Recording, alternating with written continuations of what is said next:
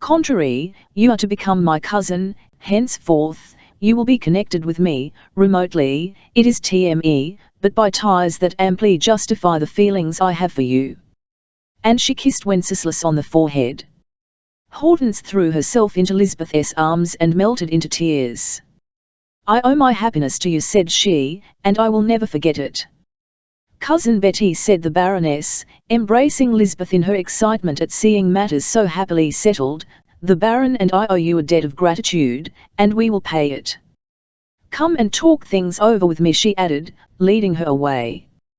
So Lisbeth, to all appearances, was playing the part of a good angel to the whole family. She was adored by Crevel and Hulot, by Adeline and Hortense. "We wish you to give up working," said the Baroness. "If you earn 40 sous a day, Sundays excepted, that makes 600 francs a year. Well, then, how much have you saved?" 4,500 francs. "Poor Betty," said her cousin. She raised her eyes to heaven, so deeply was she moved at the thought of all the labour and privation such a sum must represent accumulated during 30 years. Lisbeth, misunderstanding the meaning of the exclamation, took it as the ironical pity of the successful woman, and her hatred was strengthened by a large infusion of venom at the very moment when her cousin had cast off her last shred of distrust of the Wirant of her childhood. "We will add 10,500 francs to that sum," said Adeline, "and put it in TMST so that you shall draw the interest for life with reversion to Hortense. Thus, you will have 600 francs a year." Lisbeth feigned the utmost satisfaction. When she went in, her handkerchief to her eyes, wiping away tears of joy, Hortense told her of all the favours being showered on Wenceslas, beloved of the family. So when the Baron came home, he found his family all present, for the Baroness had formally accepted Wenceslas by the title of son, and the wedding was fixed, if her husband should approve, for a day a fortnight hence. The moment he came into the drawing-room, Hulot was mshed at Bias' wife and daughter, who ran to meet him, Adeline to speak to him privately, and Hortense to kiss him. "You have gone too far in pledging me to this, madam," said the Baron sternly. "You are not married yet," he added with a look at Steinbock, who turned pale. "He has heard of my imprisonment," said the luckless artist to himself. "Come, children," said he, leading his daughter and the young man into the garden. They all sat down on the moss-eaten seat in the summer house. "Monsieur le Comte, do you love my daughter as well as I loved her mother?" he asked. "More, monsieur," said the sculptor. "Her mother was a peasant's daughter, and had not a farthing of her. Only give me Mademoiselle Hortense just as she is, without a trousseau." "Even so I should think," said the Baron, smiling. "Hortense is the daughter of the Baron Hulot d'Hervey, Councillor of State, high up in the War Office, Grand Commander of the Legion of Honor, and the brother to Count Hulot, whose glory is immortal, and who will ere long be Marshal of France. And she has a marriage portion." "It is true," said the impassioned artist. "I must seem very ambitious. But if my dear Hortense were a labourer's daughter, I would marry her." "That is just what I wanted to know," replied the Baron. "Run away, Hortense, and leave me to talk business with Monsieur le Comte. He really loves you, you see." "Oh, Papa, I was sure you were only in jest," said the happy girl. "My dear," said the Baron, with elaborate grace of diction and the most perfect manners, as he and the artist were alone, "I promised my son a fortune of 200,000 francs, of which the poor boy has never had a sou, and he never will get any of it. My daughter's fortune will also be 200,000 francs, for which you will give a receipt." "Yes, Monsieur le Baron." "You go too fast," said Hulot. "Have the goodness to hear me out. I cannot expect from a son-in-law such devotion as I look for from my son. My son knew exactly all I could and would do for his future promotion. He will be a minister, and will easily make good his 200,000 francs. But with you, young man, matters are different. I shall give you a bond for 60,000 francs in state funds at 5%, in your wife's name. This income will be diminished by a small charge in the form of an annuity to Lisbeth, but she will not live long, she is consumptive, I know. Tell no one, it is a secret, let the poor soul die in peace. My daughter will have a trousseau worth 20,000 francs, her mother will give her 6,000 francs worth of diamonds. Monsieur, you me, said Steinbock, quite bewildered. As to the remaining 120,000 francs, say no more, monsieur, said Wenceslas. I ask only for my beloved Hortense __ will you listen to me, effervescent youth? As to the remaining 120,000 francs, I have not got them, but you will have them, monsieur. You will get them from the government, in payment for commissions which I will secure for you, I pledge you my word of honor. You are to have a studio, you see, at the government depot. Exhibit a few fine statues, and I will get you received at the institute. The highest personages have a regard for my brother and for me, and I hope to succeed in securing for you a commission for sculpture at Versailles up to a quarter of the whole sum. You will have orders from the city of Paris and from the Chamber of Peers. In short, my dear fellow, you will have so many that you will be obliged to get assistance. In that way I shall pay off my debt to you. You must say whether this way of giving a portion will suit you, whether you are equal to it. I am equal to making a fortune for my wife single-handed if all else failed, cried the artist nobleman. That is what I admire, cried the Baron. High-minded youth that fears nothing. Come, he added, clasping hands with the young sculptor to conclude the bargain, you have my consent. We will sign the contract on Sunday next, and the wedding shall be on the following Saturday, my wife's fête day. It is all right, said the Baroness to her daughter, who stood glued to the window. Your suitor and your father are embracing each other. On going home in the evening, Wenceslas found the solution of the mystery of his release.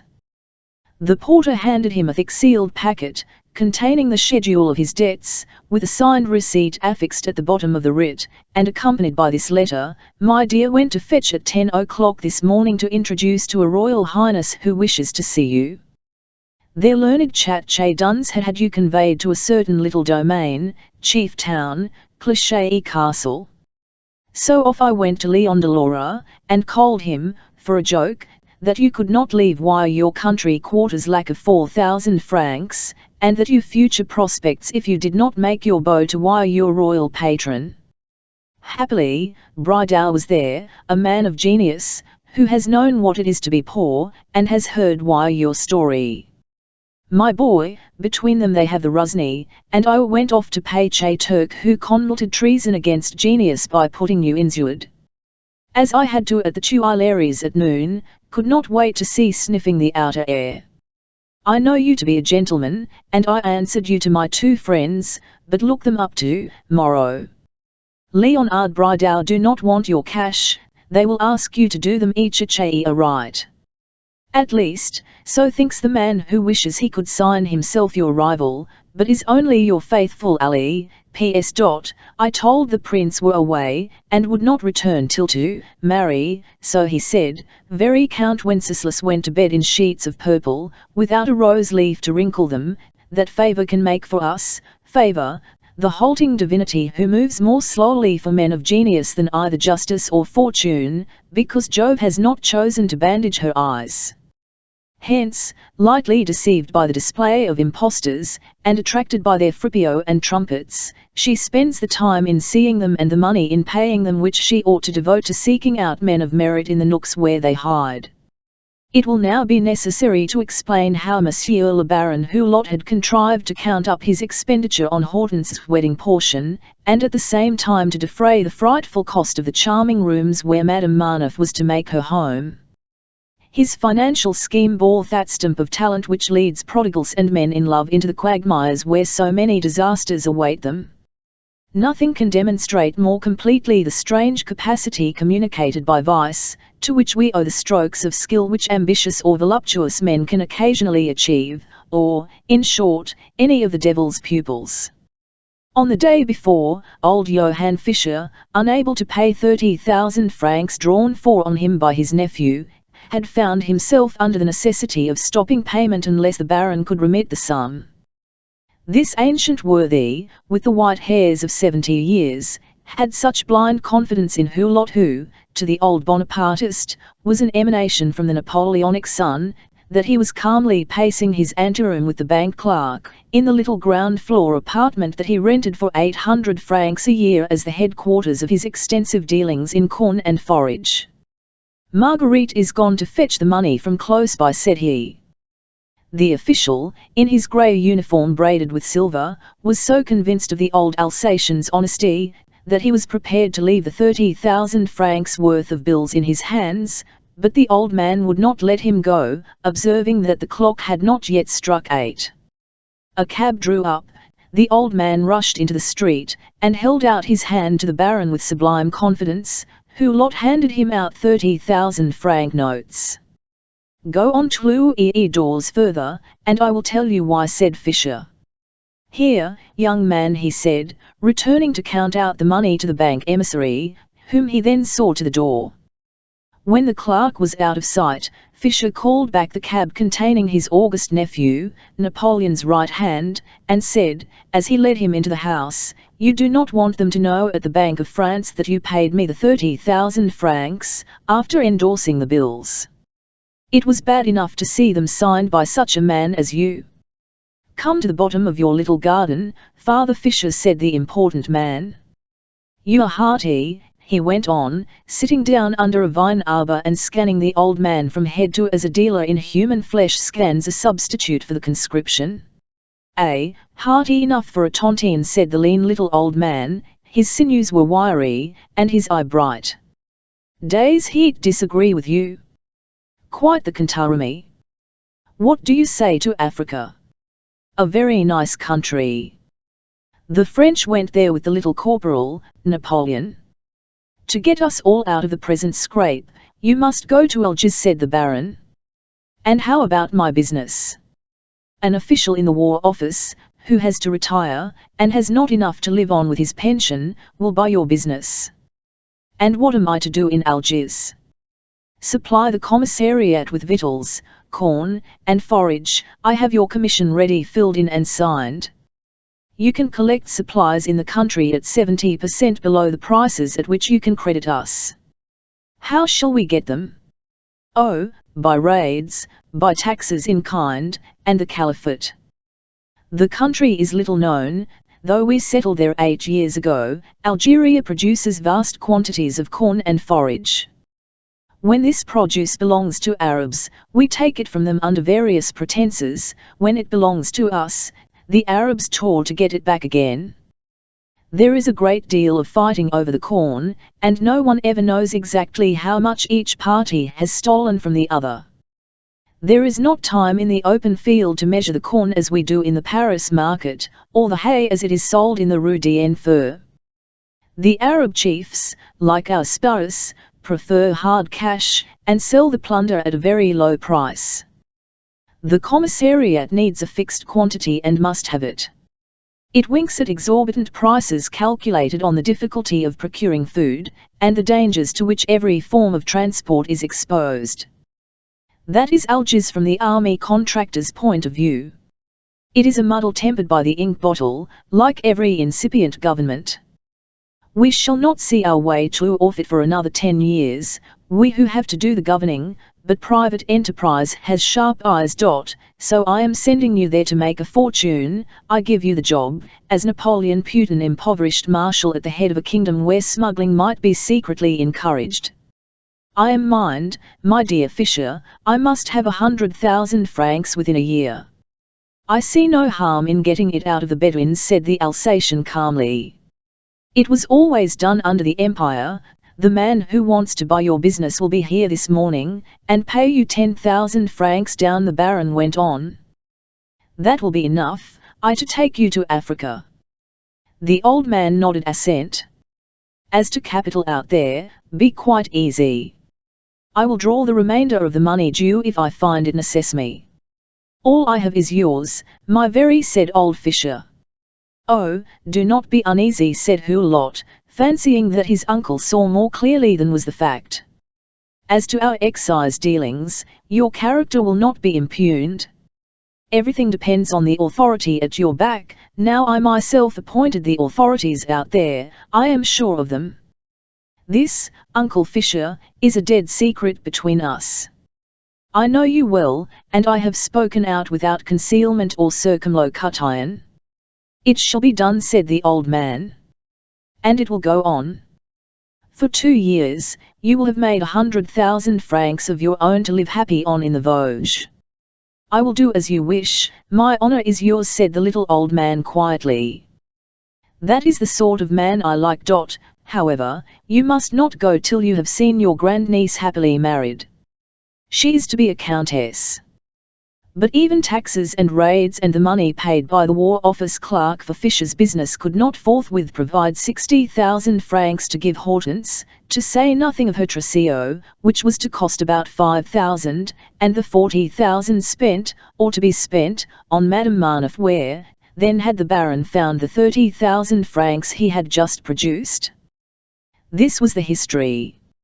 A few days previously Hulot had insured his life for the sum of 150,000 francs, for 2 years, in 2 separate companies. Armed with the policies, of which he paid the premium, he had spoken as follows to the Baron de Nucingen, a peer of the chamber, in whose carriage he found himself after a sitting, driving home, in fact, to dine with him. Baron, I want 70,000 francs, and I apply to you. You must find someone to lend his name, to whom I will make over the right to draw my pay for 2 years. It amounts to 25,000 francs a year, that is, 75,000 francs. You will say, but you may die. The banker signified his assent. Here, then, is a policy of insurance for 150,000 francs, which I will deposit with you till you have drawn up the 80,000 francs, said Hulot, producing the document from his pocket. But if you should lose your place, said the millionaire Baron, laughing. The other Baron, not a millionaire, looked grave. Be quite easy, I only raised the question to show you that I was not devoid of merit in handing you the sum. Are you so short of cash? For the bank will take your signature. My daughter is to be married, said Baron Hulot, and I have no fortune like everyone else who remains in office in these thankless times, when 500 ordinary men seated on benches will never reward the men who devote themselves to the service as handsomely as the Imlera did. Well, but you had Josepha on your hands, replied Nucingen, and that accounts for everything. Between ourselves, the Duc de Herouville has done you a very good turn by removing that leech from sucking your purse dry. I have known what that is, and can pity your case, he quoted. Take a friend's advice, shut up shop, or you will be done for. This dirty business was carried out in the name of one Vorfinet, a small money-lender, one of those jobbers who stand forward to screen great banking houses, like the little fish that is said to attend the shark. This stock jobber's apprentice was so anxious to gain the patronage of Monsieur le Baron Hulot, that he promised the great man to negotiate bills of exchange for 30,000 francs at 80 days, and pledged himself to renew them 4 times, and never pass them out of his hands.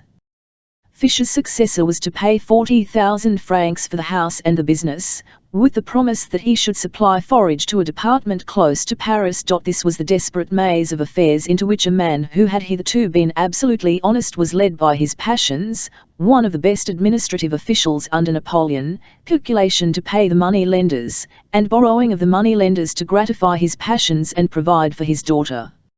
All the efforts of this elaborate prodigality were directed at making a display before Madame Marneffe, and to playing Jupiter to this middle-class Danae. A man could not expend more activity, intelligence, and presence of mind in the honest acquisition of a fortune than the Baron displayed in shoving his head into a wasp's nest. He did all the business of his department, he hurried on the upholsterers, he talked to the workmen, he kept a sharp lookout on the smallest details of the house in the Rue Vaneau. Wholly devoted to Madame Marneffe, he nevertheless attended the sittings of the chambers, he was everywhere at once, and neither his family nor anybody else discovered where his thoughts were. Adeline, quite amazed to hear that her uncle was rescued, and to see a handsome sum figure in the marriage contract, was not altogether easy, in spite of her joy at seeing her daughter married under such creditable circumstances. But, on the day before the wedding, fixed by the Baron to coincide with Madame Marneffe's removal to her new apartment, Hector allayed his wife's astonishment by this ministerial communication: "Now, Adeline, our girl is married, all our anxieties on the subject are at an end. The time is come for us to retire from the world. I shall not remain in office more than 3 years longer, only the time necessary to secure my pension. Why, henceforth, should we be at any unnecessary expense?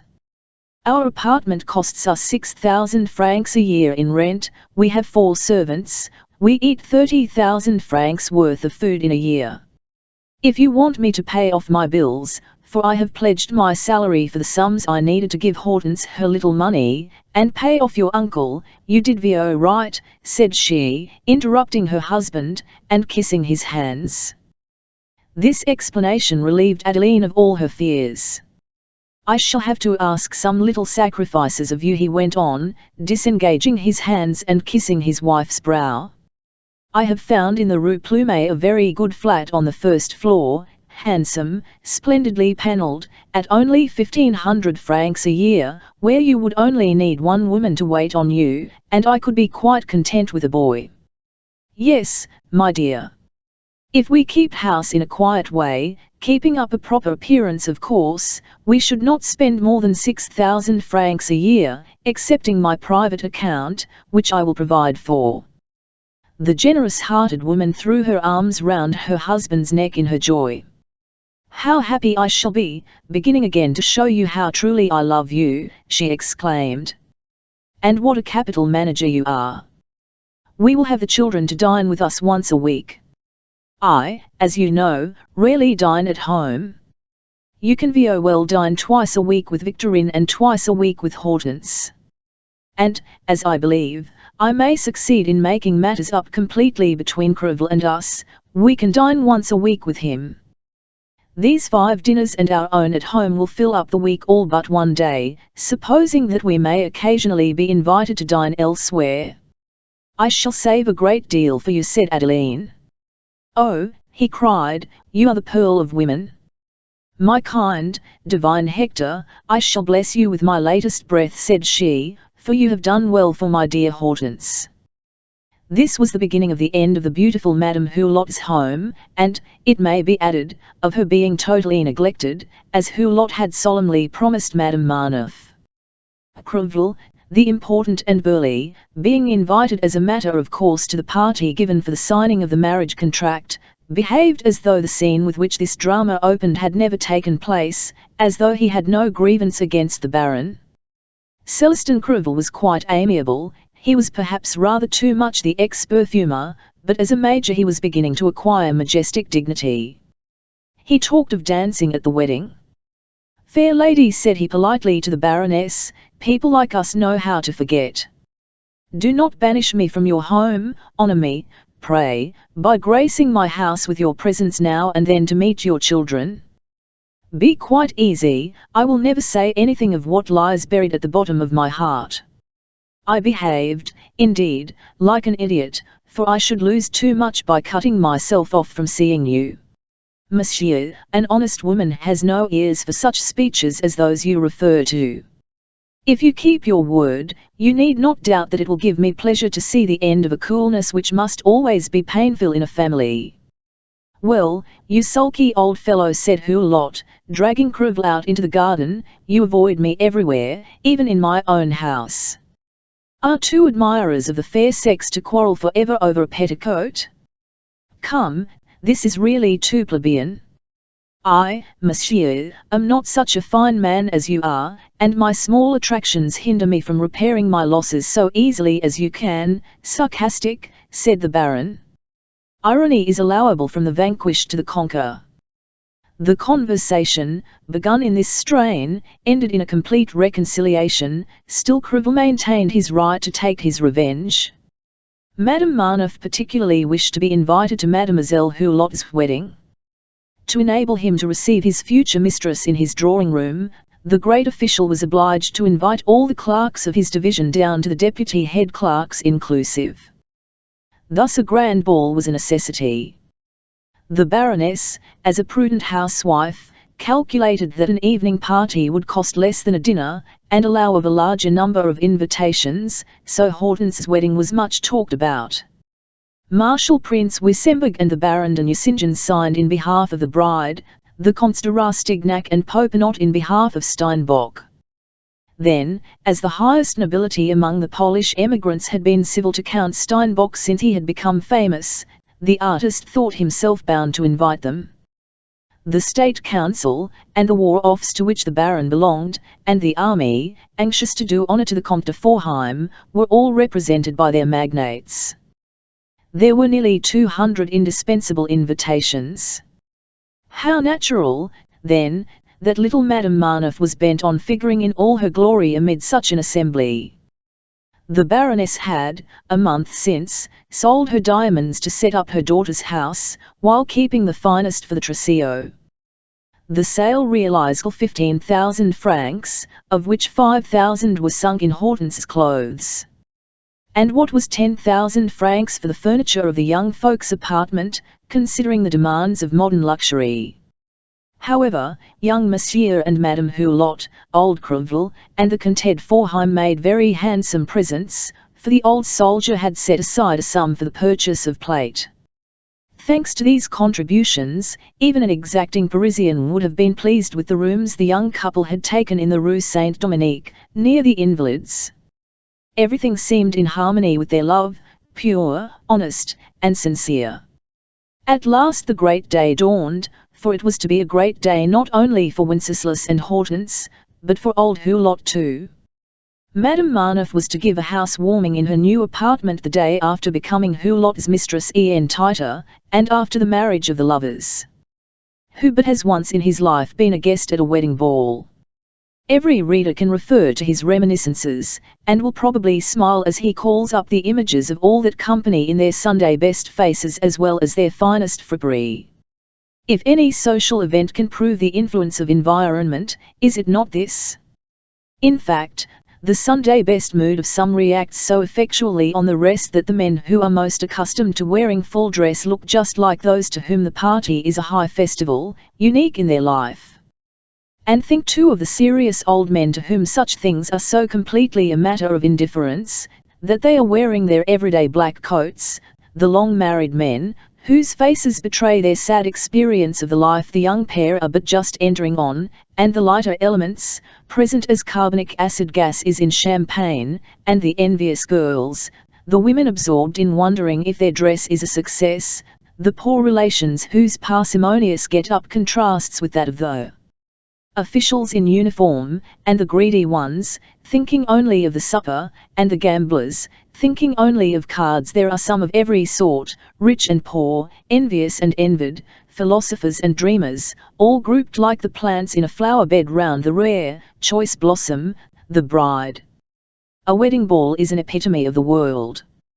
At the liveliest moment of the evening, Crevel led the Baron aside, and said in a whisper, with the most natural manner possible, "By Jove!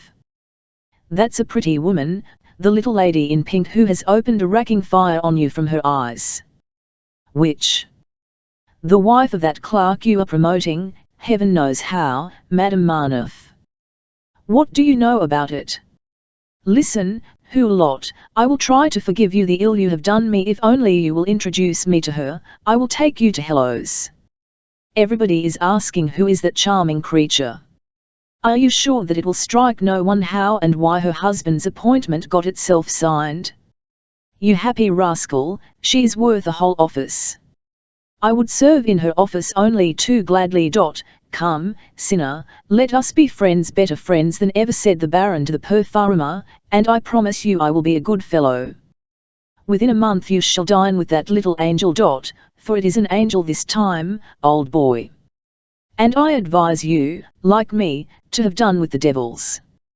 Cousin Betty, who had moved to the Rue Vanneau, into a nice little apartment on the 3rd floor, left the ball at 10 but came back to see with her own eyes the 2 bonds bearing 1,200 francs interest. One of them was the property of the Countess Steinbock, the other was in the name of Madame Hulot. It is thus intelligible that Monsieur Crevel should have spoken to Hulot about Madame Marneffe, as knowing what was a secret to the rest of the world, for, as Monsieur Marneffe was away, no one but Lisbeth Fisher, besides the Baron and Valerie, was initiated into the mystery. The Baron had made a blunder in giving Madame Marneffe a dress far too magnificent for the wife of a subordinate official. Other women were jealous alike of her beauty and of her gown. There was much whispering behind fans, for the poverty of the Marneffes was known to every one in the office. The husband had been petitioning for help at the very moment when the Baron had been so smitten with Madame. Also, Hector could not conceal his exultation at seeing Valerie's success, and she, severely proper, very ladylike, and greatly envied, was the object of that strict examination which women so greatly fear when they appear for the first time in a new circle of society. After seeing his wife into a carriage with his daughter and his son-in-law, Hulot managed to escape unperceived, leaving his son and Celestine to do the honours of the house. He got into Madame Marneffe's carriage to see her home, but he found her silent and pensive, almost melancholy. "My happiness makes you very sad, Valerie," said he, putting his arm round her and drawing her to him. "Can you wonder, my dear," said she, "that a hapless woman should be a little depressed at the thought of her first fall from virtue, even when her husband's atrocities have set her free? Do you that I have no soul, no beliefs, no religion? Your glee this evening has been really too barefaced, you have paraded me odiously. Really, a schoolboy would have been less of a coxcomb. And the ladies have dissected me with their side glances and their satirical remarks. Every woman has some care for her reputation, and you have wrecked mine. Oh, I am yours and no mistake. And I have not an excuse left but that of being faithful to you. Monster that you are," she added, laughing, and allowing him to kiss her, "you knew very well what you were doing." Madame Coquette, our chief clerk's wife, came to sit down by me, and admired my lace. "English point," said she. "Was it very expensive, madam?" "I do not know. This lace was my mother's. I am not rich enough to buy the like," said I. Madame Marneffe, in short, had so bewitched the old beau, that he really believed she was sinning for the first time for his sake, and that he had inspired such a passion as had led her to this breach of duty. She told him that the wretch Marneffe had neglected her after they had been 3 days married, and for the most odious reasons. Since then she had lived as innocently as a girl, marriage had seemed to her so horrible. This was the cause of her present melancholy. "If love should prove to be like marriage," said she in tears. These insinuating lies, with which almost every woman in Valerie's predicament is ready, gave the Baron distant visions of the roses of the seventh heaven. And so Valerie coquetted with her lover, while the artist and Hortense were impatiently awaiting the moment when the Baroness should have given the girl her last kiss and blessing. At 7 in the morning the Baron, perfectly happy for his Valerie was at once the most guileless of girls and the most consummate of demons, went back to release his son and Celestine from their duties. All the dancers, for the most part strangers, had taken possession of the territory, as they do at every wedding ball, and were keeping up the endless figures of the cotillions, while the gamblers were still crowding round the bouillotte tables, and old Crevel had won 6,000 francs. The morning papers, carried round the town, contained this paragraph in the Paris article. The marriage was celebrated this Rusning, at Che Church of Saint Thomas d'Aguilin, between Monsieur I. Comte Steinmark and Madame plus or minus Sale Hortense Hulot C., daughter of Baron Hulot C.D. Councillor of State, Arda Director at the War Office, niece of the famous General Comte de Forheim. The ceremony attracted a large gathering.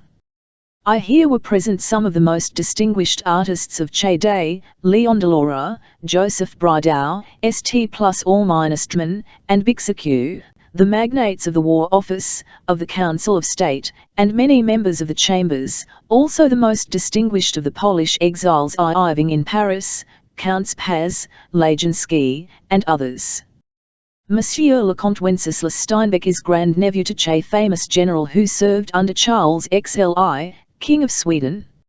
I hear young Count, have ±RG taken part ±N the Polish rebellion, found a refuge in France, where his well-earned fame as a sculptor has procured him a patent of naturalization. And so, in spite of the Baron's lack of money, nothing was lacking that public opinion could require, not even the trumpeting of the newspapers over his daughter's marriage, which was solemnized in the same way, in every particular, as his son's had been to Mademoiselle Crevel. This display moderated the reports current as to the Baron's financial position, while the fortune assigned to his daughter explained the need for having borrowed money. Here ends what is, in a way, the introduction to this story.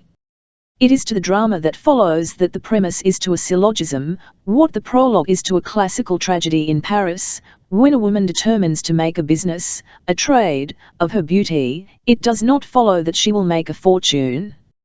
Lovely creatures may be found there, and full of wit, who are in wretched circumstances, ending in misery a life begun in pleasure.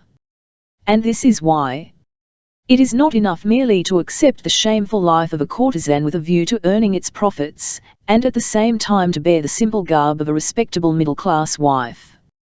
Vice does not triumph so easily, it resembles genius in so far that they both need a concurrence of favorable conditions to develop the coalition of fortune and gifts. Eliminate the strange prologue of the Revolution, and the Emperor would never have existed, he would have been no more than a second edition of Fabert.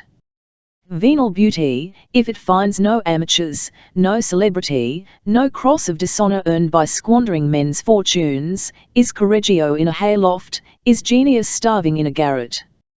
Lice, in Paris, must first and foremost find a rich man mad enough to pay her price. She must keep up a very elegant style, for this is her shop sign, she must be sufficiently well bred to flatter the vanity of her lovers, she must have the brilliant wit of a Sophie Arnold, which diverts the apathy of rich men, finally, she must arouse the passions of libertines by appearing to be mistress to one man only who is envied by the rest. These conditions, which a woman of that class calls being in luck, are difficult to combine in Paris, although it is a city of millionaires, of idlers, of used-up and capricious men. Providence has, no doubt, vouchsafed protection to clerks and middle-class citizens, for whom obstacles of this kind are at least double in the sphere in which they move. At the same time, there are enough Madame Marnoffs in Paris to allow of our taking Valerie to figure as a type in this picture of manners. Some of these women yield to the double pressure of a genuine passion and of hard necessity, like Madame Calival, who was for long attached to one of the famous orators of the left, Keller the banker. Others are spurred by vanity, like Madame de la Baudraye, who remained almost respectable in spite of her elopement with Loustio. Some, again, are led astray by the love of fine clothes, and some by the impossibility of keeping a house going on obviously too narrow means. The stinginess of the state, or of Parliament leads to many disasters and to much corruption. At the present moment the labouring classes are the fashionable object of compassion, they are being murdered, it is said, by the manufacturing capitalist, but the government is 100 times harder than the meanest tradesman, it carries its economy in the article of salaries to absolute folly. If you work harder, the merchant will pay you more in proportion, but what does the state do for its crowd of obscure and devoted toilers? In a married woman it is an inexcusable crime when she wanders from the path of honour, still, there are degrees even in such a case. Some women, far from being depraved, conceal their fall and remain to all appearances quite respectable, like those two just referred to, while others add to their fault the disgrace of speculation. Thus Madame Marnoff is, as it were, the type of those ambitious married courtesans who from the first accept depravity with all its consequences, and determine to make a fortune while taking their pleasure, perfectly unscrupulous as to the means. But almost always a woman like Madame Marnoff has a husband who is her confederate and accomplice. These Machiavellis in petticoats are the most dangerous of the sisterhood, of every evil class of Parisian woman, they are the worst. A mere courtesan, a Josepha, a Malaga, a Madame Skintz, a Jenny Cadine, carries in her frank dishonour a warning signal as conspicuous as the red lamp of a house of ill fame or the flaring lights of a gambling hell. A man knows that they light him to his ruin. But mealy-mouthed propriety, the semblance of virtue, the hypocritical ways of a married woman who never allows anything to be seen but the vulgar needs of the household, and affects to refuse every kind of extravagance, leads to silent ruin, dumb disaster, which is all the more startling because, though condoned, it remains unaccounted for. It is the ignoble bill of daily expenses and not gay dissipation that devours the largest fortune. The father of a family minutes himself ingloriously, and the great consolation of gratified vanity is wanting in his misery. This little sermon will go like a javelin to the heart of many a home. Madame Marnoffs are to be seen in every sphere of social life, even at court, for Valerie is a melancholy fact, modelled from the life in the smallest details. And, alas! The portrait will not cure any man of the folly of loving these sweetly smiling angels, with pensive looks and candid faces, whose heart is a cash-box. About 3 years after Hortense's marriage, in 1841, Baron Hulot de Hervey was supposed to have sown his wild oats, to have put up his horses to quote the expression used by Louis XV's head surgeon, and yet Madame Marnoff was costing him twice as much as Josepha had ever cost him. Still, Valerie, though always nicely dressed, affected the simplicity of a subordinate official's wife. She kept her luxury for her dressing gowns, her home wear. She thus sacrificed her Parisian vanity to her dear Hector.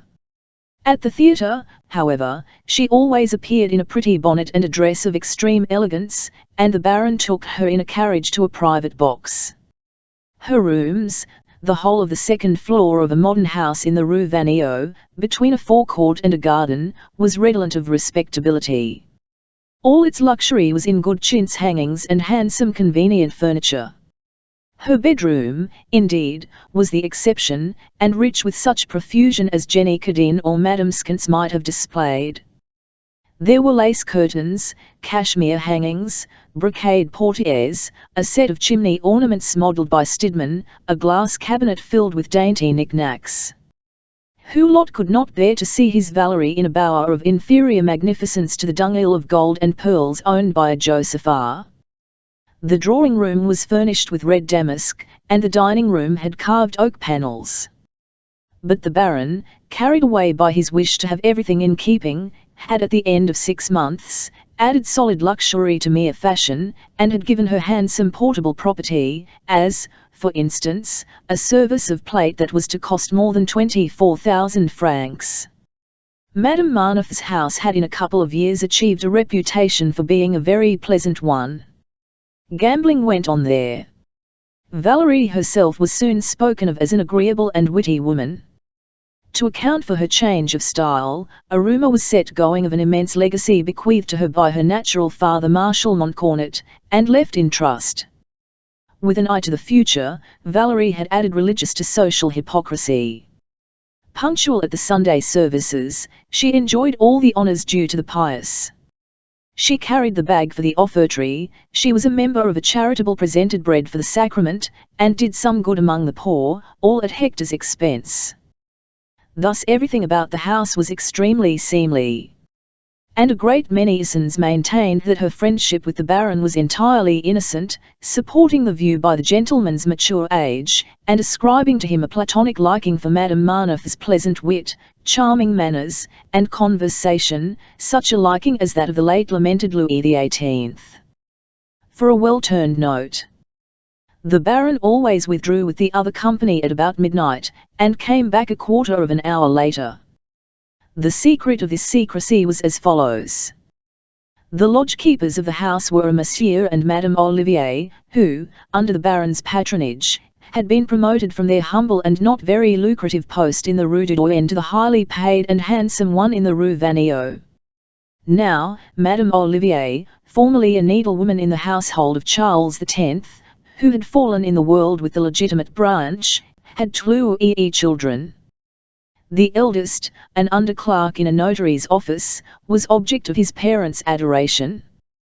This Benjamin, for 6 years in danger of being drawn for the army, was on the point of being interrupted in his legal career, when Madame Marneffe contrived to have him declared exempt for one of those little malformations which the examining board can always discern when requested in a whisper by some in the ministry. So Olivier, formerly a huntsman to the king, and his wife would have crucified the Lord again for the Baron or for Madame Marneffe. What could the world have to say? It knew nothing of the former episode of the Brazilian, Monsieur Montes de Montejanos. It could say nothing besides. The world is very indulgent to the mistress of a house where amusement is to be found. And then to all her charms Valerie added the highly prized advantage of being an occult power. Claude Vinon, now secretary to Marshal the Prince de Wissembourg, and dreaming of promotion to the Council of State as a Master of Appeals, was constantly seen in her rooms, to which came also some deputies, good fellows and gamblers. Madame Marneffe had got her circle together with prudent deliberation, only men whose opinions and habits agreed foregathered there, men whose interest it was to hold together and to proclaim the many merits of the lady of the house. Scandal is the true holy alliance in Paris. Take that as an axiom. Interests invariably fall asunder in the end, vicious natures can always agree. Within 2 months of settling in the Rue Vanneau, Madame Marneffe had entertained Monsieur Crevel, who by that time was mayor of his arrondissement and officer of the Legion of Honor. Crevel had hesitated. He would have to give up the famous uniform of the National Guard in which he strutted at the Tuileries, believing himself quite as much a soldier as the Emperor himself, but ambition, urged by Madame Marneffe, had proved stronger than vanity. Then Monsieur le Maire had considered his connection with Mademoiselle Helot's Brize-tout as quite incompatible with his political position. Indeed, long before his accession to the civic chair of the mayoralty, his gallant intimacies had been wrapped in the deepest mystery. But, as the reader may have guessed, Crevel had soon purchased the right of taking his revenge, as often as circumstances allowed, for having been bereft of Josepha, at the cost of a bond bearing 6,000 francs of interest in the name of Valerie Fortin, wife of Sieur Marneffe, for her sole and separate use. Valerie, inheriting perhaps from her mother the special acumen of the kept woman, read the character of her grotesque adorer at a glance. The phrase "I never had a lady for a mistress" spoken by Crevel to Lisbeth, and repeated by Lisbeth to her dear Valerie, had been handsomely discounted in the bargain by which she got her 6,000 francs a year in 5%. And since then she had never allowed her prestige to grow less in the eyes of César Birotteau's Iruhal Bagman. Crevel himself had married for money the daughter of a miller of La Brie, an only child indeed, whose inheritance constituted 3/4 of his fortune, for when retail dealers grow rich, it is generally not so much by trade as through some alliance between the shop and rural Tluift. A large proportion of the farmers, corn factors, dairy keepers, and market gardeners in the neighbourhood of Paris, dream of the glories of the desk for their daughters, and look upon a shopkeeper, a jeweller, or a money changer as a son-in-law after their own heart, in preference to a notary or an attorney, whose superior social position is a ground of suspicion. They are afraid of being scorned in the future by these citizen bigwigs. Madame Crevel, ugly, vulgar, and silly, had given her husband no pleasures but those of paternity. She died young. Her libertine husband, fettered at the beginning of his commercial career by the necessity for working, and held in thrall by want of money, had led the life of Tantalus. Thrown in, as he phrased it, with the most elegant women in Paris, he let them out of the shop with servile homage, while admiring their grace, their way of wearing, the fashions, and all the nameless charms of what is called breeding. To rise to the level of one of these fairies of the drawing-room was a desire formed in his youth, but buried in the depths of his heart. Thus to win the favours of Madame Marneffe was to him not merely the realization of his chimera, but, as has been shown, a point of pride, of vanity, of self-satisfaction. His ambition grew with success, his brain was turned with elation, and when the mind is captivated, the heart feels more keenly, every gratification is doubled. Also, it must be said that Madame Marneffe offered to Crivel a refinement of pleasure of which he had no idea. Neither Josepha nor Hellos had loved him, and Madame Marneffe thought it necessary to deceive him thoroughly, for this man, she saw, would prove an inexhaustible till. The deceptions of a venal passion are more delightful than the real thing. True love is mixed up with bird-like squabbles, in which the disputants wound each other to the quick, but a quarrel without animus is, on the contrary, a piece of flattery to the dupe's conceit. The rare interviews granted to Crivel kept his passion at white heat. He was constantly blocked by Valerie's virtuous severity. She acted remorse, and wondered what her father must be thinking of her in the paradise of the brave. Again and again he had to contend with a sort of coldness, which the cunning slut made him believe he had overcome by seeming to surrender to the man's crazy passion, and then, as if ashamed, she entrenched herself once more in her pride of respectability and airs of virtue, just like an Englishwoman, neither more nor less, and she always cmshed her Crivel under the weight of her dignity, for Crivel had, in the first instance, swallowed her pretensions to virtue. In short, Valerie had special veins of affections which made her equally indispensable to Crivel and to the Baron. Before the world she displayed the attractive combination of modest and pensive, of irreproachable propriety, with a bright humour enhanced by the suppleness, the grace and softness of the Creole, but in a tête-à-tête she would outdo any courtesan. She was audacious, amusing, and ill of original inventiveness. Such a contrast is irresistible to a man of the Crivel type. He is flattered by believing himself sole author of the comedy, thinking it is performed for his benefit alone, and he laughs at the exquisite hypocrisy while admiring the hypocrite. Valerie had taken entire possession of Baron Hulot. She had persuaded him to grow old by one of those subtle touches of flattery which reveal the diabolical wit of women like her. In all evergreen constitutions a moment arrives when the truth suddenly comes out, as in a besieged town which puts a good face on affairs as long as possible. Valerie, foreseeing the approaching collapse of the old beau of the Empire, determined to forestall it. "Why give yourself so much bother, my dear old veteran?" said she one day, 6 months after their doubly adulterous union. "Do you want to be flirting? To be unfaithful to me? I assure you, I should like you better without your make-up. Oblige me by giving up all your artificial charms. Do you suppose that it is for 2 sous worth of polish on your boots that I love you? For your India rubber belt, your straight waistcoat, and your false hair? And then, the older you look, the less need I fear seeing my Hulot carried off by a rival."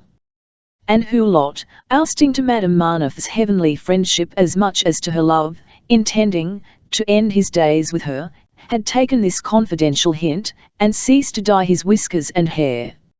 After this touching declaration from his Valerie, handsome Hector made his appearance one morning perfectly white. Madame Marneffe could assure him that she had 100 times detected the white line of the growth of the hair. "And white hair suits your face to perfection," said she, "it softens it. You look 1,000 times better, quite charming." The Baron, once started on this path of reform, gave up his leather waistcoat and stays. He threw off all his bracing. His stomach fell and increased in size. The oak became a tower, and the heaviness of his movements was all the more alarming because the Baron grew immensely older by playing the part of Louis XII. His eyebrows were still black, and left a ghostly reminiscence of handsome Hulot, as sometimes on the wall of some feudal building a faint trace of sculpture remains to show what the castle was in the days of its glory. This discordant detail made his eyes, still bright and youthful, all the more remarkable in his tanned face, because it had so long been niddy with the florid hues of a Rubens, and now a certain discoloration and the deep tension of the wrinkles betrayed the efforts of a passion at odds with natural decay. Hulot was now one of those stalwart ruins in which virile force asserts itself by tufts of hair in the ears and nostrils and on the fingers, as moss grows on the almost eternal monuments of the Roman Empire. How had Valerie contrived to keep Crivel and Hulot side by side, each tied to an apron string, when the vindictive mayor only longed to triumph openly over Hulot? Without immediately giving an answer to this question, which the course of the story will supply, it may be said that Lisbeth and Valerie had contrived a powerful piece of machinery which tended to this result. Marnoth, as he saw his wife improved in beauty by the setting in which she was enthroned, like the sun at the centre of the sidereal system, appeared, in the eyes of the world, to have fallen in love with her again himself. He was quite crazy about her. Now, though his jealousy made him somewhat of a marplot, it gave enhanced value to Valerie's favours. Marnoth meanwhile showed a blind confidence in his chief, which degenerated into ridiculous complaisance. The only person whom he really would not stand was Crevel. Marnoth, wrecked by the debauchery of great cities, described by Roman authors, though modern decency has no name for it, was as hideous as an anatomical figure in wax. But this disease on feet, clothed in good broadcloth, encased his lath-like legs in elegant trousers. The hollow chest was scented with fine linen, and musk disguised the odors of rotten humanity. This hideous specimen of decaying vice, trotting in red heels, for Valerie dressed the man as beseemed his income, his cross, and his appointment, horrified Crevel, who could not meet the colourless eyes of the government clerk. Marnoth was an incubus to the mayor. And the mean rascal, aware of the strange power conferred on him by Lisbeth and his wife, was amused by it. He played on it as on an instrument, and cards being the last resource of a mind as completely played out as the body, he plucked Crevel again and again, the mayor thinking himself bound to subserviency to the worthy official whom he was cheating. Seeing Crevel a mere child in the hands of that hideous and atrocious mummy, of whose utter vileness the mayor knew nothing, and seeing him, yet more, an object of deep contempt to Valerie, who made game of Crevel as of some mountebank, the Baron apparently thought him so impossible as a rival that he constantly invited him to dinner. Valerie, protected by two lovers on guard, and by a jealous husband, attracted Eve Yi, and excited every desire in the circle she shone upon. And thus, while keeping up amarances, she had, in the course of 3 years, achieved the most difficult conditions of the success a courtesan most cares for and most rarely attains, even with the help of audacity and the glitter of an existence in the light of the sun. Valerie's beauty, formerly buried in the mud of the Rue du Doyen, now, like a well-cut diamond exquisitely set by China, was worth more than its real value. It could break hearts. Claude Vinon adored Valerie in secret. This retrospective explanation, quite necessary after the lapse of 3 years, shows Valerie's balance sheet. Now for that of her partner, Lisbeth. Lisbeth Fisher filled the place in the Marnoth household of a relation who combines the functions of a lady companion and a housekeeper, but she suffered from none of the humiliations which, for the most part, weigh upon the women who are so unhappy as to be obliged to fill these ambiguous situations. Lisbeth and Valerie offered the touching spectacle of one of those friendships between women, so cordial and so improbable, that men, always too keen-tongued in Paris, forthwith slander them. The contrast between Lisbeth's dry masculine nature and Valerie's Creole prettiness encouraged calumny. And Madame Marnoth had unconsciously given weight to the scandal by the care she took of her friend, with matrimonial views, which were, as will be seen, to complete Lisbeth's revenge. An immense change had taken place in Cousin Betty, and Valerie, who wanted to smarten her, had turned it to the best account. The strange woman had submitted to stays, and laced tightly. She used bandoline to keep her hair smooth, wore her gowns as the dressmaker sent them home, neat little boots, and grey silk stockings, all of which were included in Valerie's bills, and paid for by the gentleman in possession. Thus furbished up, and wearing the yellow cashmere shawl, Lisbeth would have been unrecognisable by anyone who had not seen her for 3 years. This other diamond, a black diamond, the rarest of all, cut by a skilled hand, and set as best became her, was appreciated at her full value by certain ambitious clerks. Anyone seeing her for the first time might have shuddered involuntarily at the look of poetic wildness which the clever Valerie had succeeded in bringing out by the arts of dress in this bleeding nun, framing the ascetic olive face in thick bands of hair as black as the fiery eyes, and making the most of the rigid, slim figure. Lisbeth, like a Virgin by Cranach or Van Eyck, or a Byzantine Madonna stepped out of its frame, had all the stiffness, the precision of those mysterious figures, the more modern cousins of Isis and her sister goddesses sheathed in marble folds by Egyptian sculptors. It was granite, basalt, porphyry, with life and movement. Saved from want for the rest of her life, Lisbeth was most amiable. Wherever she dined she brought merriment. And the Baron paid the rent of her little apartment, furnished, as we know, with the leavings of her friend Valerie's former boudoir and bedroom. I began, she would say, as a hungry nanny goat, and I am ending as a lion. She still worked for Monsieur Rivet at the more elaborate kinds of gold trimming, merely, as she said, not to lose her time.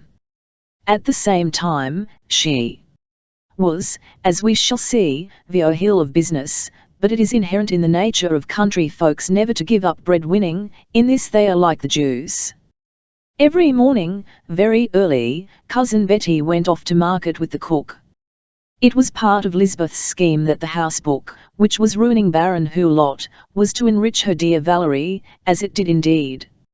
Is there a housewife who, since 1838, has not suffered from the evil effects of socialist doctrines diffused among the lower classes by incendiary writers?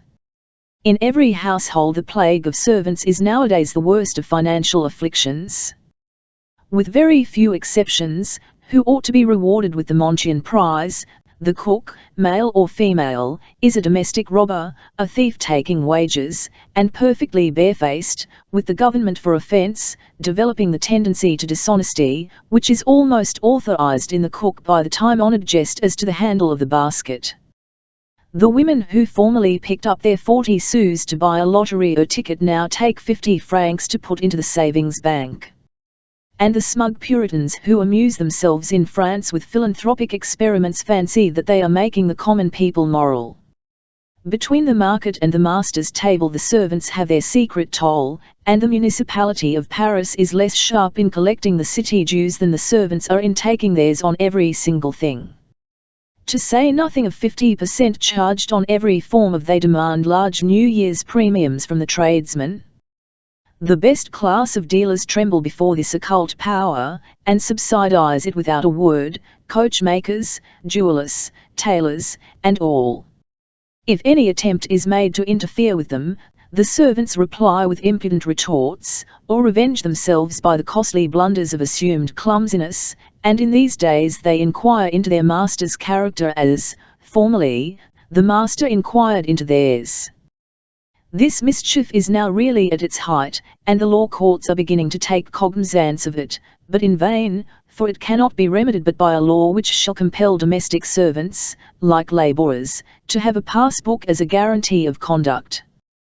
Then the evil will vanish as if by magic. If every servant were obliged to show his pass-book, and if masters were required to state in it the cause of his dismissal, this would certainly prove a powerful check to the evil. The men who are giving their attentions to the politics of the day know not to what lengths the depravity of the lower classes has gone. Statistics are silent as to the startling number of working men of 20 who marry cooks of between 40 and 50 enriched by robbery. We shudder to think of the result of such unions from the two points of view of increasing crime, degeneracy of the race, and miserable households. As to the mere financial mischief that results from domestic peculation, that too is immense from a political point of view. Life being made to cost double, any superfluity becomes impossible in most households. Now superfluity means half the trade of the world, as it is half the elegance of life. Books and flowers are to many persons as necessary as bread. Lisbeth, well aware of this dreadful scourge of Parisian households, determined to manage Valerie's, promising her Evio assistance in the terrible scene when the two women had sworn to be like sisters. So she had brought from the depths of the Vosges a humble relation on her mother's side, a very pious and honest soul, who had been cook to the Bishop of Nancy. Fearing, however, her inexperience of Paris ways, and yet more the evil counsel which wrecks such fragile virtue, at first Lisbeth always went to market with Mathurin, and tried to teach her what to buy. To know the real prices of things and command the salesman's respect, to purchase unnecessary delicacies, such as fish, only when they were cheap, to be well informed as to the price current of groceries and provisions, so as to buy when prices are low in anticipation of a rise. All this housekeeping skill is in Paris essential to domestic economy. As Mathurin got good wages and many presents, she liked the house well enough to be glad to drive good bargains. And by this time Lisbeth had made her quite a match for herself, sufficiently experienced and mistworthy to be sent to market alone, unless Valerie was giving a dinner, which, in fact, was not unfrequently the case. And this was how it came about.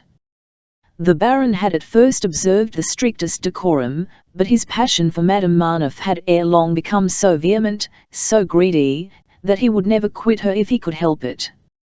At first he dined there 4 times a week, then he thought it delightful to dine with her every day. 6 months after his daughter's marriage he was paying her 2,000 francs a month for his board. Madame Marneffe invited anyone her dear Baron wished to entertain. The dinner was always arranged for 6, he could bring in 3 unexpected guests. Lisbeth's economy enabled her to solve the extraordinary problem of keeping up the table in the best style for 1,000 francs a month, giving the other 1,000 to Madame Marneffe. Valerie's dress being chiefly paid for by Crevel and the Baron, the 2 women saved another 1,000 francs a month on this. And so this pure and innocent being had already accumulated 150,000 francs in savings. She had capitalized her income and monthly bonus, and swelled the amount by enormous interest, due to Crevel's liberality in allowing his little duchess to invest her money in partnership with him in his financial operations. Crevel had taught Valerie the slang and the procedure of the money market, and, like every Parisian woman, she had soon outstripped her master. Lisbeth, who never spent a sou of her 1,200 francs, whose rent and dress were given to her, and who never put her hand in her pocket, had likewise a small capital of 5,000 or 6,000 francs, of which Crevel took fatherly care. At the same time, 2 such lovers were a heavy burthen on Valerie.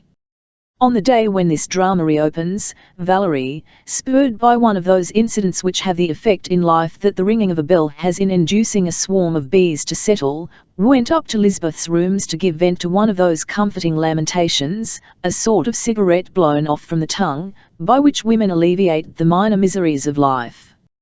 "Oh, Lisbeth, my love, 2 hours of Crevel this morning. It is crushing. How I wish I could send you in my place." "That, unluckily, is impossible," said Lisbeth, smiling. "I shall die a maid. 2 old men lovers. Really, I am ashamed sometimes. If my poor mother could see me." "You are mistaking me for Crevel," said Lisbeth. "Tell me, my little Betty, do you not despise me?" "Oh! If I had but been pretty, what adventures I would have had," cried Lisbeth. "That is your justification. But you would have acted only at the dictates of your Hien," said Madame Marneffe, with a sigh. "Pooh! Marneffe is a dead man they have forgotten to bury," replied Lisbeth. "The Baron is as good as your husband, Crevel is your adorer. It seems to me that you are quite in order like every other married woman." "No, it is not that, dear, adorable thing, that is not where the shoe pinches, you do not choose to understand." "Yes, I do," said Lisbeth. "The unexpressed factor is part of my revenge. What can I do? I am working it out. I love Wenceslas so that I am positively growing thin, and I can never see him," said Valerie, throwing up her arms. "Hulot asks him to dinner, and my artist declines. He does not know that I idolize him, the wretch. What is his wife after all? Fine flesh. Yes, she is handsome, but I know myself I am worse." "Be quite easy, my child, he will come," said Lisbeth, in the tone of a nurse to an impatient child. he shall. But when? This week perhaps. Give me a kiss. As may be seen, these two women were but one. Everything Valerie did, even her most reckless actions, her pleasures, her little sulks, were decided on after serious deliberation between them. Lisbeth, strangely excited by this harlot existence, advised Valerie on every step, and pursued her course of revenge with pitiless logic. She really adored Valerie, she had taken her to be her child, her friend, her love. She found her docile, as Creoles are, yielding from voluptuous indolence. She chatted with her morning after morning with more pleasure than with Wenceslas. They could laugh together over the mischief they plotted, and over the folly of men, and count up the swelling interest on their respective savings. Indeed, in this new enterprise and new affection, Lisbeth had found food for her activity that was far more satisfying than her insane passion for Wenceslas. The joys of gratified hatred are the fiercest and strongest the heart can know. Love is the gold, hatred the iron of the mine of feeling that lies buried in us. And then, Valerie was, to Lisbeth, beauty in all its glory, the beauty she worshipped, as we worship what we have not, beauty far more plastic to her hand than that of Wenceslas, who had always been cold to her and distant. At the end of nearly 2 years, Lisbeth was beginning to perceive the progress of the underground mine on which she was expending her life and concentrating her mind. Lisbeth planned, Madame Marneffe acted. Madame Marneffe was the axe, Lisbeth was the hand that wielded it, and that hand was rapidly demolishing the family which was every day more odious to her, for we can hate more and more, just as, when we love better every day. Love and hatred are feelings that feed on themselves, but of the two, hatred has the longer vitality. Love is restricted within limits of power, it derives its energies from life and from lavishness. Hatred is like death, like avarice, it is, so to speak, an active abstraction, above beings and things. Lisbeth, embarked on the existence that was natural to her, expended in it all her faculties, governing, like the Jesuits, by occult influences. The regeneration of her person was equally complete, her face was radiant. Lisbeth dreamed of becoming Madame la Maréchale Hulot. This little scene, in which the two friends had bluntly uttered their ideas without any circumlocution in expressing them, took place immediately on Lisbeth's return from market, whither she had been to the materials for an elegant dinner. Marneffe, who hoped to get Coquette's place, was to entertain him and the virtuous Madame, and Valerie hoped to persuade Hulot, that Valois evening, to consider the head clerk's resignation. Lisbeth dressed to go to the Baroness, with whom she was to dine. "You will come back in time to make tea for us, my Betty," said Valerie. "I hope so." "You hope so, why? Have you come to sleeping with Adeline to drink her tears while she is asleep?" "If only I could," said Lisbeth, laughing. "I would not refuse. She is expiating her happiness, and I am glad, for I remember our young days. It is my turn now. She will be in the mire, and I shall be Comtesse de Forheim." Lisbeth set out for the Rue Plumet, where she now went as to the theatre to indulge her emotions.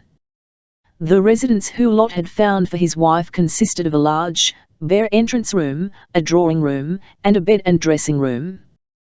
The dining room was next the drawing room on one side. 2 servants' rooms and a kitchen on the 3rd floor completed the accommodation, which was not unworthy of a councillor of state, high up in the War Office. The house, the courtyard, and the stairs were extremely handsome. The Baroness, who had to furnish her drawing room and dining room with the relics of her splendour, had brought away the best of the remains from the house in the Rue de l'Université. Indeed, the poor woman was attached to these mute witnesses of her happier life, to her they had an almost consoling eloquence. In Memney she saw her flowers, as in the carpets she could trace patterns hardly visible now to other eyes. On going into the spacious anteroom, where 12 chairs, a barometer, a large stove, and long, white cotton curtains, bordered with red, suggested the dreadful waiting room of a government office, the visitor felt oppressed, conscious at once of the isolation in which the mistress lived. Grief, like pleasure, infects the atmosphere. A first glance into any home is enough to tell you whether love or despair reigns there. Adeline would be found sitting in an immense bedroom with beautiful furniture by Jacob des Malters, of mahogany finished in the Empire style with ormolu, which looks even less inviting than the brass work of Louis XVI. It gave one a shiver to see this lonely woman sitting on a Roman chair, a work table with sphinxes before her, colourless, affecting false cheerfulness, but preserving her imperial air, as she had preserved the blue velvet gown she always wore in the house. Her proud spirit sustained her strength and preserved her beauty. The Baroness, by the end of her first year of banishment to this apartment, had gauged every depth of misfortune. Still, even here my Hector has made my life much handsomer than it should be for a mere Irosant, said she to herself. He chooses that it should be so, his will be done. I am Baroness Hulot, the sister-in-law of a Marshal of France. I have done nothing wrong, my 2 children are settled in life, I can wait for death, wrapped in the spotless veil of an immaculate wife and the cruel of departed happiness. A portrait of Hulot, in the uniform of a Commissary General of the Imperial Guard, painted in 1810 by Robert Lefebvre, hung above the work table, and when visitors were announced, Adeline threw into a drawer an imitation of Jesus Christ, her habitual study. This blameless Magdalene thus heard the voice of the Spirit in her desert. Mariette, my child, said Lisbeth to the woman who opened the door, how is my dear Adeline today? Oh, she looks pretty well, mademoiselle, but between you and me, if she goes on in this way, she will kill herself, said Mariette in a whisper. You really ought to persuade her to live better. Now, yesterday Madame told me to give her 2 sous worth of milk and a roll for 1 sou, to get her herring for dinner and a bit of cold veal. She had a pound cooked to last her the week, of course, for the days when she dines at home and alone. She will not spend more than 10 sous a day for her food. It is unreasonable. If I were to say anything about it to Monsieur le Maréchal, he might quarrel with Monsieur le Baron and leave him nothing, whereas you, who are so kind and clever, can manage things. But why do you not apply to my cousin the Baron, said Lisbeth. Oh, dear mademoiselle, he has not been here for 2 weeks or more, in fact, not since we last had the pleasure of seeing you.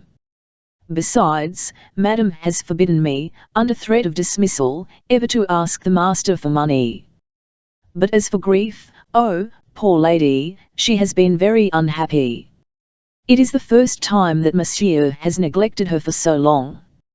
Every time the bell rang she mshed to the window, but for the last 5 days she has sat still in her chair. She reads. Whenever she goes out to see Madame la Comtesse, she says, Mariette, if Monsieur comes in, says she, tell him I am at home, and send the porter to fetch me, he shall be well paid for his trouble. Poor soul, said Lisbeth, it goes to my heart. I speak of her to the Baron every day. What can I do? Yes, says he, Betty, you are right, I am a wretch. My wife is an angel, and I am a monster. I will go tomorrow and he stays with Madame Marneuf. That woman is ruining him, and he worships her, he lives only in her sight. I do what I can, if I were not there, and if I had not Mathurin to depend he would spend twice as much as he does, and as he has hardly any money in the world, he would have blown his brains out by this time. And, I tell you, Mariette, Adeline would die of her husband's death, I am perfectly certain. At any rate, I pull to make both ends meet, and prevent my cousin from throwing too much money into the fire. Yes, that is what Madame says, im sol. She knows how much she owes you, replied Mariette. She said she had judged you unjustly for many indeed, said Lisbeth. And did she say anything else? No, mademoiselle. If you wish to please her, talk to her about Monsieur le Baron, she envies you your happiness in seeing him every day. Is she alone? I beg pardon, no, the Marshal is with her. He comes every day, and she always tells him she saw Monsieur in the morning, but that he comes in very late at night. And is there a good dinner today? Maria hesitated, she could not meet Lisbeth's eye. The drawing-room door opened, and Marshal Hulot mshed out in such haste that he bowed to Lisbeth without looking at her, and dropped a paw. Lisbeth picked it up and ran after him downstairs, for it was vain to hail a deaf man, but she managed not to overtake the Marshal, and as she came up again she furtively read the following lines written in pencil: "My dear husband has given me money for my quarter's expenses. My daughter Hortense was in such need of it, that I lent her the whole sum, which was scarcely enough to set her straight. Could lend me a few 100 francs. I cannot ask Hector for more. If he were to blame me, I could not bear it." My word, thought Lisbeth, she must be in extremities to bend her pride to such a degree. Lisbeth went in. She saw tears in Adeline's eyes, and threw her arms round her neck. "Adeline, my dearest, I know all," cried Cousin Betty. "Here," the Marshal dropped this paper. He was in such a state of mind, and running like a greyhound. "Has that dreadful Hector given you no money?" "Since he gives it me quite regularly," replied the Baroness, "but Hortense needed it, and you had not enough to pay for dinner tonight," said Lisbeth, interrupting her. "Now I understand why Maria looked so confused when I said something about the soup. You really are childish, Adeline. Come, take my savings." "Thank you, my kind cousin," said Adeline, wiping away a tear. "This little difficulty is only temporary, and I have provided for the future. My expenses henceforth will be no more than 2,400 francs a year, rent inclusive, and I shall have the money. Above all, Betty, not a word to Hector. Is he well?"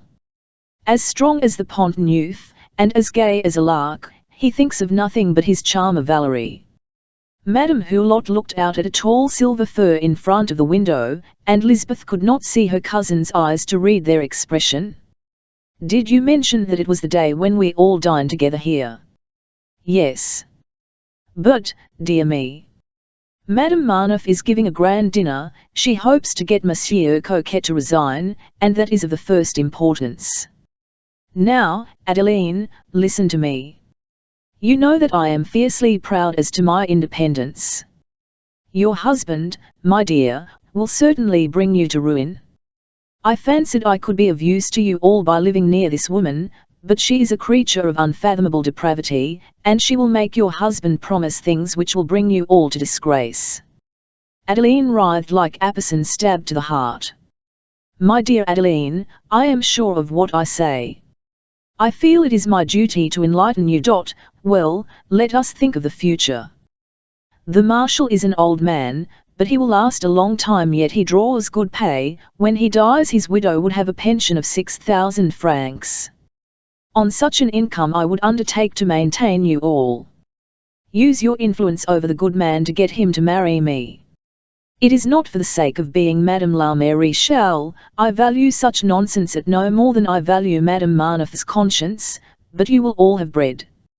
I see that Hortense must be wanting it, since you give her yours."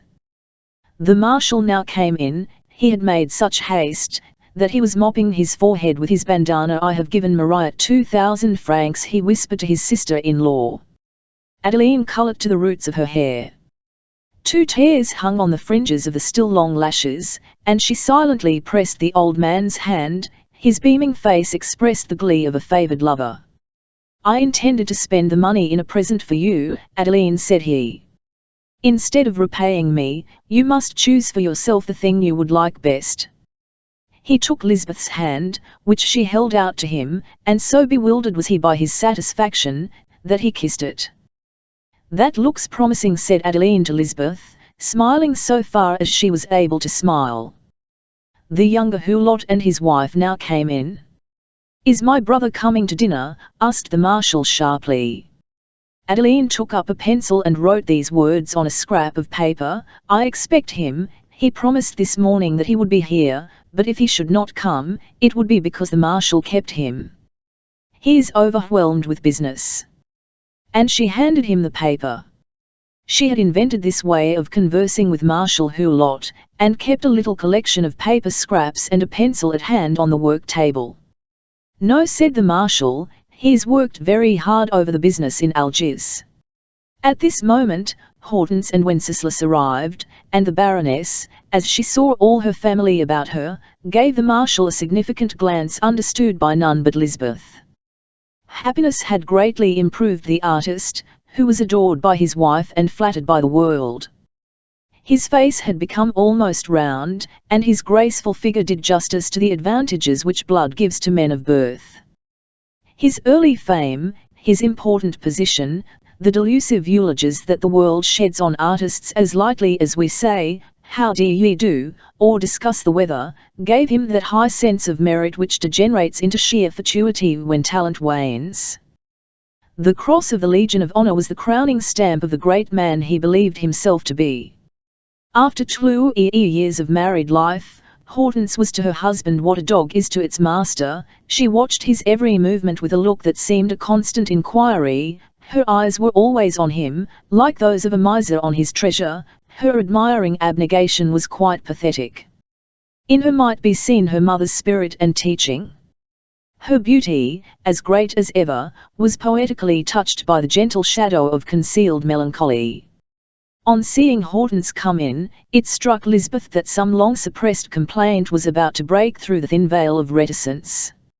Lisbeth, from the first days of the honeymoon, had been sure that this couple had too small an income for so great a passion. Hortense, as she embraced her mother, exchanged with her a few whispered phrases, heart to heart, of which the mystery was betrayed to Lisbeth by certain shakes of the head. "Adeline, like me, must work for her living," thought Cousin Betty. "She shall be made to tell me what she will do. Those pretty fingers will know at last, like mine, what it is to work because they must." At 6 o'clock the family party went into dinner. A place was laid for Hector. "Leave it so," said the Baroness to Mariette, "Monsieur sometimes comes in late." "Oh, my father will certainly come," said Victorine to his mother. "He promised me he would when we parted at the chamber." Lisbeth, like a spider in the middle of its net, gloated over all these countenances. Having known Victorine and Hortense from their birth, their faces were to her like panes of glass, through off which she could read their young souls. Now, from certain stolen looks directed by Victorine on his mother, she saw that some disaster was hanging over Adeline which Victorine hesitated to reveal. The famous young Lavure had some covert anxiety. His deep reverence for his mother was evident in the regret with which he gazed at her. Hortense was evidently absorbed in her own woes. For a fortnight past, as Lisbeth knew, she had been suffering the first uneasiness which want of money brings to honest souls, and to young wives on whom life has hitherto smiled, and who conceal their alarms. Also Lisbeth had immediately guessed that her mother had given her no money. Adeline's delicacy had brought her so low as to use the fallacious excuses that necessity suggests to borrowers. Hortense's absence of mind, with her brothers and the Baroness' deep dejection, made the dinner a melancholy meal, especially with the added chill of the Marshal's utter deafness. Three sons gave a little life to the scene: Lisbeth, Celestine, and Wenceslas. Hortense's affection had developed the artist's natural liveliness as a Pole, the somewhat swaggering vivacity and noisy high spirits that characterized these Frenchmen of the North. His frame of mind and the expression of his face showed plainly that he believed in himself, and that poor Hortense, faithful to her mother's training, kept all domestic difficulties to herself. "You must be content, at any rate," said Lisbeth to her young cousin, as they rose from table, "since your mother has helped you with her money." "Mamma," replied Hortense in astonishment. "Oh, poor mamma! It is for me that she would like to make money. You do not know, Lisbeth, but I have a horrible suspicion that she works for it in secret." They were crossing the large, dark drawing-room where there were no candles, all following Mariette, who was carrying the lamp into Adeline's bedroom. At this instant Victorine just touched Lisbeth and Hortense on the arm. The two women, understanding the hint, left Wenceslas, Celestine, the Marshal, and the Baroness to go on together, and remain standing in a window bay. "What is it, Victorine?" said Lisbeth. "Some disaster caused by your father, I dare wager." "Yes, alas," replied Victorine. "A moneylender named Orphanet has bills of my father's to the amount of 60,000 francs, and wants to prosecute. I tried to speak of the matter to my father at the chamber, but he would not understand me, he almost avoided me. Had we better tell my mother?" "No, no," said Lisbeth, "she has too many troubles, it would be a death blow, you must spare her. You have no idea how low she has fallen. But for your uncle, you would have found no dinner here this evening." "Dear heaven! Victorine, what wretches we are," said Hortense to her brother. "We ought to have guessed what Lisbeth has told us. My dinner is choking me." Hortense could say no more, she covered her mouth with her handkerchief to smother a sob, and melted into tears. "I told the fellow Orphanet to call on me tomorrow," replied Victorine, "but will he be satisfied by my guarantee on a mortgage? I doubt it. Those men insist on ready money to sweat others on usurious terms." "Let us sell out of the funds," said Lisbeth to Hortense. "What good would that do?" replied Victorine. "It would bring 15 or 16,000 francs, and we want 60,000. "Dear cousin," cried Hortense, embracing Lisbeth with the enthusiasm of guilelessness. "No, Lisbeth, keep your little fortune," said Victorine, pressing the old maid's hand. "I shall see tomorrow what this man would be up to. With my wife's consent, I can at least hinder or postpone the prosecution, for it would really be frightful to see my father's honour impugned. What would the War Minister say? My father's salary, which he pledged for 3 years, will not be released before the month of December, so we cannot offer that as a guarantee. This Orphanet has renewed the bills 11 times, so you may imagine what my father must pay in interest. We must close this pit." "If only Madame Marneffe would throw him over," said Hortense bitterly. "Heaven forbid," exclaimed Victorine. "He would take up someone else, and with her, at any rate, the worst outlay is over.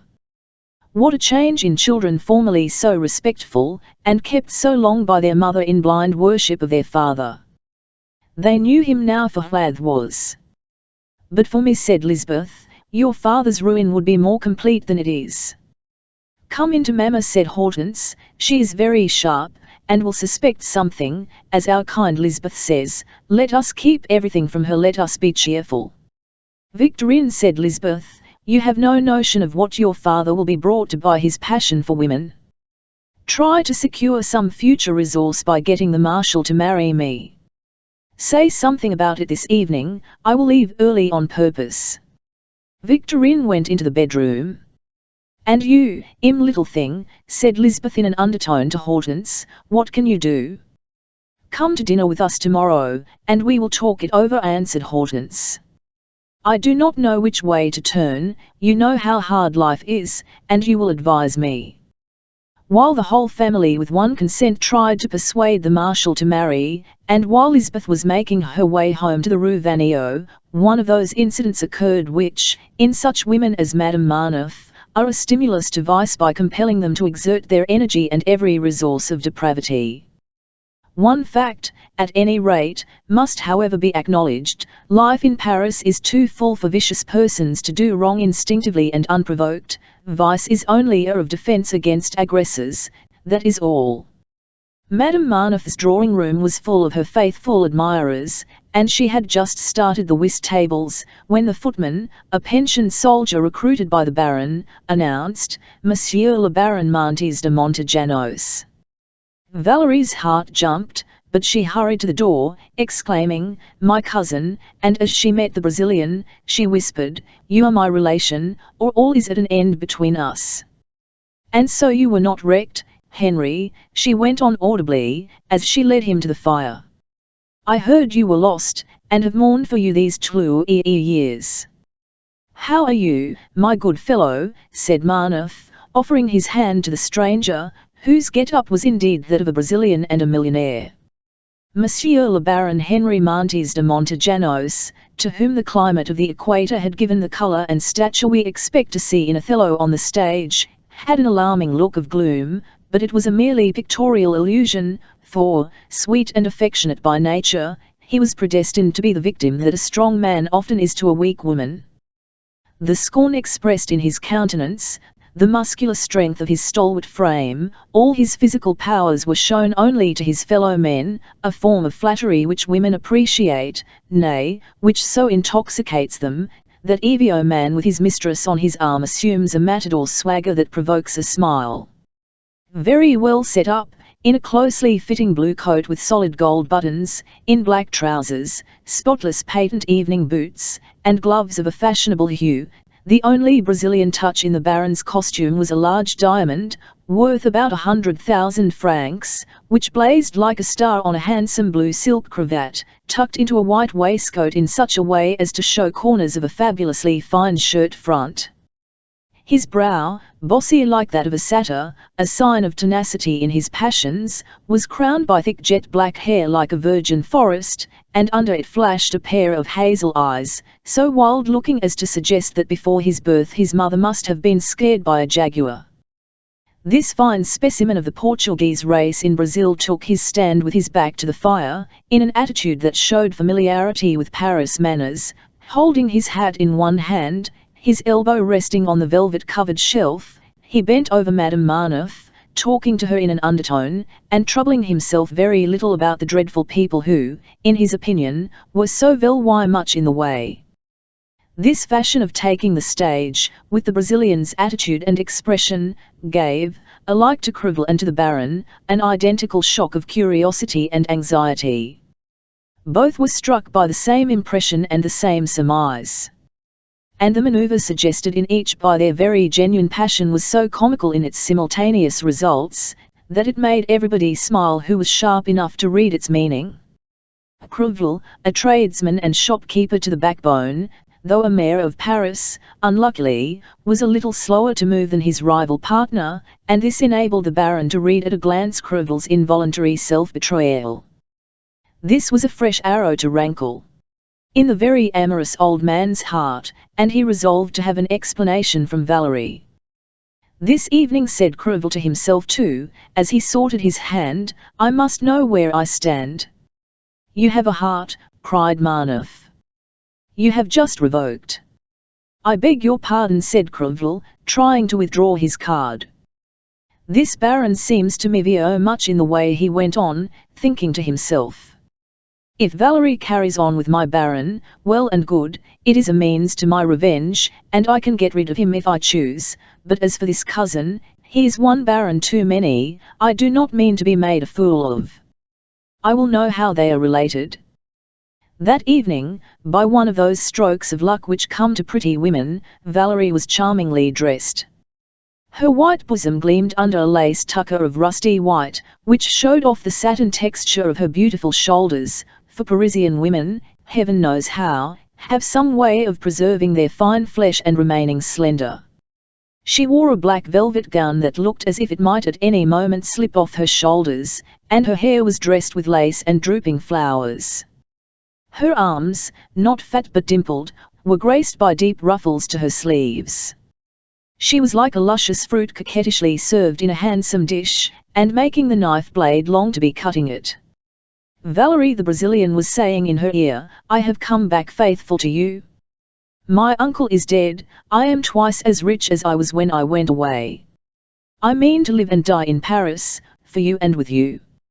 Lower, Henry, I implore you. Pooh. I mean to speak to you this evening, even if I should have to pitch all these creatures out of window, especially as I have lost 2 days in looking for you. I shall stay till the last dot, I can. Valerie smiled at her adopted cousin, and said, remember that you are the son of my mother's sister, who married your father during Junot's campaign in Portugal. What, I, Mantes de Montejanos, great-grandson of a conqueror of Brazil? Tell a lie. Hush, Lower, or we shall never meet again. Pray, why? Marneffe, like all dying wretches, who always take up some last whim, has a revived passion for me, that cur," said the Brazilian, who knew his Marnuf. "I will settle him." "What violence! And where did you get all this splendor?" the Brazilian went on, just struck by the magnificence of the apartment. She began to laugh. "Henry! What bad taste," said she. She had felt two burning flashes of jealousy which had moved her so far as to make her look at the two souls in purgatory. Crevel, playing against Baron Hulot and Monsieur Coquette, had Marnuf for his partner. The game was even, because Crevel and the Baron were equally absent-minded, and made blunder after blunder. Thus, in one instant, the old men both confessed the passion which Valerie had persuaded them to keep secret for the past 2 years, but she too had failed to hide the joy in her eyes at seeing the man who had first taught her heart to beat, the object of her first love.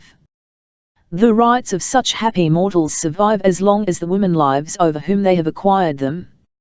With these 2 passions at her side, one supported by the insolence of wealth, the second by the claims of possession, and the third by youth, strength, fortune, and priority, Madame Marnuf preserved her coolness and presence of mind, like General Bonaparte when, at the siege of Mantua, he had to fight 2 armies, and at the same time maintain the blockade.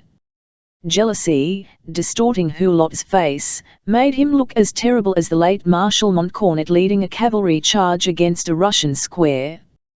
Being such a handsome man, he had never known any ground for jealousy, any more than Murat knew what it was to be afraid. He had always felt sure that he should triumph.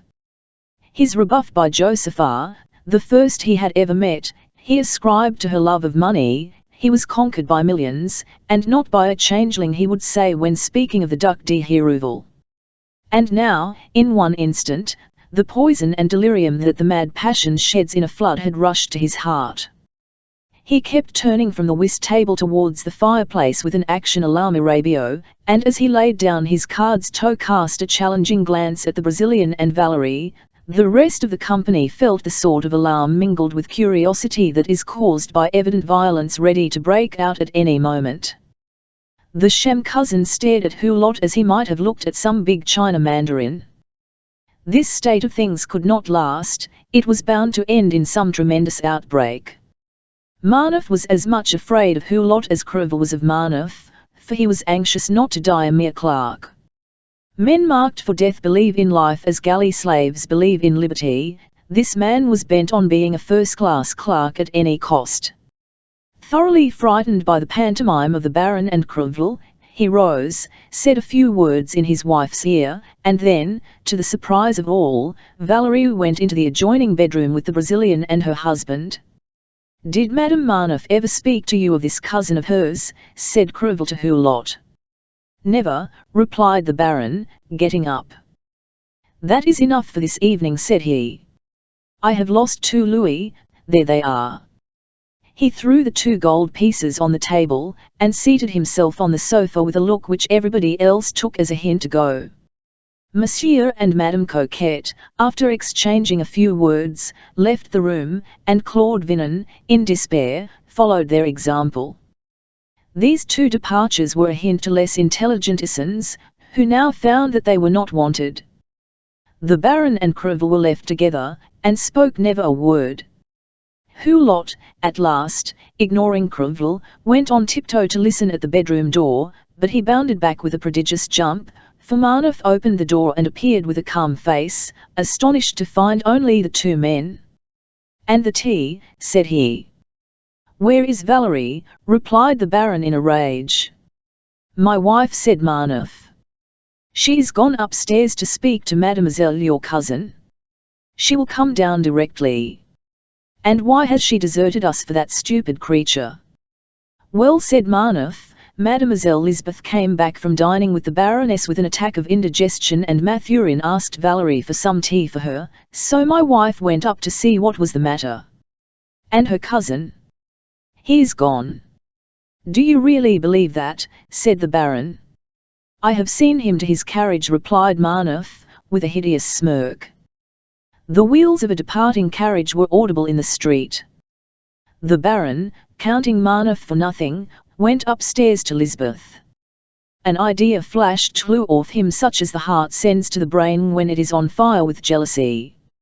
Marneff's baseness was so well known to him, that he could imagine the most degrading connivance between husband and wife. "What has become of all the ladies and gentlemen?" said Marneff, finding himself alone with Crevel. "When the sun goes to bed, the cocks and hens follow suit," said Crevel. Madame Marneff disappeared, and her adorers departed. "Will you play a game of piquet?" added Crevel, who meant to remain. He too believed that the Brazilian was in the house. Monsieur Marneff agreed. The mayor was a match for the Baron. Simply by playing cards with the husband he could stay on indefinitely, and Marneff, since the suppression of the public tables, was quite satisfied with the more limited opportunities of private play. Baron Hulot went quickly up to Lisbeth's apartment, but the door was locked, and the usual inquiries through the door took up time enough to enable the two light-handed and cunning women to arrange the scene of an attack of indigestion with the accessories of tea. Lisbeth was in such pain that Valerie was very much alarmed, and consequently hardly paid any heed to the Baron's furious entrance. Indisposition is one of the screens most often placed by women to ward off a quarrel. Hulot peeped about, here and there, but could see no spot in Cousin Betty's room where a Brazilian might lie hidden. "Your indigestion does honour to my wife's dinner," Lisbeth said he, scrutinizing her, for Lisbeth was perfectly well, trying to imitate the hiccough of spasmodic indigestion as she drank her tea. "How lucky it is that dear Betty should be living under my roof," said Madame Marneff. "But for me, the poor thing would have died." "You look as if you only half believed it," added Lisbeth, turning to the Baron, "and that would be a shame." "Why?" asked the Baron. "Do you know the purpose of my visit?" And he leered at the door of a dressing closet from which the key had been withdrawn. "Are you talking Greek?" said Madame Marneff, with an appealing look of misprized tenderness and devotedness. "But it is all through you, my dear cousin." "Yes, it is your doing that I am in such a state," said Lisbeth vehemently. This speech diverted the Baron's attention. He looked at the old maid with the greatest astonishment. "You know that I am devoted to you," said Lisbeth. "I am here, that says everything. I am wearing out the last shreds of my strength in watching over your interests, since they are one with our dear Valerie's. Her house costs 1/10 of what any other does that is kept on the same scale. But for me, cousin, instead of 2,000 francs a month, you would be obliged to spend 3 or 4,000. "I know all that," replied the Baron out of patience. "You are our protectress in many ways," he added, turning to Madame Marneff and putting his arm round her neck. "Is not she, my pretty sweet?" "On my honour," exclaimed Valerie, "I believe you are gone mad." "Well, you cannot doubt my attachment," said Lisbeth. "But I am also very fond of my cousin Adeline, and I found her in tears. She has not seen you for a month. Now that is really too bad. You leave my poor Adeline without a sou. Your daughter Hortense almost died of it when she was told that it is thanks to your brother that we had any dinner at all. There was not even bread in your house this day. Adeline is heroically resolved to keep her sufferings to herself. She said to me, 'I will do as you have done.' The speech went to my heart, and after dinner, as I thought of what my cousin had been in 1811, and of what she is in 1841 30 years after, I had a violent indigestion. I fancied I should get over it, but when I got home, I thought I was dying. You see, Valerie, to what my adoration of you has brought me. To crime, domestic crime. Oh! I was wise never to marry," cried Lisbeth, with savage joy. "You are a kind, good man. Adeline is a perfect. This is the reward of her blind devotion." "An elderly angel," said Madame Marneff softly, as she looked half tenderly, half mockingly, at her Hector, who was gazing at her as an examining judge gazes at the accused. "My poor wife," said Hulot. "For more than 9 months I have given her no money, though I find it for you, Valerie, but at what a cost! No one else will ever love you so, and what torments you inflict on me in return." "Torments," she echoed. Then what do you call happiness? I do not yet know on what terms you have been with this so-called cousin whom you never mentioned to me, said the Baron, paying no heed to Valerie's interjection. But when he came in I felt as if a penknife had been stuck into my heart.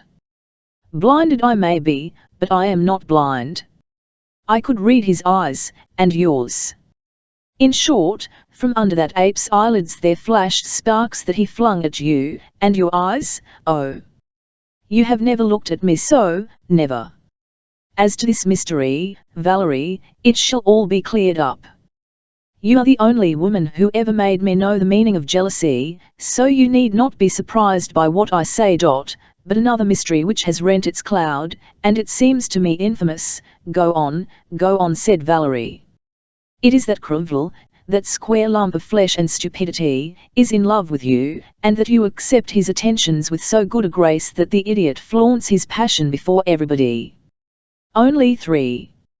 Can you discover no more? Asked Madame Marneffe. There may be more, retorted the Baron.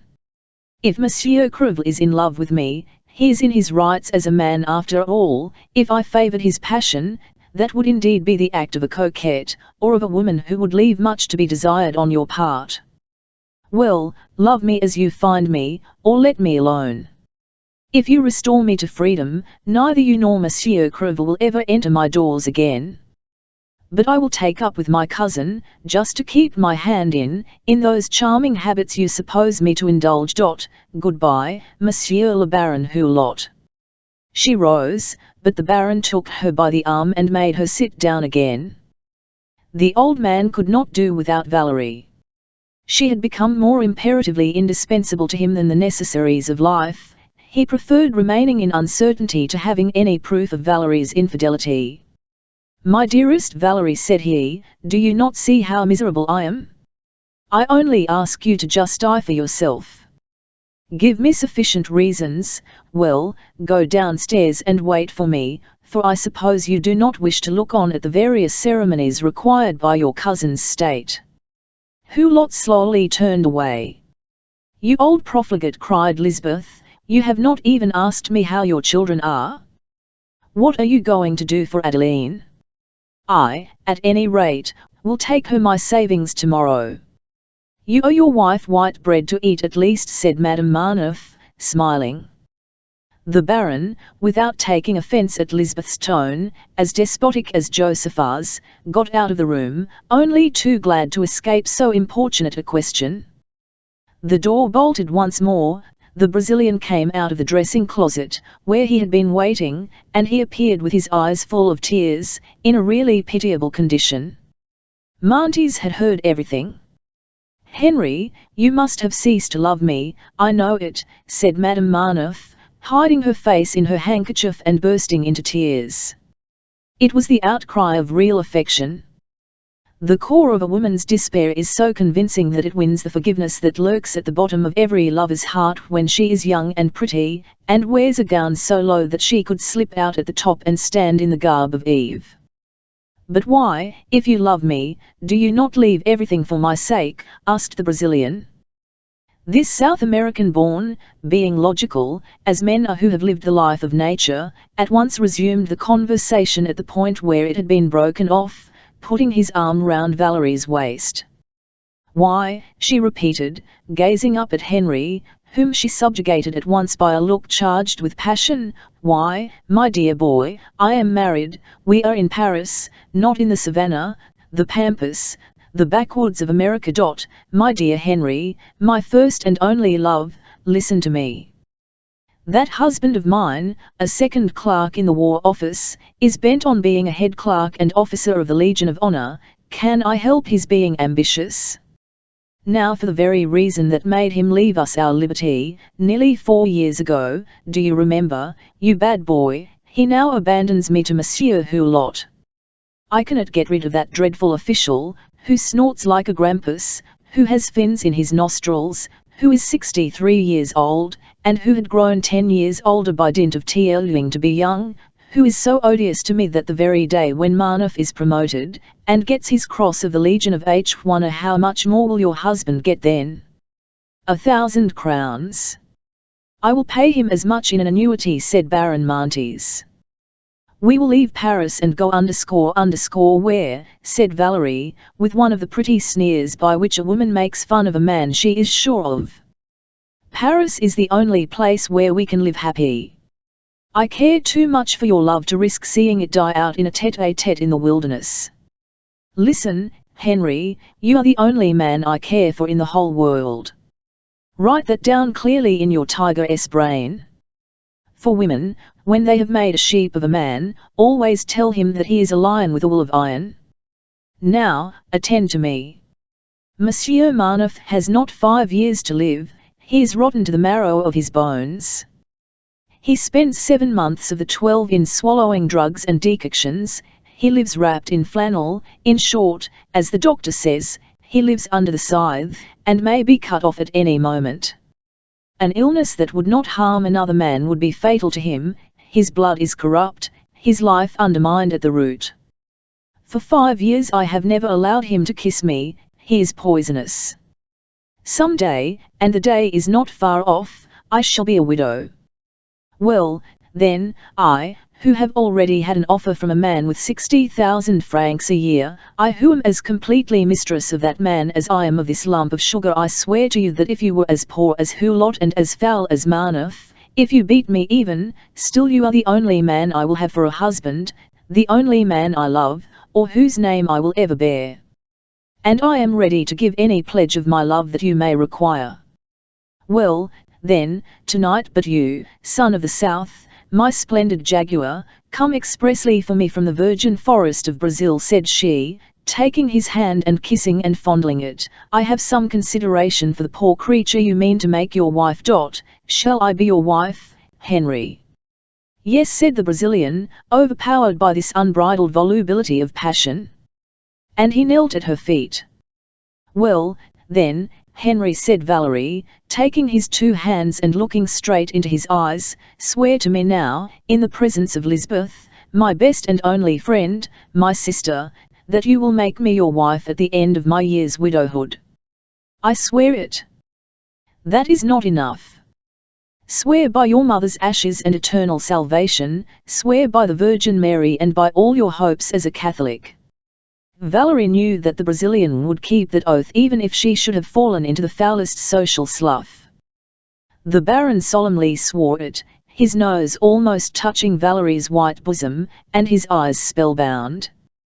He was drunk as a man is when he sees the woman he loves once more, after a sea voyage of 120 days. Good. Now be quite easy. And in Madame Maneuf respect the future Baroness de Montejanos. You are not to spend a sou upon me, I forbid it. Stay here in the outer room, sleep on the sofa. I myself will come and tell you when you may move. We will breakfast tomorrow morning, and you can be leaving at about 1 o'clock as if you had come to call at noon. There is nothing to fear, the gatekeepers love me as much as if they were my father and mother. Now I must go down and make tea. She beckoned to Lisbeth, who followed her out onto the landing.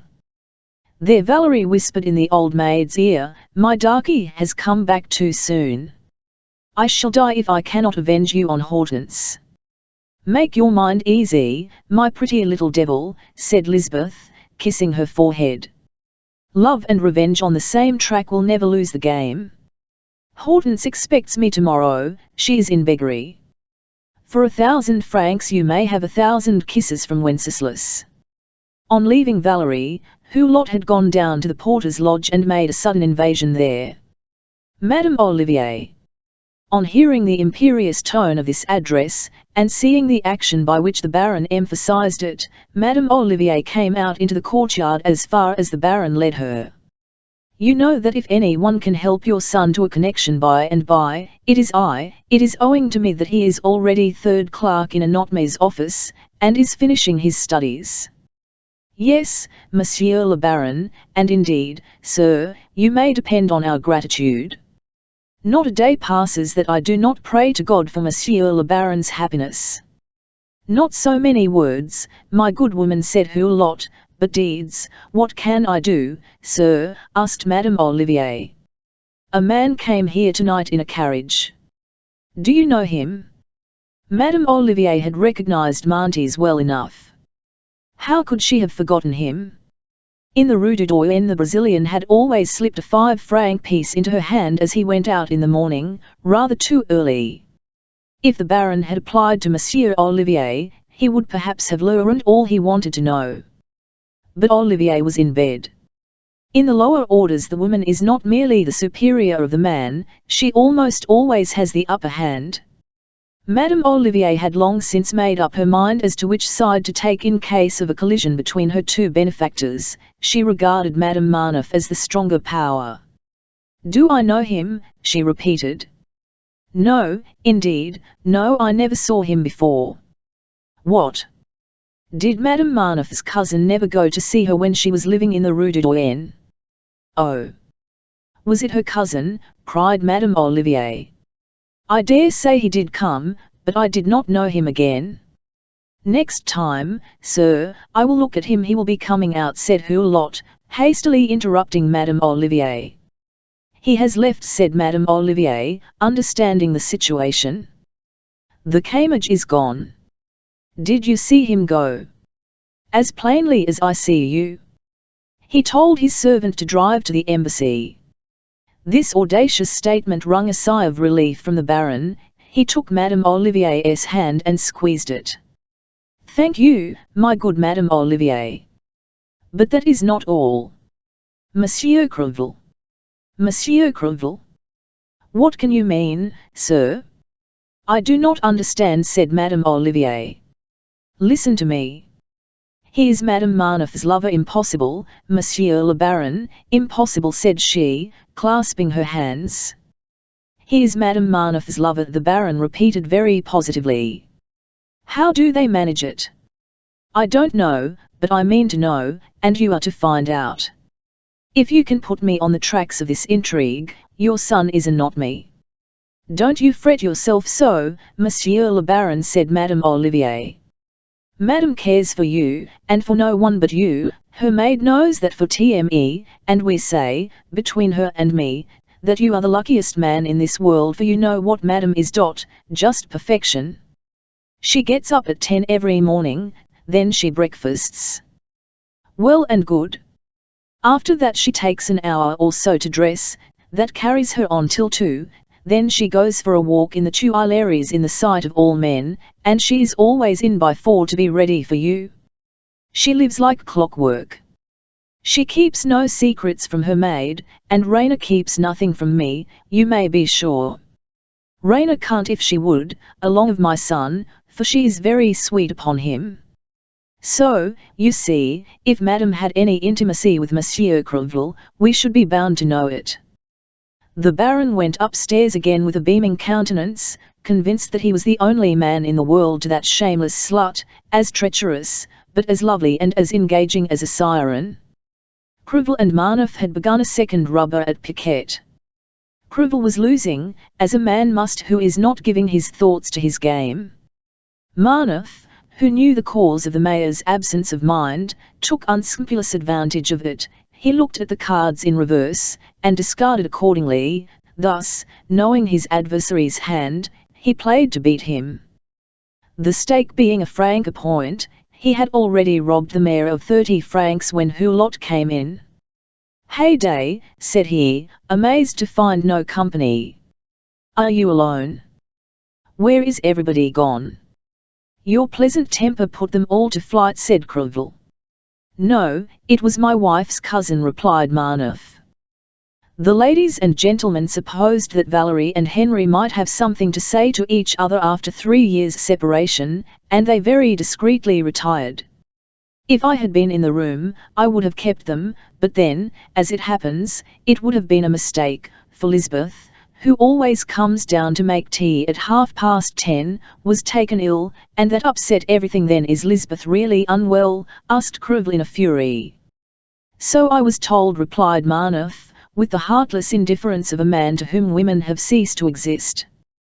The mayor looked at the clock, and, calculating the time, the Baron seemed to have spent 40 minutes in Lisbeth's rooms. Hector's jubilant expression seriously incriminated Valerie, Lisbeth, and himself. "I have just seen her, she is in great pain, poor soul," said the Baron. "Then the sufferings of others must afford you much joy, my friend," retorted Crevel with acrimony, "for you have come down with a face that is positively beaming. Is Lisbeth likely to die? For your daughter, they say, is her heiress. You are not like the same man. You left this room looking like the Moor of Venice, and you come back with the air of Saint Pro. I'll wish I could see Madame Marneffe's face at this minute. And pray, what do you mean by that?" said Marneffe to Crevel, packing his cards and laying them down in front of him. A light kindled in the eyes of this man, decrepit at the age of 47, a faint colour flushed his flaccid cold cheeks, his ill-furnished mouth was half open, and on his blackened lips a sort of foam gathered, thick, and as white as chalk. This fury in such a helpless wretch, whose life hung on a thread, and who in a duel would risk nothing while Crevel had everything to lose, frightened the mayor. "I said," repeated Crevel, "that I should like to see Madame Marneffe's face. And with all the more reason since yours, at this moment, is most unpleasant. On my honour, you are horribly ugly, my dear Marneffe. Do you know that you are very uncivil? A man who has won 30 francs of me in 45 minutes cannot look handsome in my eyes." "Ah, if you had but seen me 17 years ago," replied the clerk. "You were so good-looking?" asked Crevel. "That was my min. Now, if I had been like you I might be a mayor and a peer." "Yes," said Crevel, with a smile, "you have been too much in the wars, and of the two forms of metal that may be earned by worshipping the god of trade, you have taken the worse, the dross." This dialogue is garnished with puns for which it is difficult to find any English equivalent. And Crevel roared with laughter. Though Marneffe could take offence if his honour were in peril, he always took these rough pleasantries in good part. They were the small coin of conversation between him and Crevel. "The daughters of Eve cost me dear, no doubt, but, by the powers, short and sweet is my motto. Long and happy is more to my mind," returned Crevel. Madame Marneffe now came in. She saw that her husband was at cards with Crevel, and only the Baron in the room besides. A mere glance at the municipal dignitary showed her the frame of mind he was in, and her line of conduct was at once decided on. "Marneffe, my dear boy," said she, leaning on her husband's shoulder, and passing her pretty fingers through his dingy grey hair, but without succeeding in covering his bald head with it, "it is very late for you, you ought to be in bed. Tomorrow, you know, you must dose yourself by the doctor's orders. Rainer will give you your herb tea at 7. If you wish to live, give up your game. We will pay it out up to 5 points," said Marneffe to Crevel. "Very good, I have scored 2," replied the mayor. "How long will it take you?" 10 minutes, said Marneffe. "It is 11 o'clock," replied Valerie. "Really, Monsieur Crevel, one might fancy you meant to kill my husband. Make haste, at any rate." This double-barreled speech made Crevel and Hulot smile, and even Marneffe himself. Valerie sat down to talk to Hector. "You must leave, my dearest," said she in Hulot's ear. "Walk up and down the Rue Vanneau, and come in again when you see Crevel go out. I would rather leave this room and go into your room through off the dressing-room door. You could tell Rainer to let me in. Rainer is upstairs attending to Lisbeth." "Well, suppose then I go up to Lisbeth's," danger hemmed in Valerie on Evio's side. She foresaw a discussion with Crevel, and could not allow Hulot to be in her room, where he could hear all that went on. And the Brazilian was upstairs with Lisbeth. "Really, you men, when you have a notion in your head, you would burn a house down to get into it," exclaimed she. "Lisbeth is not in a fit state to admit you. Are you afraid of catching cold in the street? Be off there, or good night." "Good evening, gentlemen," said the Baron to the other two. Hulot, when piqued in his old man's vanity, was bent on proving that he could play the young man by waiting for the happy hour in the 01 Rn air, and he went away. Marneffe bid his wife good night, taking her hands with a semblance of devotion. Valerie pressed her husband's hand with a significant glance, conveying, "Get rid of Crevel." "Good night, Crevel," said Marnef. "I hope you will not stay long with Valerie." "Yes. I am jealous, a little late in the day, but it has me hard and fast. I shall come back to see if you are gone. We have a little business to discuss, but I shall not stay long," said Crevel. "Speak low." "What is it?" said Valerie, raising her voice, and looking at him with a mingled expression of haughtiness and scorn. Crevel, as he met this arrogant stare, though he was doing Valerie important services, and had hoped to plume himself on the fact, was at once reduced to submission. "That Brazilian," he began, but, overpowered by Valerie's fixed look of contempt, he broke off. "What of him?" said she. "That cousin is no cousin of mine," said she. "He is my cousin to the world and to Monsieur Marnef. And if he were my lover, it would be no concern of yours. A tradesman who pays a woman to be revenged on another man, is, in my opinion, beneath the man who pays her for love of her. You did not care for me, all you saw in me was Monsieur Hulot's mistress. You bought me as a man buys a pistol to kill his adversary. I wanted bread, I accepted the bargain." "But you have not carried it out," said Crevel, the tradesman once more. "You want Baron Hulot to be told that you have robbed him of his mistress, to pay him out for having robbed you of Josepha? Nothing can more clearly prove your baseness. You say you love a woman, you treat her like a duchess, and then you want to degrade her? Well, my good fellow, and you are right. This woman is no match for Josepha. That youngison has the courage of her disgrace, while I am a hypocrite, and deserve to be publicly whipped. Alas! Josepha is protected by her cleverness and her wealth. I have nothing to shelter me but my reputation. I am still the worthy and blameless wife of a plain citizen. If you create a scandal, what is to become of me? If I were rich, then indeed, but my income is 15,000 francs a year at most, I suppose." "Much more than that," said Crevel.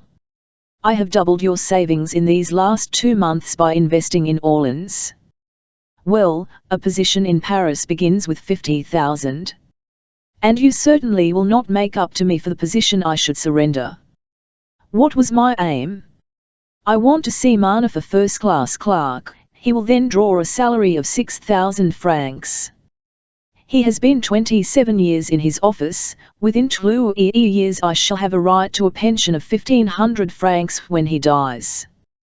You, to whom I have been entirely kind, to whom I have given your fill of happiness, you cannot wait." "And that is what men call love," she exclaimed. "Though I began with an ulterior purpose," said Crevel, "I have become your poodle. You trample on my heart, you crush me, you stultify me, and I love you as I have never loved in my life. Valerie, I love you as much as I love my Celestine. I am capable of anything for your sake.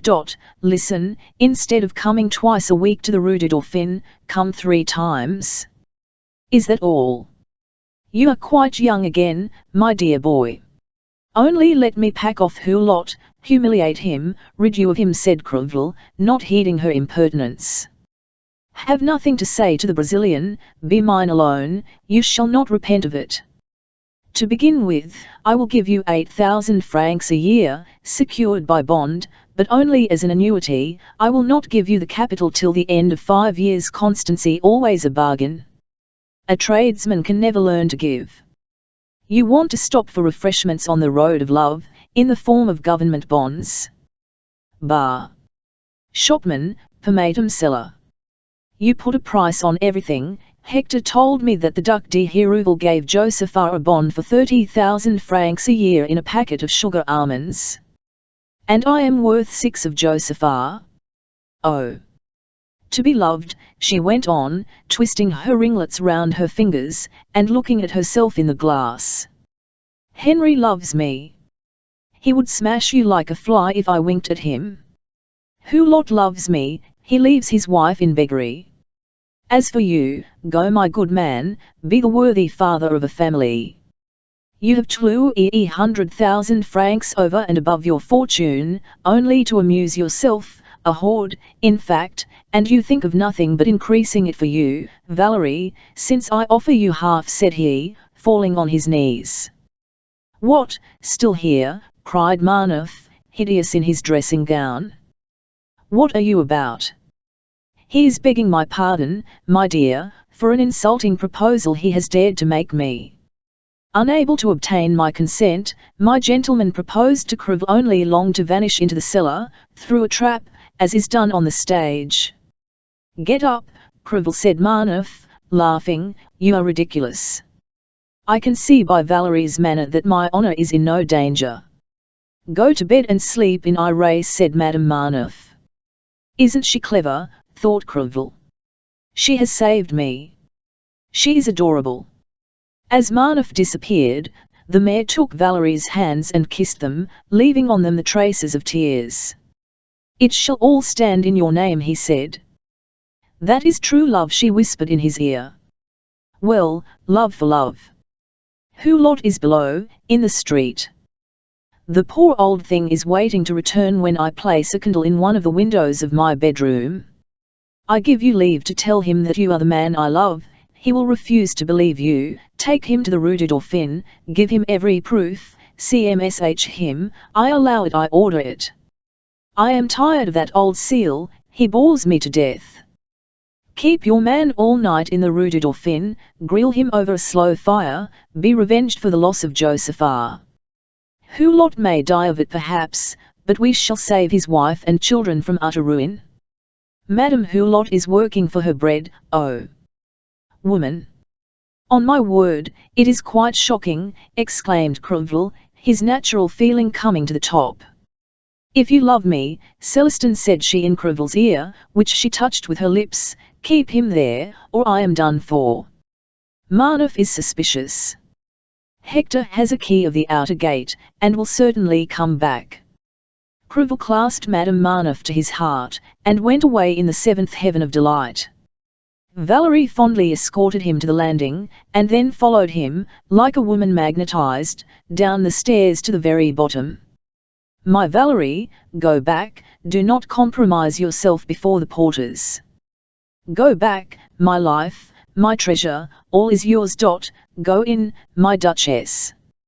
Madame Olivier, Valerie called gently when the gate was closed. Why, madame? You hear, said the woman in bewilderment. Bolt the gates at top and bottom, and let no one in. Very good, madame.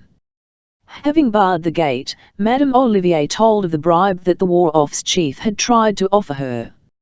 You behaved like an angel, my dear Olivier, we shall talk of that tomorrow.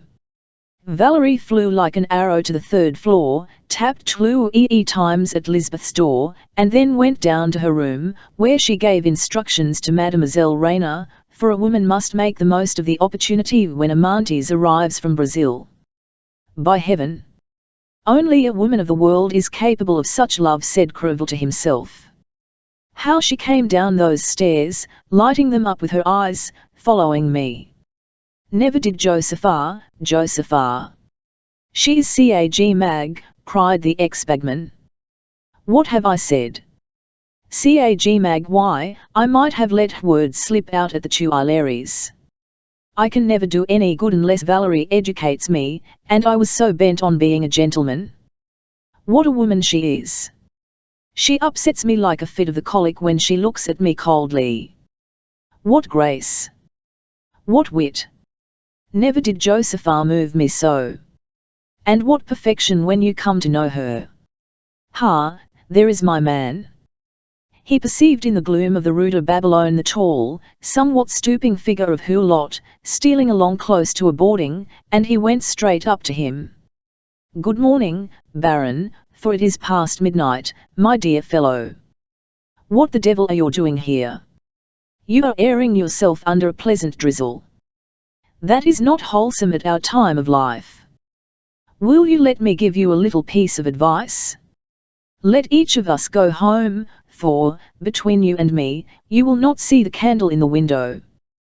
The last words made the Baron suddenly aware that he was 63, and that his cloak was wet. "Who on earth told you?" he began. "Valerie, of course, our Valerie, who means henceforth to be my Valerie. We are even now, Baron, we will play off the tie when you please. You have nothing to complain of, you know, I always stipulated for the right of taking my revenge. It took you 2 months to rob me of Josepha, I took Valerie from you we will say no more about that. Now I mean to have her all to myself. But we can be good friends, all the same." "Creville, no jesting," said Hulot, in a voice choked by rage. "It is a matter of life and death." "Bless me, is that how you take it? Baron, do you not remember what you said to me the day of Hortense's marriage? Can two old gaffers like us quarrel over a petticoat? It is too low, too common. We are regents, we agreed, Pompadour, 18th century, quite the Maréchal Richelieu, Louis XV, nay, and I may say, liaisons dangereuses." Creville might have gone on with his string of literary allusions. The Baron heard him as a deaf man listens when he is but half deaf. But, seeing in the gaslight the ghastly pallor of his face, the triumphant mayor stopped short. This was, indeed, a thunderbolt after Madame Olivier's asseverations and Valerie's parting glance. "Good God! And there are so many other women in Paris," he said at last. "That is what I said to you when you took Josepha," said Creville. "Look here, Creville, it is impossible. Give me some proof. Have you a key, as I have, to let yourself in?" And having reached the house, the Baron put the key into the lock, but the gate was immovable. He tried in vain to 01 it. "Do not make a noise in the streets at night," said Creville coolly. "I tell you, Baron, I have far better proof than you can show." "Proofs? Give me proof," cried the Baron, almost crazy with exasperation. "Come, and you shall have them," said Creville. And in obedience to Valerie's instructions, he led the Baron away towards the quay, down the Rue Hillerin-Burton. The unhappy Baron walked on, as a merchant walks on the day before he stops payment. He was lost in conjectures as to the reasons of the depravity buried in the depths of Valerie's heart, and still believed himself the victim of some practical joke. As they crossed the Pont Royal, life seemed to him so blank, so utterly void, and so out of joint from his financial difficulties, that he was within an ace of yielding to the evil prompting that bid him fling Creville into the river and throw himself in after. On reaching the Rue du Dauphin, which had not yet been widened, Creville stopped before a door in a wall. It opened into a long corridor paved with black and white marble, and serving as an entrance hall, at the end of which there was a flight of stairs and a doorkeeper's lodge, lighted from an inner courtyard, as is often the case in Paris. This courtyard, which was shared with another house, was oddly divided into two unequal portions. Creville's little house, for he owned it, had additional rooms with a glass skylight, built out onto the adjoining plot, under conditions that it should have no story added above the ground floor, so that the structure was entirely hidden by the lodge and the projecting mass of the staircase. This back building had long served as a back shop, and kitchen to one of the shops facing the street. Creville had cut off these 3 rooms from the rest of the ground floor, and Grindot had transformed them into an inexpensive private residence. There were 2 ways in, from the front, through the shop of a furniture dealer, to whom Creville let it at a low price, and only from month to month, so as to be able to get rid of him in case of his telling tales, and also through a door in the wall of the passage, so ingeniously hidden as to be almost invisible. The little apartment, comprising a dining room, drawing room, and bedroom, all lighted from above, and standing partly on Creville's ground and partly on his neighbour's, was very difficult to find. With the exception of the second-hand furniture dealer, the tenants knew nothing of the existence of this little paradise. The doorkeeper, paid to keep Creville's secrets, was a capital cook.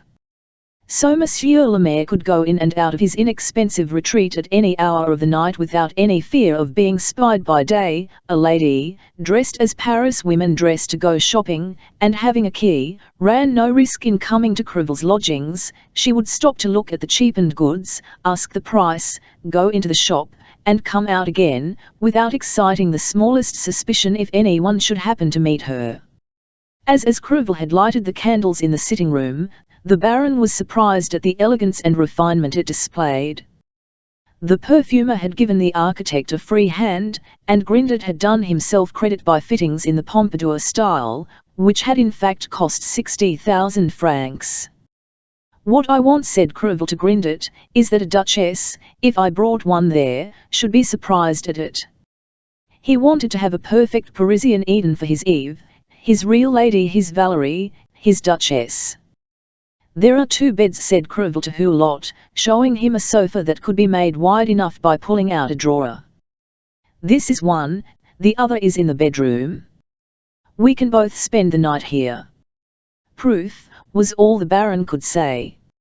Crevel took a flat candlestick and led Hulot into the adjoining room, where he saw, on a sofa, a superb dressing gown belonging to Valerie, which he had seen her wear in the Rue Vanneau, to display it before wearing it in Crevel's little apartment. The Mayor pressed the spring of a little writing table of inlaid work, known as a bonheur douger, and took out of it a letter that he handed to the Baron. "Read that," said he. "The councillor, read these words written in pencil: I have waited in vain, you old wretch. A woman of my quality does not expect to be kept waiting by a retired perfumer. There was no dinner ordered, no cigarettes. I will make you pay for this." "Well, is that her writing?" "Good God," gasped Hulot, sitting down in dismay. "I see all the things she uses, her caps, her slippers." "Why, how long since?" Crevel nodded that he and took a packet of bills out of the little inlaid cabinet. "You can see, old man. I paid the decorators in December, 1838. In October, 2 months before, this charming little place was first used." Hulot bent his head. "How the devil do you manage it?" "I know how she spends every hour of her day." "How about her walk in the Tuileries?" said Crevel, rubbing his hands in triumph. "What then?" said Hulot, mystified. "Your lady love comes to the Tuileries, she is supposed to be airing herself from 1 till 4. But, hop, skip, and jump, and she is here. You know your Molière? Well, Baron, there is nothing imaginary in your title." Hulot, left without a shred of doubt, sat sunk in ominous silence. Catastrophes lead intelligent and strong-minded men to be philosophical. The Baron, morally, was at this moment like a man trying to find his way by night through a forest. This gloomy taciturnity and the change in that dejected countenance made Crevel very uneasy, for he did not wish the death of his colleague. "As I said, old fellow, we are now even, let us play for the odd. Will you play off the tie by hook and by crook? Come." "Why," said Hulot, talking to himself, "why is it that out of 10 pretty women at least 7 are false?" But the Baron was too much upset to answer his own question. Beauty is the greatest of human gifts for power. Every power that has no counterpoise, no autocratic control, leads to abuses and folly. Despotism is the madness of power, in women the despot is caprice. You have nothing to complain of, my good friend, you have a beautiful wife, and she is virtuous." "I deserve my fate," said Hulot.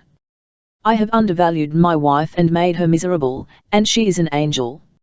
Oh, my poor Adeline! You are avenged. She suffers in solitude and silence, and she is worthy of my love. I ought, for she is still charming, fair and girlish even, but was there ever a woman known more base, more ignoble, more villainous than this Valerie? She is a good-for-nothing slut," said Crevel, "a hussy that deserves whipping on the Place du Châtelet. But, my dear Canelac, though we are such blades, so Mary Charles de Richelieu, Louis XV, Pompadour, Madame du Barry, gay dogs, and everything that is most 18th century, there is no longer a lieutenant of police. How can we make them love us? Hulot wondered to himself without heeding Crevel. It is sheer folly in us to expect to be loved, my dear fellow, said Crevel. We can only be endured, for Madame Marneffe is 100 times more profligate than Josepha. And avaricious. She costs me 192,000 francs a year, cried Hulot. And how many centimes, sneered Crevel, with the insolence of a financier who scorns so small a sum. You do not love her, that is very evident, said the Baron dolefully. I have had enough of her, replied Crevel, for she has had more than 200,000 francs of mine. Where is it? Where does it all go? Said the Baron, clasping his head in his hands. If we had come to an agreement, like the simple young men who combine to maintain a twopenny baggage, she would have cost us less. That is an idea, replied the Baron. But she would still be cheating us, for, my burly friend, what do you say to this Brazilian? Old sly fox, you are right, we are swindled like shareholders, said Crevel. All such women are an unlimited liability, and we the sleeping partners. Then it was she who told you about the candle in the window. My good man, replied Crevel, striking an attitude, she has fooled us both. Valerie is she told me to keep you here. Now I see it all. She has got her Brazilian, oh, I have done with her, for if you hold her hands, she would find a way to cheat you with her feet. There. She is a minx, a jade. She is lower than a prostitute, said the Baron. Josepha and Jenny Cadine were in their rights when they were false to us, they make a trade of their charms. But she, who affects the saint, the prude, said Crevel. I tell you what, Hulot, do you go back to your wife, your money matters are not looking well. I have heard talk of certain notes of hand given to a low usurer whose special line of business is lending to these sluts, a man named Vorfinet. For my part, I am cured of your real ladies. And, after all, at our time of life what do we want of these swindling hussies, who, to be honest, cannot help playing us false? You have white hair and false teeth, I am of the shape of Silenus. I shall go in for saving. Money never deceives one. Though the treasury is indeed open to all the world twice a year, it pays you interest, and this woman swallows it. With you, my worthy friend, as Gubetta, as my partner in the concern, I might have resigned myself to a shady bargain, no, a philosophical calm. But with a Brazilian who has possibly smuggled in some doubtful colonial produce, woman is an inexplicable creature, said Hulot. I can explain her, said Crevel. We are old, the Brazilian is young and handsome. Yes, that, I own, is true, said Hulot, we are older than we were. But, my dear fellow, how is one to do without these pretty creatures, seeing them undress, twist up their hair, smile cunningly chew off their fingers as they screw up their curl papers, put on all their airs and graces, tell all their lies, declare that we don't love them when we are worried with business, and they cheer us in spite of everything. Yes, by the power. It is the only pleasure in life, cried Crevel. When a saucy little mug smiles at you and says, my old dear, you don't know how nice you are. I am not like other women, I suppose, who go crazy over mere boys with goat's beards, smelling of smoke, and as coarse as serving men. For in their youth they are so insolent. They come in and they bid you good morning, and out they go. Whom you think such a flirt, I prefer a man of 50 to these brats. A man who will stick by me, who is devoted, who knows a woman is not to be picked up eve one wide day, and appreciates us. That is what I love you for, you old monster. And they fill up these cevols with little pettings and prettinesses and, they are as false as the bills on the Hotel de Ville. A lie is sometimes better than the truth, said Hulot, remembering sundry bewitching scenes called up by Crevel, who mimicked Valerie. They are obliged to act their lies, to sew spangles on their stage frocks, and they are ours, after all, the lying jades, said Crivel coarsely. Valerie is a witch, said the Baron.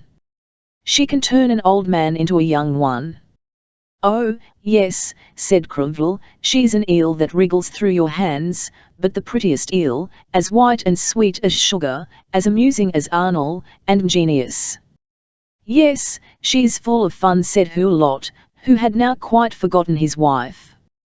The colleagues went to bed the best friends in the world, reminding each other of Valerie's perfections, the tones of her voice, her kittenish way, her movements, her fun, her sallies of wit, and of affections, for she was an artist in love, and had charming impulses, as tenors may sing a senna better one day than another. And they fell asleep, cradled in tempting and diabolical visions lighted by the fires of hell. At 9 o'clock next morning Hulot went off to the War Office. Crivel had business out of town. They left the house together, and Crivel held out his hand to the Baron, saying, to show that there is no ill feeling. For we, neither of us, will have anything more to say to Madame Marneffe. Oh, this is the end of everything, replied Hulot with a sort of horror. By 10:30 Crivel was mounting the stairs, 4 at a time, up to Madame Marneffe's apartment. He found the infamous wretch, the adorable enchantress, in the most becoming morning wrapper, enjoying an elegant little breakfast in the society of the Baron Marneffe de Montejanos and Lisbeth. Though the sight of the Brazilian gave him a shock, Crivel begged Madame Marneffe to grant him 2 minutes' speech with her. Valerie led Crivel into the drawing-room. Valerie, my angel, said the amorous mare, Monsieur Marneffe cannot have long to live. If you will be faithful to me, when he dies we will be married. Think it over. I have rid you of Hulot. So just consider whether this Brazilian is to compare with a mayor of Paris, a man who, for your sake, will make his way to the highest dignities, and who can already offer you 80,000 francs a year. I will think it over, said she.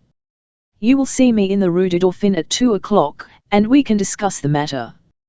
But be a good boy, and do not forget the bond you promised to transfer to me.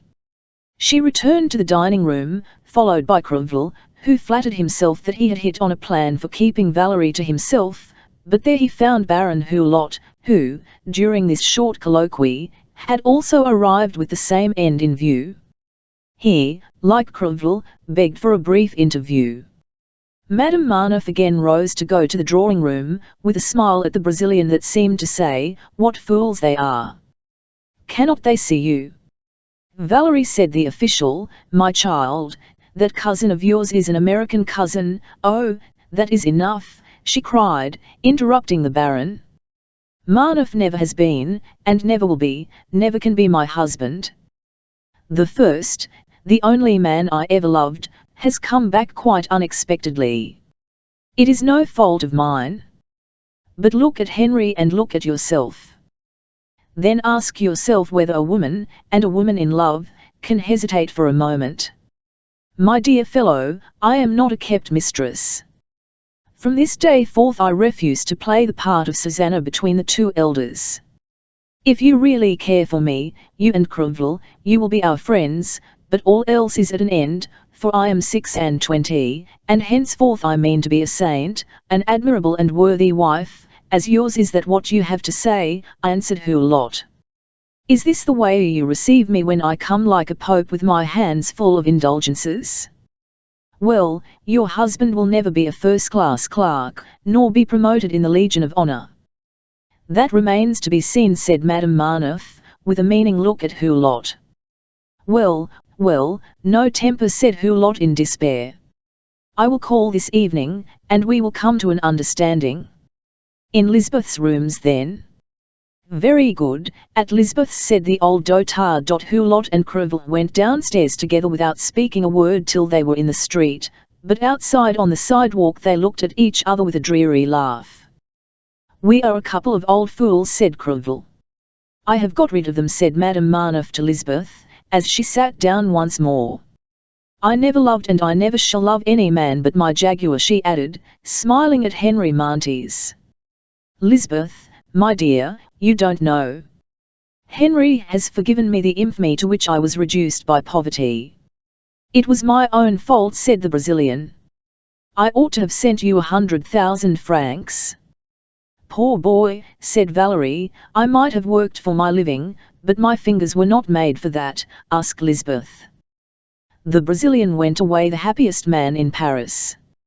At Valerie and Lisbeth were chatting in the splendid bedroom where this dangerous woman was giving to her dress those finishing touches which a lady alone can give.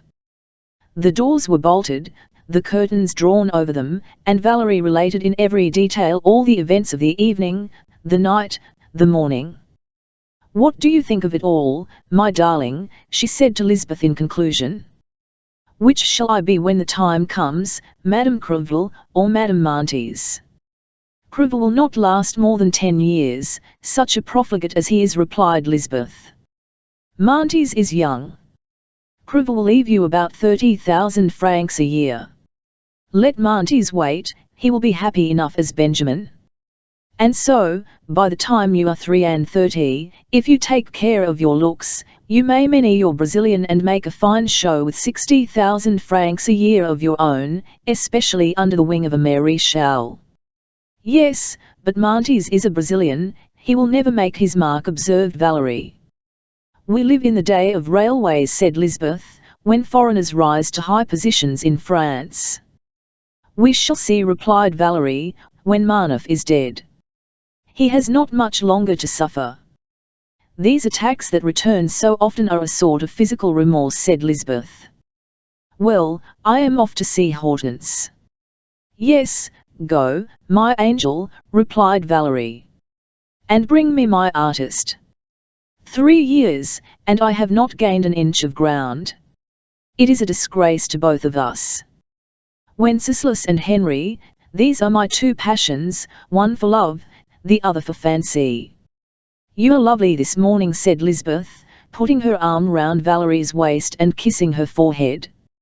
I enjoy all your pleasures, your good fortune, your dresses. I never really lived till the day when we became sisters. Wait a moment, my tiger cat, cried Valerie, laughing, your shawl is crooked. You cannot put a shawl on yet in spite of my lessons for 3 years, and you want to be Madame la Maréchale Hulot. Shod in prunella over grey silk stockings, in a gown of handsome cord silk, her hair in smooth bands under a very pretty black velvet bonnet, lined with yellow satin, Lisbeth made her way to the Rue Saint-Dominique by the Boulevard des Invalides, wondering whether sheer dejection would at last break down Hortense's brave spirit, and whether some Martian instability, taken at a moment when, with such a character, everything is possible, would be too much for Steinbock's constancy. Hortense and Wenceslas had the ground floor of a house situated at the corner of the Rue Saint-Dominique and the Esplanade des Invalides. These rooms, once in harmony with the honeymoon, now had that half-new, half-faded look that may be called the autumnal aspect of furniture. Newly married folks are as lavish and wasteful, without knowing it or intending it, of everything about them as they are of their affection. Thinking only of themselves, they reck little of the future, which, at a later time, weighs on the mother of a family. Lisbeth found Hortense just as she had finished dressing a baby Wenceslas, who had been carried into the garden. Good morning, Betty, said Hortense, opening the door herself to her cousin. The cook was gone out, and the house servant, who was also the nurse, was doing some washing. Good morning, dear child, replied Lisbeth, kissing her. Is Wenceslas in the studio? She added in a whisper. No, he's in the drawing-room talking to Stidmann and Chayner. Can we be alone? Asked Lisbeth. Come into my room. In this room, the hangings of pink-flowered chintz with green leaves on a white ground, constantly exposed to the sun, were much faded, as was the carpet. The muslin curtains had not been washed for many a day.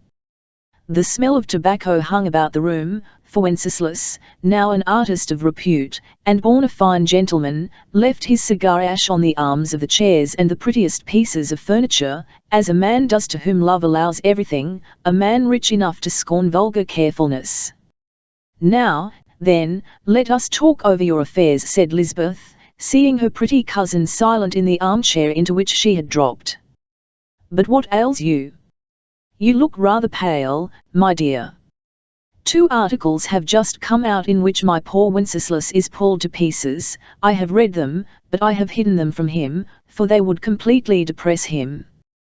The marble statue of Marshal Montcornet is pronounced utterly bad.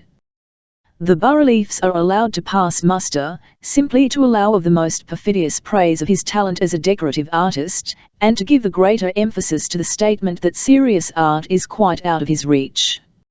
Stidmann, whom I besought to tell me the truth, broke my heart by confessing that his own opinion agreed with that of every other artist, of the critics, and the public. He said to me in the garden before breakfast, if Wenceslas cannot exhibit a masterpiece next season, he must give up heroic sculpture and be content to execute idyllic subjects, small figures, pieces of jewelry, and high-class goldsmith's work. This verdict is dreadful to me, for Wenceslas, I know, will never accept it. He feels he has so many fine ideas."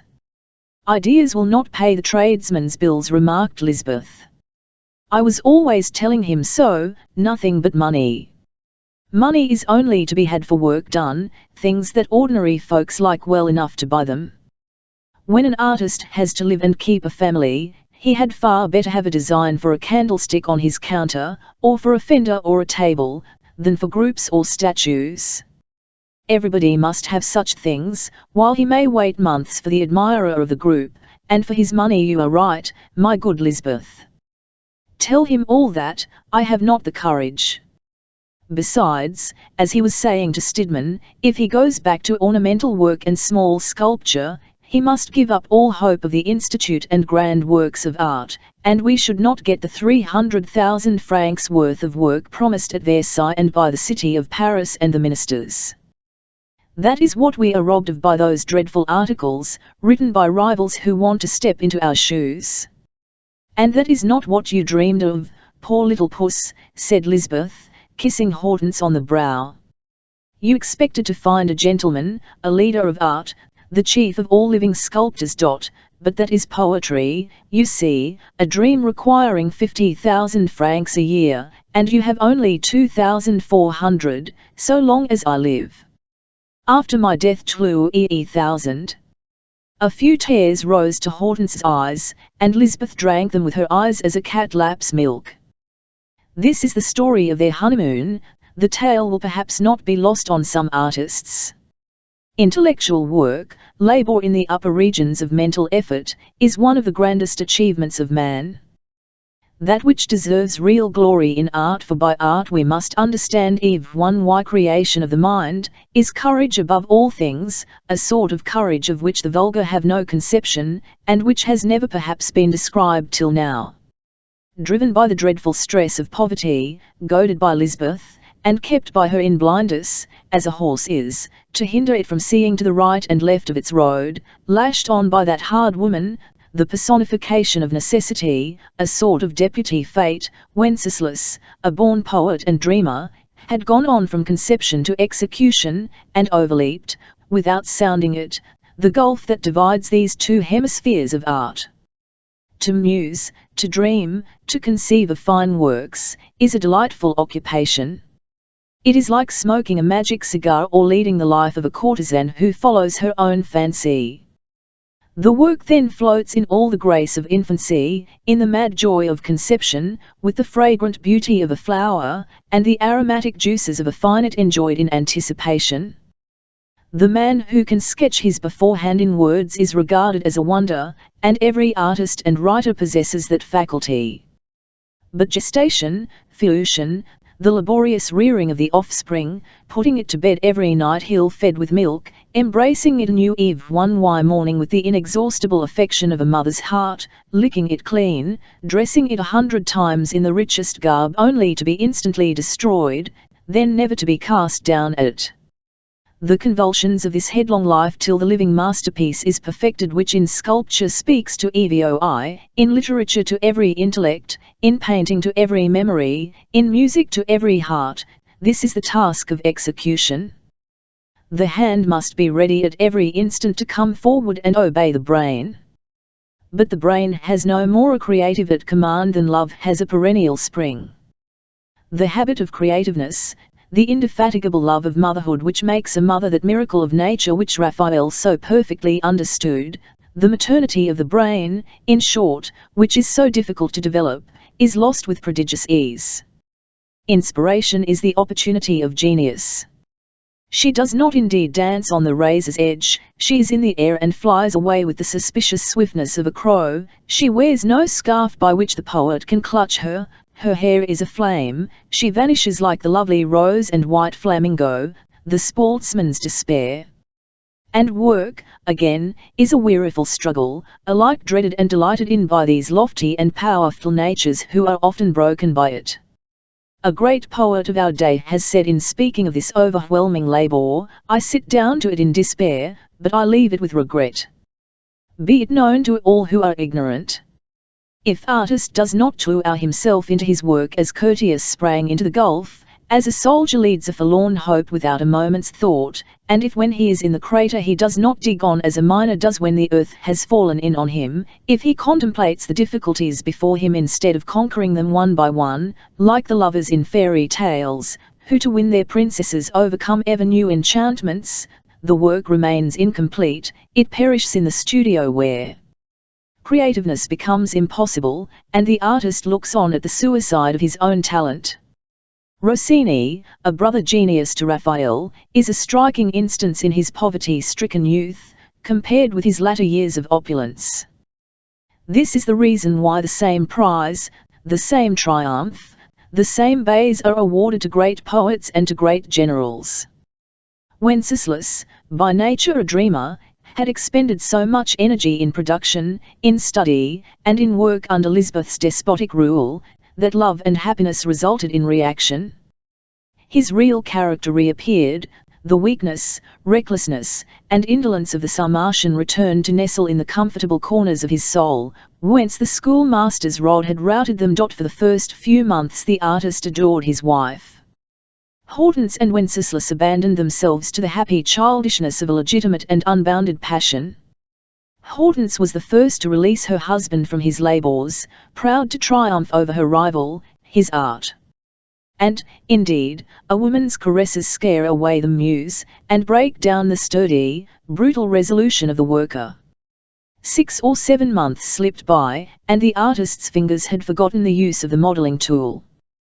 When the need for work began to be felt, when the Prince de Wissembourg, president of the Committee of Subscribers, asked to see the statue, Wenceslas spoke the inevitable byword of the idler, I just going to work on it, and he lulled his dear Hortense with fallacious promises and the magnificent schemes of the artist as he smokes. Hortense loved her poet more than ever, she dreamed of a sublime statue of Marshal Montcornet. Montcornet would be the embodied ideal of bravery, the type of the cavalry officer, of courage à la Murat. Yes, yes, at the mere sight of that statue all the emperor's victories were to seem a foregone conclusion. And then such workmanship! The pencil was accommodating and answer to the word. By way of a statue the result was a delightful little Wenceslas. When the progress of affairs required that he should go to the studio at Le Gros Caillou to mould the clay and set up the life-size model, Steinbock found one day that the prince's clock required his presence in the workshop of Florent and Chayner, where the figures were being finished, or, again, the light was grey and dull, today he had business to do, tomorrow they had a family dinner, to say nothing of indispositions of mind and body, and the days when he stayed at home to toy with his adored wife. Marshal the Prince de Wissembourg was obliged to be angry to get the clay model finished. He declared that he must put the work into other hands. It was only by dint of endless complaints and much strong language that the Committee of Subscribers succeeded in seeing the plaster cast. Day after day Steinbock came home, evidently tired, complaining of this hodman's work and his own physical weakness. During that first year the household felt no pinch. The Countess Steinbock, desperately in love with her husband, cursed the war minister. She went to see him, she told him that great works of art were not to be manufactured like cannon, and that the state, like Louis XIV, Francis I, and Leo X. ought to be at the beck and call of genius. Poor Hortense, believing she held a Phidias in her embrace, had the sort of motherly cowardice for her Wenceslas that is in every wife who carries her love to the pitch of idolatry. "Do not be hurried," said she to her husband, "our whole future life is bound up with that statue. Take your time and produce a masterpiece." She would go to the studio, and then the enraptured Steinbock wasted 5 hours out of 7 in describing the statue instead of working at it. He thus spent 18 months in finishing the design, which to him was all important. When the plaster was cast and the model complete, poor Hortense, who had looked on at her husband's toil, seeing his health really suffer from the exertions which exhaust a sculptor's frame and arms and hands, Hortense thought the result admirable. Her father, who knew nothing of sculpture, and her mother, no less ignorant, lauded it as a triumph. The war minister came with them to see it, and, overruled by them, expressed approval of the figure, standing as it did alone, in a favourable light, to own up against a green baize background. Alas! At the exhibition of 1841, the disapprobation of the public soon took the form of abuse and mockery in the mouths of those who were indignant with the idol too hastily set up for worship. Stidmann tried to advise his friend, but was accused of jealousy. Every article in a newspaper was to Hortense an outcry of envy. Stidmann, the best of good fellows, got articles written, in which adverse criticism was contravened, and it was pointed out that sculptors altered their works in translating the plaster into marble, and that the marble would be the test. In reproducing the plaster sketch in marble, wrote Claude Vinon, a masterpiece may be mined, or a bad design made beautiful. The plaster is the manuscript, the marble is the book. So in 2 years and a half Wenceslas had produced a statue and a son. The child was a picture of beauty, the statue was execrable. The clock for the prince and the price of the statue paid off the young couple's debts. Steinbock had acquired fashionable habits, he went to the play, to the 01 he talked admirably about art, and in the eyes of the world he maintained his reputation as a great artist by his powers of conversation and criticism. There are many clever men in Paris who spend their lives in talking themselves out, and are content with a sort of drawing-room celebrity. Emulating these emasculated but charming men, grew every day more averse to hard work. As soon as he began a thing, he was conscious of all its difficulties, and the discouragement that came over him enervated his will. Inspiration, the frenzy of intellectual procreation, flew swiftly away at the sight of this effete lover. Sculpture, like dramatic art, is at once the most difficult and the easiest of all arts. You have but to copy a model, and the task is done, but to give it a soul, to make it typical by creating a man or a woman, this is the sin of Prometheus. Such triumphs in the annals of sculpture may be counted, as we may count the few poets among men. Michelangelo, Michel Colomb, Jean Goujon, Phidias, Praxiteles, Polycletes, Puget, Canova, Albert Dürer are the brothers of Milton, Virgil, Dante, Shakespeare, Tasso, Homer, and Molière. And such an achievement is so stupendous that a single statue is enough to make a man immortal, as Figaro, Lovelace, and Manon Lecourt have immortalized Beaumarchais, Richardson, and the Abbé Prévost. Superficial thinkers, and there are many in the artist world, have asserted that sculpture lives only by the nude, that it died with the Greeks, and that modern vesture makes it impossible. But, in the first place, the ancients have left sublime statues entirely clothed, the Polyhymnia, the Julia, and others, and we have not found 1/10 of all their works, and then, let any lover of art go to Florence and see Michelangelo's Penseroso, or to the Cathedral of Mainz, and behold the Virgin by Albert Dürer, who has created a living woman out of ebony, under her threefold drapery, with the most flowing, the softest hair that ever a waiting maid combed off. Let all the ignorant flock thither, and they will acknowledge that genius can give mind to drapery, to armor, to a robe, and fill it with a body, just as a man leaves the stamp of his individuality and habits of life on the clothes he wears. Sculpture is the perpetual realization of the fact which once, and never again, was, in painting called Raphael. The solution of this hard problem is to be found only in constant persevering toil, for, merely to overcome the material difficulties to such an extent, the hand must be so practiced, so dexterous and obedient, that the sculptor may be free to struggle soul to soul with the elusive moral element that he has to transfigure as he embodies it. If Paganini, who uttered his soul through the strings of his violin, spent 3 days without practicing, hellest what he called the stops of his instrument, meaning the sympathy between the wooden frame, the strings, the bow, and himself, if he had lost this alliance, he would have been no more than an ordinary player. Perpetual work is the law of art, as it is the law of life, for art is idealized creation. Hence great artists and perfect poets wait neither for commission nor for purchases. They are constantly creating today, tomorrow, always. The result is the habit of work, the unfailing apprehension of the difficulties which keep them in close intercourse with the muse and her productive forces. Canova lived in his studio, as Voltaire lived in his study, and so must Homer and Phidias have lived. While Lisbeth kept Wenceslas Steinbock in thraldom in his garret, he was on the thorny road trodden by all these great men, which leads to the alpine heights of glory. Then happiness, in the person of Hortense, had reduced the poet to idleness, the normal condition of all artists, since to them idleness is fully occupied. Their joy is such as that of the pasha of a seraglio, they revel with ideas, they get drunk at the founts of intellect.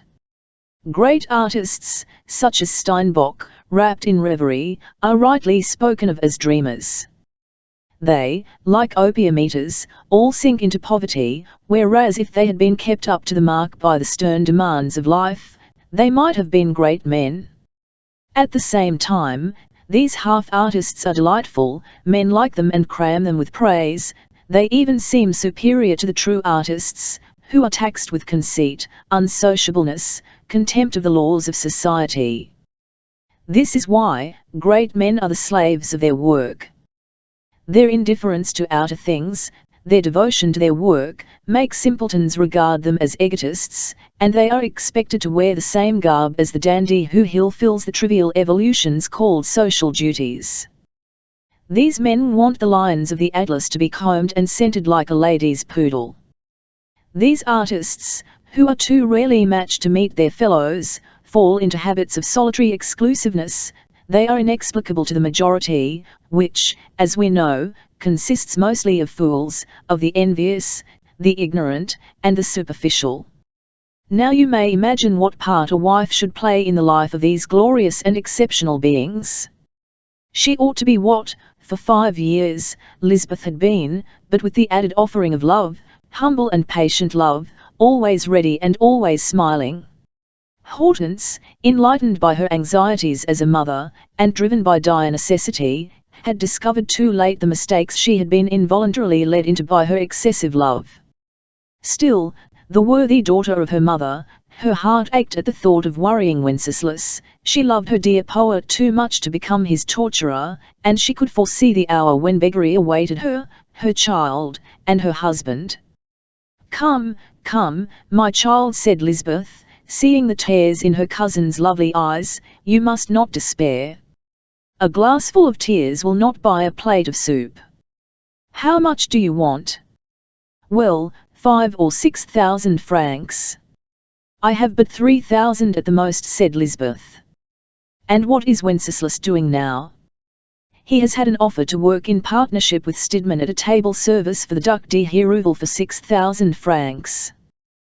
Then Monsieur Chainer will advance 4,000 to repay Monsieur de Laura and Bridau _ a debt of honor."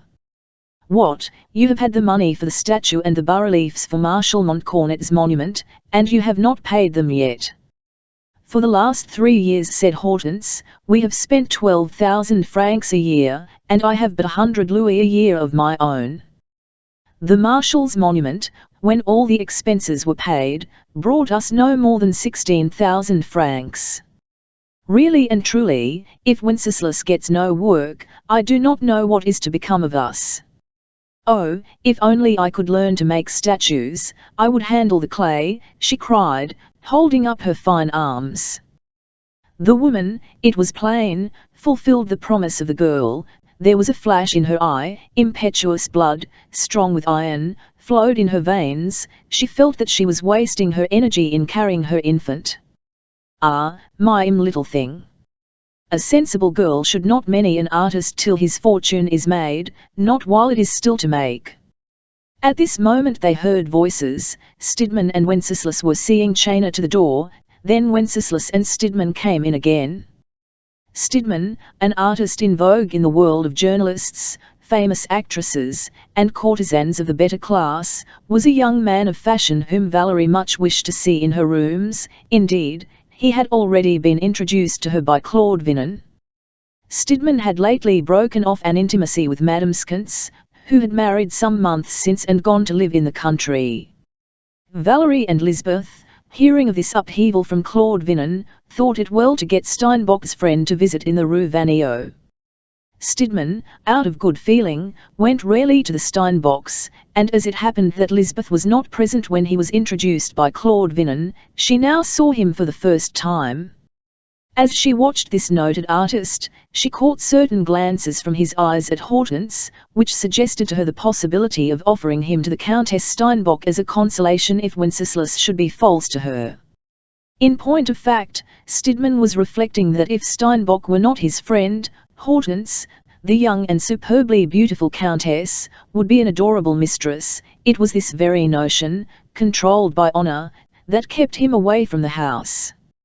Lisbeth was quick to mark the significant awkwardness that troubles a man in the presence of a woman with whom he will not allow himself to flirt. "Very good-looking, that young man," said she in a whisper to Hortense. "Oh, do you think so?" she replied. "I never noticed him." "Stidmann, my good fellow," said Wenceslas, in an undertone to his friend, "we are on no ceremony, you and we have some business to settle with this old girl." Stidmann bowed to the ladies and went away. "It is settled," said Wenceslas, when he came in from taking leave of Stidmann. "But there are 6 months' work to be done, and we must live meanwhile." "There are my diamonds," cried the young countess, with the impetuous heroism of a loving woman. A tear rose in Wenceslas' eye. "Oh, I am going to work," said he, sitting down by his wife and drawing her onto his knee. "I will do odd jobs, a wedding chest, bronze groups, but, my children," said Lisbeth, "for, as you know, you will be my heirs, and I shall leave you a very comfortable sum, believe me, especially if you help me to marry the Marshal. Nay, if we succeed in that quickly, I will take you all to board with me, you and Adeline. We should live very happily together. But for the moment, listen to the voice of my long experience. Do not fly to the mont-de-pied, it is the ruin of the borrower. I have always found that when the interest was due, those who had pledged their things had nothing wherewith to pay up, and then all is lost. I can get you a loan at 5% on your note of hand." "Oh, we are saved," said Hortense. "Well, then, child, Wenceslas had better come with me to see the lender, who will oblige him at my request. It is Madame Marneuf. If you flatter her a little, for she is as vain as a parvenue, she will get you out of the scrape in the most obliging way. Come yourself and see her, my dear Hortense." Hortense looked at her husband with the expression a man condemned to death must wear on his way to the scaffold. "Claude Vinon took Stidmann there," said Wenceslas. "He says it is a very pleasant house." Hortense's head fell. What she felt can only be expressed in one word: it was not pain, it was illness. "But, my dear Hortense, you must learn something of life," exclaimed Lisbeth, understanding the eloquence of her cousin's looks. "Otherwise, like your mother, you will find yourself abandoned in a deserted room, where you will weep like Calypso on the departure of Ulysses, and at an age when there is no hope of Telemachus," she added, repeating a jest of Madame Marneuf's. "We have to regard the people in the world as tools which we can make use of or let alone, according as they can serve our turn. Make use of Madame Marneuf now, my dears, and let her alone by and by." Are you afraid lest Wenceslas, who worships you, should fall in love with a woman 4 or 5 years older than himself, as yellow as a bundle of field peas, and underscore? I would far rather pawn my diamonds, said Hortense. Oh, never go there, Wenceslas, LT is hell. Hortense is right, said kissing his wife. Thank you, my dearest, said Hortense, delighted. My husband is an angel, you see, Lisbeth. He does not gamble, he goes nowhere without me. If he only could stick to work, oh, I should be too happy. Why take us on show to my father's mistress, a woman who is ruining him and is the cause of troubles that are killing my heroic mother? My child, that is not where the cause of your father's nin lies. It was his singer who ruined him, and then your marriage, replied her cousin. Bless me! Why, Madame Marneffe is of the greatest use to him. However, I must tell no tales. You have a good word for everybody, dear Betty. Hortense was called into the garden by hearing the child cry. Lisbeth was left alone with Wenceslas. You have an angel for your wife, Wenceslas, said she. Love her as you ought, never give her cause for grief. Yes, indeed, I love her so well that I do not tell her all, replied Wenceslas, but to you, Lisbeth, I may confess the truth. If I took my wife's diamonds to the Monte de Piet, we should be no further forward. Then borrow of Madame Marneffe, said Lisbeth. Persuade Hortense, Wenceslas, to let you go there, or else, bless me, go there without telling her. That is what I was thinking of, replied Wenceslas, when I refused for fear of grieving Hortense. Listen to me, I care too much for you both not to warn you of your danger. If you go there, hold your heart tight in both hands, for the woman is a witch. All who see her adore her, she is so wicked, so inviting. She fascinates men like a masterpiece. Borrow her money, but do not leave your soul in pledge.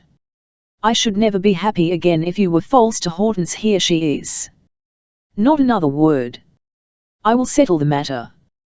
Kiss Lisbeth, my darling, said Wenceslas to his wife. She will help us out of our difficulties by lending us her savings. And he gave Lisbeth a look which she understood. Then, I hope you mean to work, my dear treasure, said Hortense. Yes, indeed, said the artist. I will begin tomorrow. Tomorrow is our mill, said his wife, with a smile. Now, my dear child, say yourself whether some hindrance has not come in the way every day, some obstacle or business. Yes, very true, my love. Here, cried, striking his brow, here I have swarms of ideas. I mean to astonish all my enemies. I am going to design a service in the German style of the 16th century, the romantic style, foliage twined with insects, sleeping children, newly invented monsters, chimeras, real chimeras, such as we dream of. I see it all. It will be undercut, light, and yet crowded. Chena was quite amazed. And I wanted some encouragement, for the last article on Montcornet's monument had been crushing.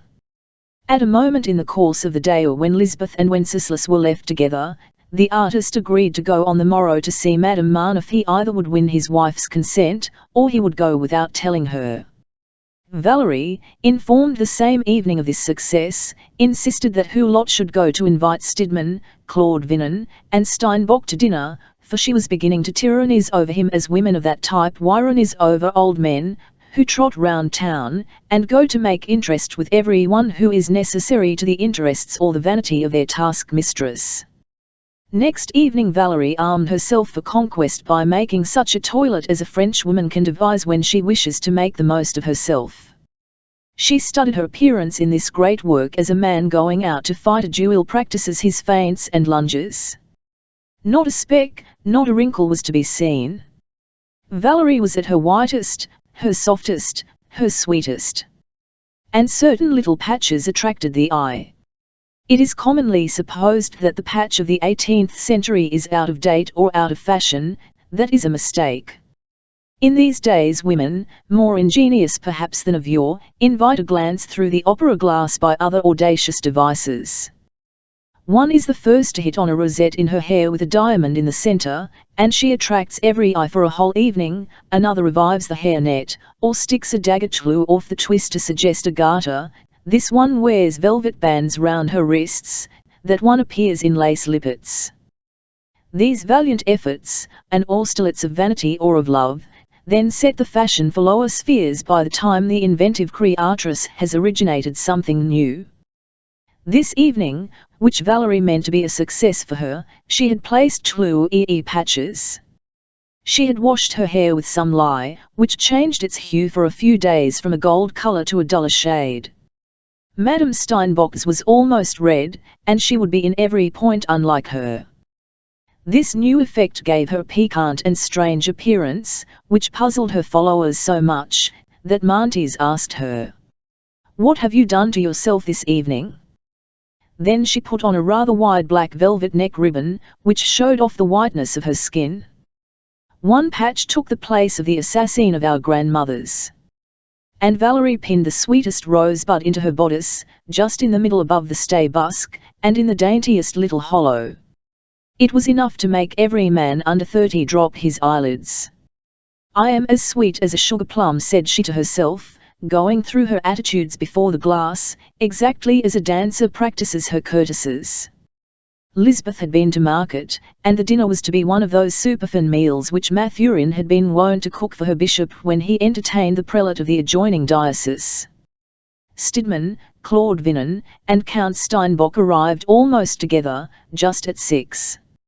An ordinary, or, if you will, a natural woman would have hastened at the announcement of a name so eagerly longed for, but Valerie, though ready since 5 o'clock, remained in her room, leaving her 3 guests together, certain that she was the subject of their conversation or of their secret thoughts. She herself had arranged the drawing-room, laying out the pretty trifles produced in Paris and nowhere else, which reveal the woman and announce her presence, albums bound in enamel or embroidered with beads, saucers full of pretty rings, marvels of Sevres or Dresden mounted exquisitely by Florent and Chayner, statues, books, all the frivolities which cost insane sums, and which passion orders of the makers in its first delirium, or to patch up its last quarrel. Besides, Valerie was in the state of intoxication that comes of triumph.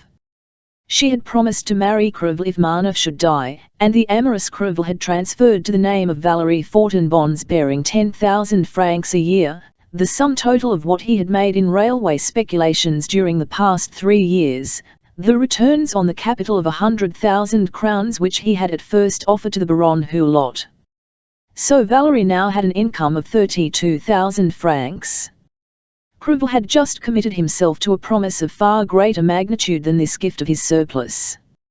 In the paroxysm of rapture which his Duchess had given him from 2 to 4 he gave this fine title to Madame de Marneffe to complete the illusion, for Valerie had surpassed herself in the Rue du Dauphin that he had thought well to encourage her in her promised fidelity by giving her the prospect of a certain little mansion, built in the Rue Barbet by an imprudent contractor, who now wanted to sell it. Valerie could already see herself in this delightful residence, with a forecourt and a garden, and keeping a carriage. What respectable life can ever procure so much in so short a time, or so easily, said she to Lisbeth as she finished dressing. Lisbeth was to dine with Valerie that evening, to tell Steinbock those things about the lady which nobody can say about herself. Madame Marneffe, radiant with satisfaction, came into the drawing-room with modest grace, followed by Lisbeth dressed in black and yellow to set her off.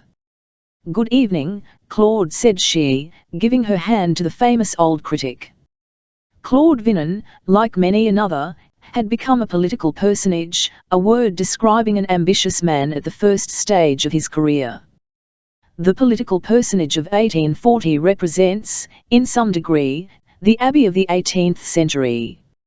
No drawing-room circle is complete without one. "My dear, this is my cousin, Count Steinbock," said Lisbeth, introducing Wenceslas, whom Valerie seemed to have overlooked. "Oh yes, I recognized Monsieur le Comte," replied Valerie with a gracious bow to the artist. I often saw you in the Rue du Doyen, and I had the pleasure of being present at your wedding. It would be difficult, my dear, said she to Lisbeth, to forget your adopted son after once seeing him. Lt is most kind of you, Monsieur Stidmann, she went on, to have accepted my invitation at such short notice, but necessity knows no law. I knew you to be the friend of both these gentlemen. Nothing is more dreary, more sulky, than a dinner where all the guests are strangers, so it was for their sake that I hailed you in, but you will come another time for mine, I hope, say that you will. And for a few minutes she moved about the room with Stidmann, wholly occupied with him. Crevel and Hulot were announced separately, and then a deputy named Beauvisage. This individual, a provincial Crevel, one of the men created to make up the crowd in the world, voted under the banner of Giraud, a state councillor, and Victorine Hulot. These two politicians were trying to form a nucleus of progressives in the loose array of the Conservative Party. Giraud himself occasionally spent the evening at Madame Marneffe's, and she flattered herself that she should also capture Victorine Hulot, but the puritanical lawyer had hitherto found excuses for refusing to accompany his father and father-in-law. It seemed to him criminal to be seen in the house of the woman who cost his mother so many tears. Victorine Hulot was to the Puritans of political life what a pious woman is among bigots. Beauvisage, formerly a stocking manufacturer at Arcis, was anxious to pick up the Paris style. This man, one of the outer stones of the chamber, was forming himself under the auspices of this delicious and fascinating Madame Marneffe. Introduced here by Crevel, he had accepted him, at her instigation, as his model and master. He consulted him on every point, took the address of his tailor, imitated him, and tried to strike the same attitudes. In short, Crevel was his great man. Valerie, surrounded by these bigwigs and the Tluii artists, and supported by Lisbeth, struck Wenceslas as a really superior woman, all the more so because Claude Vinon spoke of her like a man in love. "She is Madame de Maintenon in Ninon's petticoats," said the veteran critic. "You may please her in an evening if you have the wit, but as for making her love you, that would be a triumph to crown a man's ambition and fill up his life." Valerie, while seeming cold and heedless of her former neighbour, piqued his vanity, quite unconsciously indeed, for she knew nothing of the Polish character.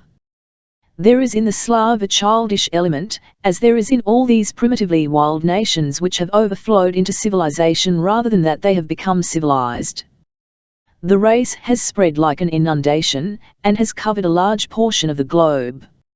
It inhabits deserts whose extent is so vast that it expands at its ease. There is no jostling there, as there is in Europe, and civilization is impossible without the constant friction of minds and interests. The Ukraine, Russia, the plains by the Danube, in short, the Slav nations, are a connecting link between Europe and Asia, between civilization and barbarism.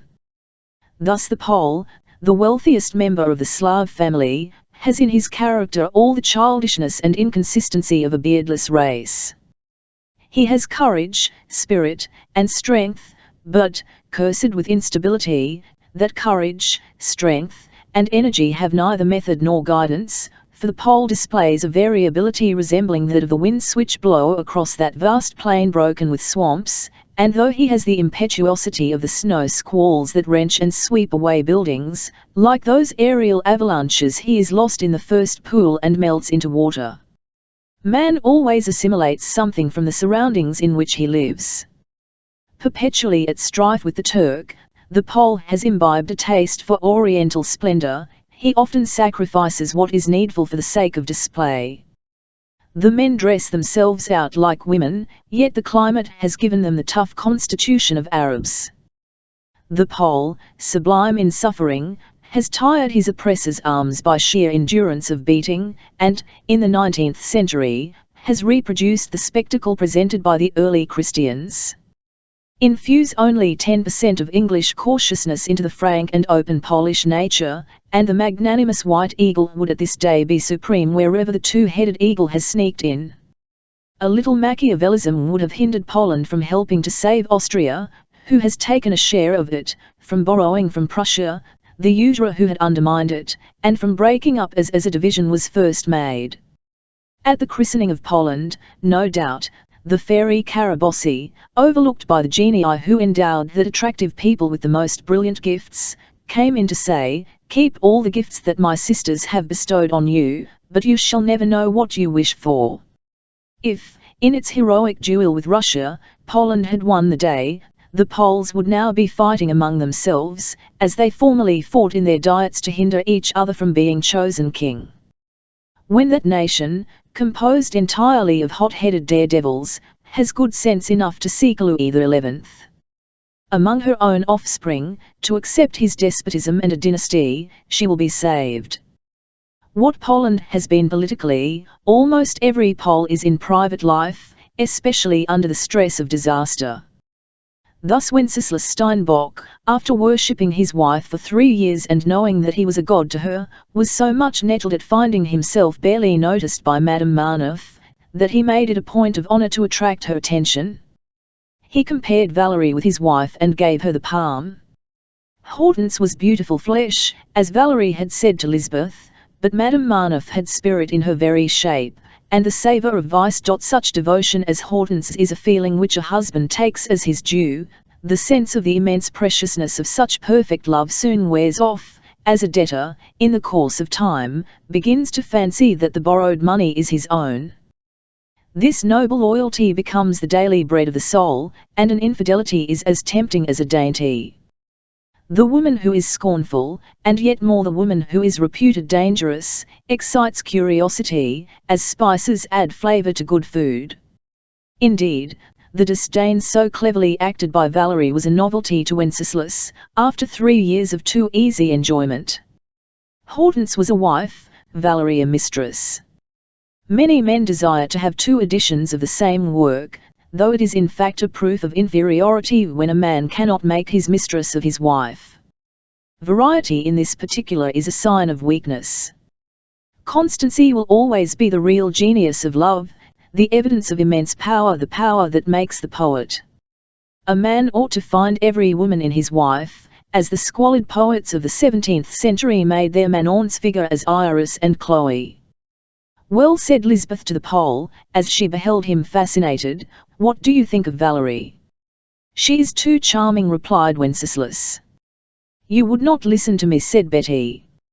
"Oh, my little Wenceslas, if you and I had never parted, you would have been that siren's lover, you might have married her when she was a widow, and you would have had her 40,000 francs a year really."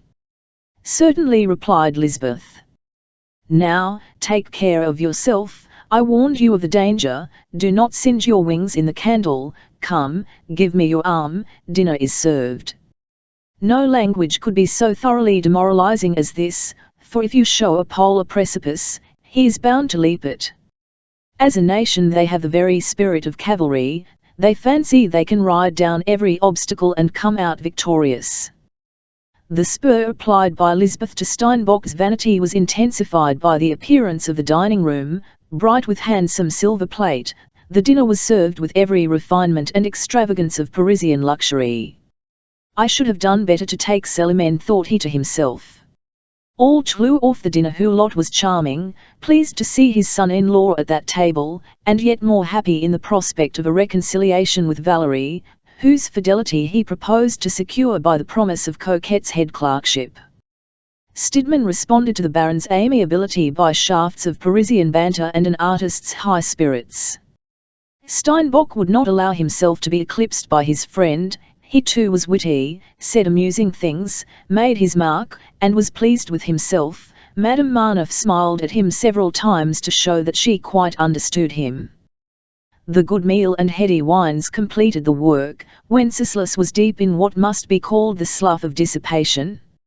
Excited by just a glass too much, he stretched himself on a settee after dinner, sunk in physical and mental ecstasy, which Madame Marneffe wrought to the highest pitch by coming to sit down by him, scented, pretty enough to damn an angel.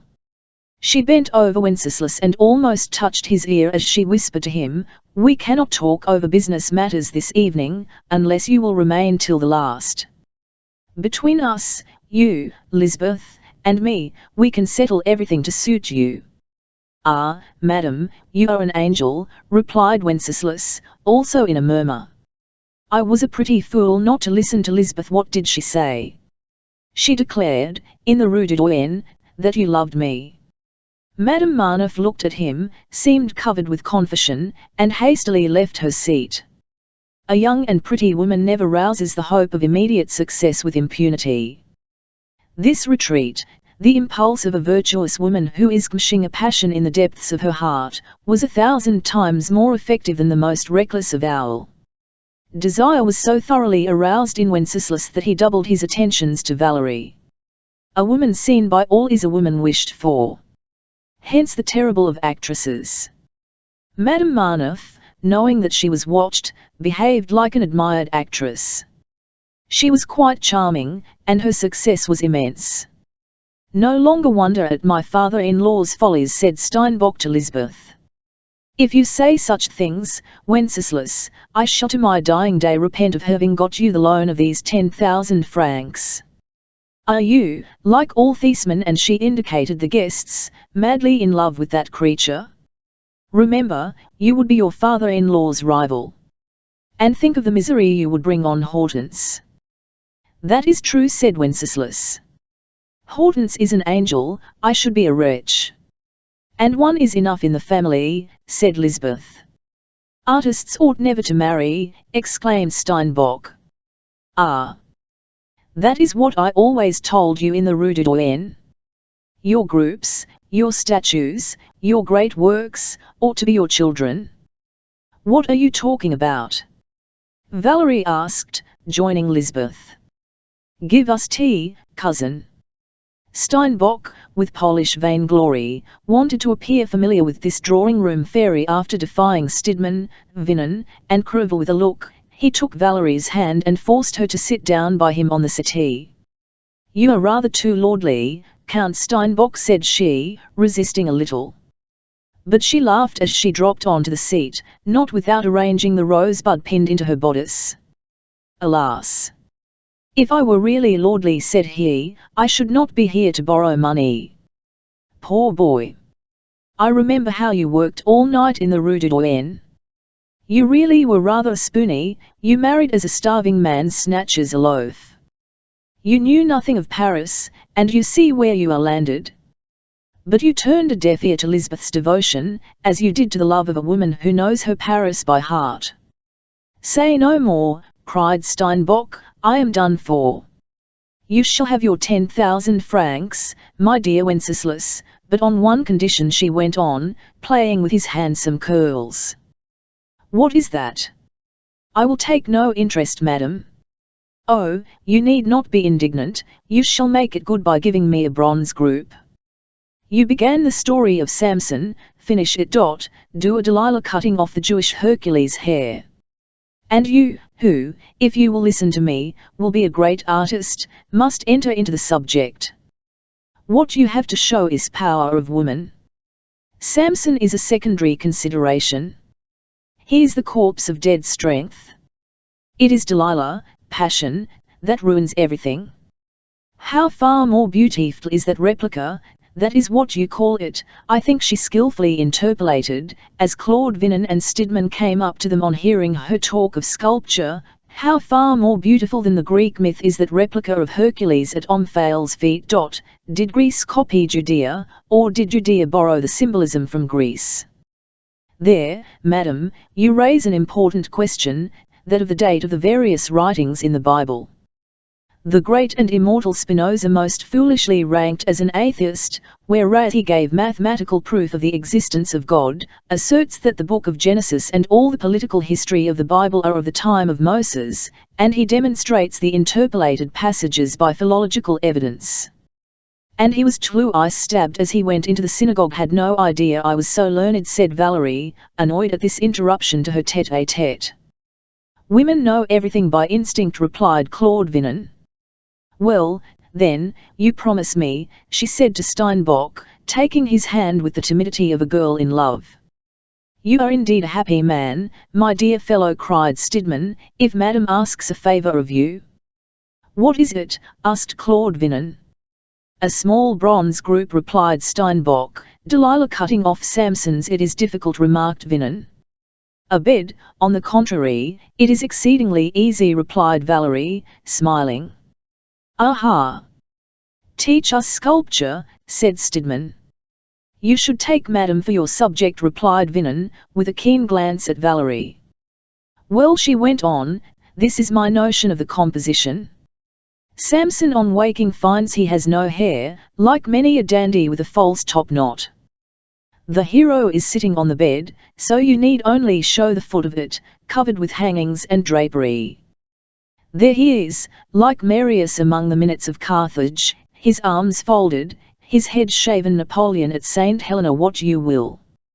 Delilah is on her knees, a good deal like Canovus Magdalene. When a hussy has ruined her man, she adores him.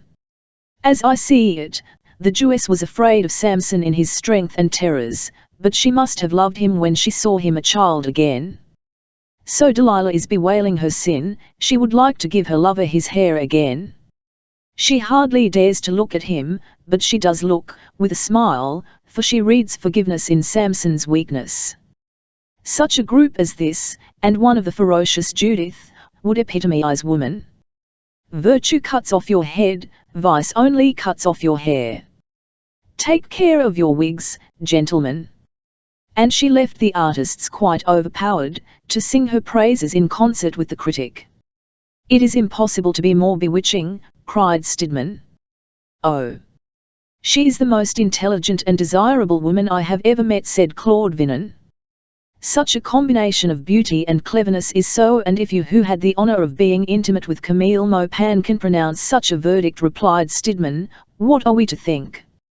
If you will make your Delilah a portrait of Valerie, my dear Count, said Crevel, who had risen for a moment from the card table, and who had heard what had been said, I will give you 1,000 crowns for an example, yes, by the powers.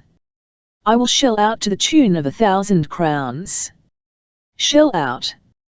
What does that mean? Asked Beauvisage of Claude Vinon. Madame must do me the honor to sit for it then, said Steinbock to Crevel. Ask her at this moment. Valerie herself brought Steinbock a cup of tea. This was more than a compliment, it was a favor. There is a complete language in the manner in which a woman does this little civility, but women are fully aware of the fact, and it is a curious thing to study their movements, their manner, their tone, and accent when they perform this apparently simple act of politeness. From the question, do you take tea? Will you have some tea? A cup of tea, coldly asked, and followed by instructions to the nymph of the urn to bring it, to the eloquent poem of the odalisque coming from the tea-table, cup in hand, towards the pasha of her heart, presenting it submissively, offering it in an insinuating voice, with a look full of intoxicating promises, a physiologist could deduce the whole scale of feminine emotion, from aversion or indifference to Phaedrus' declaration to Hippolytus. Women can make it, at will, contemptuous to the verge of insult, or humble to the expression of oriental servility. And Valerie was more than woman, she was the serpent-made woman, she crowned her diabolical work by going up to a cup of tea in her hand. I will drink as many cups of tea as you will give me, said the artist, murmuring in her ear as he rose, and touching her fingers with his, to have them given to me thus. What were you saying about sitting, said she, without betraying that this declaration, so frantically desired, had gone straight to her heart. Old Crevel promises me 1,000 crowns for a copy of your group. He. 1,000 crowns for a bronze group. Yes, if you will sit for Delilah, said Steinbock. He will not be there to see, I hope, replied she. The group would be worth more than all his fortune, for Delilah's costume is rather undressy. Just as Crevel loved to strike an attitude, every woman has a victorious gesture, a studied movement, which she knows must win admiration. You may see in a drawing-room how one spends all her time looking down at her tucker or pulling up the shoulder piece of her gown, how another makes play with the brightness of her eyes by glancing up at the cornice. Madame Marneffe's triumph, however, was not face-to-face like that of other women. She turned sharply round to return to Lisbeth at the tea-table. This ballet dancer's pirouette, whisking her skirts, by which she had overthrown Hulot, now fascinated Steinbock. "Your vengeance is secure," said Valerie to Lisbeth in a whisper. "Hortense will cry out all her tears, and curse the day when she robbed you of Wenceslas." "Till I am Madame la Maréchale I shall not think myself successful," replied the cousin, "but they are all beginning to wish for it. This morning I went to Victorine's, Elle forgot to tell you. The young Hulots have bought up their father's notes of hand given to Vaufinet, and tomorrow they will endorse a bill for 72,000 francs at 5%, payable in 2 years, and secured by a mortgage on their house. So the young people are in straits for 3 years, they can raise no more money on that property. Victorine is dreadfully distressed, he understands his father. And Crevel is capable of refusing to see them, he will be so angry at this piece of self-sacrifice." "The Baron cannot have a sou now," said Valerie, and she smiled at Hulot. "I don't see where he can get it. But he will draw his salary again in September. And he has his policy of insurance, he has renewed it. Come, it is high time he should get Marneuf promoted. I will drive it home this evening." "My dear cousin," said Lisbeth to Wenceslas, "go home, I beg. You are quite ridiculous. Your eyes are fixed on Valerie in a way that is enough to compromise her, and her husband is insanely jealous. Do not tread in your father-in-law's footsteps. Go home, I am sure Hortense is sitting up for you. Madame Marneuf told me to stay till the last to settle my little business with you," and her replied Wenceslas. "No, no," said Lisbeth, "I will bring you the 10,000 francs, for her husband has his eye on you. It would be rash to remain. Tomorrow at 11 o'clock bring your note of hand, at that hour that Mandarin Marneuf is at his office, Valerie is free. Have you really asked her to sit for your group? Come up to my first." "Ah! I was sure of it," she added. Ush caught the look which Steinbock flashed at Valerie. "I knew you were a profligate in the bud. Well, Valerie is lovely, but try not to bring trouble on Hortense. Nothing annoys a married man so much as finding his wife perpetually interposing between himself and his wishes, however transient." Wenceslas got home at about 1 in the morning. Hortense had expected him ever since 9:30. From 9:30 till 10 she had listened to the passing carriages, telling herself that never before had her husband come in so late from dining with Florent and Chayna. She sat sewing by the child's cot, for she had begun to save a needlewoman's pay for the day by doing the mending herself. From 10 till 9:30, a suspicion crossed her mind. She sat wondering, is he really gone to dinner, as he told me, with Chayna and Florent? He put on his best cravat and his handsomest pin when he dressed. He took as long over his toilet as a woman when she wants to make the best of herself. I am crazy. He loves me. And here he is. But instead of stopping, the cab she heard went past. From 11 till midnight Hortense was a victim to terrible alarms. The quarter where they lived was now deserted. If he has set out on foot, some accident may have happened, thought she. A man may be killed by tumbling over a curbstone or failing to see a gap. Artists are so heedless. Or if he should have been stopped by robbers. It is the first time he has ever left me alone here for 6 hours and a half. But why should I worry myself? He cares for no one but me. Men ought to be faithful to the wives who love them, were it only on account of the perpetual miracles wrought by Hugh love in the sublime regions of the spiritual world. The woman who loves is, in relation to the man she loves, in the position of a somnambulist to whom the magnetizer should give the painful when she ceases to be the mirror of the world, of being conscious as a woman of what she has seen as a somnambulist. Passion raises the nervous tension of a woman to the ecstatic pitch at which presentiment is as acute as the insight of a clairvoyant. A wife knows she is betrayed, she will not let herself say so, she doubts still she loves so much. She gives the lie to the outcry of her own Pythian power. This paroxysm of love deserves a special form of worship. In noble souls, admiration of this divine phenomenon will always be a safeguard to protect them from infidelity. How should a man not worship a beautiful and intellectual creature whose soul can soar to such manifestations? By 1 in the morning Hortense was in a state of such intense anguish, that she flew to the door as she recognized her husband's ring at the bell, and clasped him in her arms like a mother. "At last, here you are," cried she, finding her voice again. "My dearest, henceforth where you go I go, for I cannot again endure the torture of such waiting. L pictured you stumbling over a curbstone, with a fractured skull. Killed by thieves. No, a second time I know I should go mad. Have you enjoyed yourself so much? And without me, bad boy? What can I say, my darling?" There was Bixia, who drew fresh caricatures for us, Leon Delora, as witty as ever, Claude Vinon, to whom I owe the only consolatory article that has come out about the Montcornet statue. There were there no ladies? Hortense eagerly inquired. "Worthy Madame Florent, you said the Rocher de Cancale. Were you at the Florence?" "Yes, at their house. I made a mistake." "You did not take a coach to come home?" "No." "And you have walked from the Rue des Tournelles?" "Stidmann and Bixia came back with me along the boulevards as far as the Madeleine, talking all the way. It is dry then on the boulevards and the Place de la Concorde and the Rue de Bourgogne."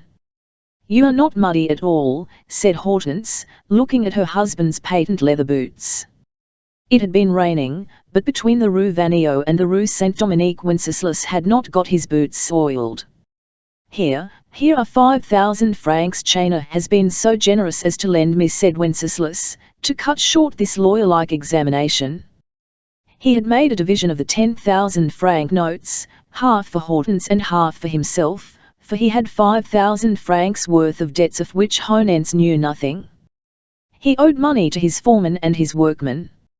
"Now your anxieties are relieved," said he, kissing his wife. "I am going to work tomorrow morning. So I am going to bed this minute to get up early, by your leave, my pet." The suspicion that had dawned in Hortense's mind vanished. She was miles away from the truth. Madame Marneuf. She had never thought of her. Her fear for her Wenceslas was that he should fall in with street prostitutes. The names of Bixia and Leon Delora, two artists noted for their wild dissipations, had alarmed her. Next morning she saw Wenceslas go out at 9 o'clock, and was quite reassured. "Now he is at work again," said she to herself, as she proceeded to dress her boy. "I see he is quite in the vein. Well, if we cannot have the glory of Michelangelo, we may have that of Benvenuto Cellini." Lulled by her own hopes, Hortense believed in a happy future, and she was chattering to her son of 20 months in the language of onomatopoeia that amuses babes when, at about 11, the cook, who had not seen Wenceslas go out, showed in Stidmann. "I beg pardon, madam," said he. "Is Wenceslas gone out already?" "He is at the studio. I came to talk over the work with him." "I will send for him," said Hortense, offering Stidmann a chair. Thanking heaven for this piece of luck, Hortense was glad to detain Stidmann to ask some questions about the evening before. Stidmann bowed in acknowledgement of her kindness. The Countess Steinbock rang, the cook appeared, and was desired to go at once and fetch her master from the studio. "You had an amusing dinner last night," said Hortense. "Wenceslas did not come in till past 1 in the morning." "Amusing? Not exactly," replied the artist, who had intended to fascinate Madame Marneuf. "Society is not very amusing unless one is interested in it. That little Madame Marneuf is clever, but a great flirt." "And what did Wenceslas think of her?" asked poor Hortense, trying to keep calm. "He said nothing about her to me." "I will only say one thing," said Stidmann, "and that is, that I think her a very dangerous woman." Hortense turned as pale as a woman after childbirth. "So, it was at Madame Marneuf's that you dined, and not with Chena," said she. "Yesterday, and Wenceslas, and he," Stidmann, without knowing what mischief he had done, saw that he had blundered. The Countess did not finish her sentence, she simply fainted away. The artist rang, and the maid came in. When Louise tried to get her mistress into her bedroom, a serious nervous attack came on, with violent hysterics. Stidmann, like any man who by an involuntary indiscretion has overthrown the structure built on a husband's lie to his wife, could not conceive that his words should produce such an effect. He supposed that the Countess was in such delicate health that the slightest contradiction was mischievous. The cook presently returned to say, unfortunately in loud tones, that her master was not in the studio. In the midst of her anguish, Hortense heard, and the hysterical fit came on again. "Go and fetch Madame's mother," said Louise to the cook. "Quick, run!"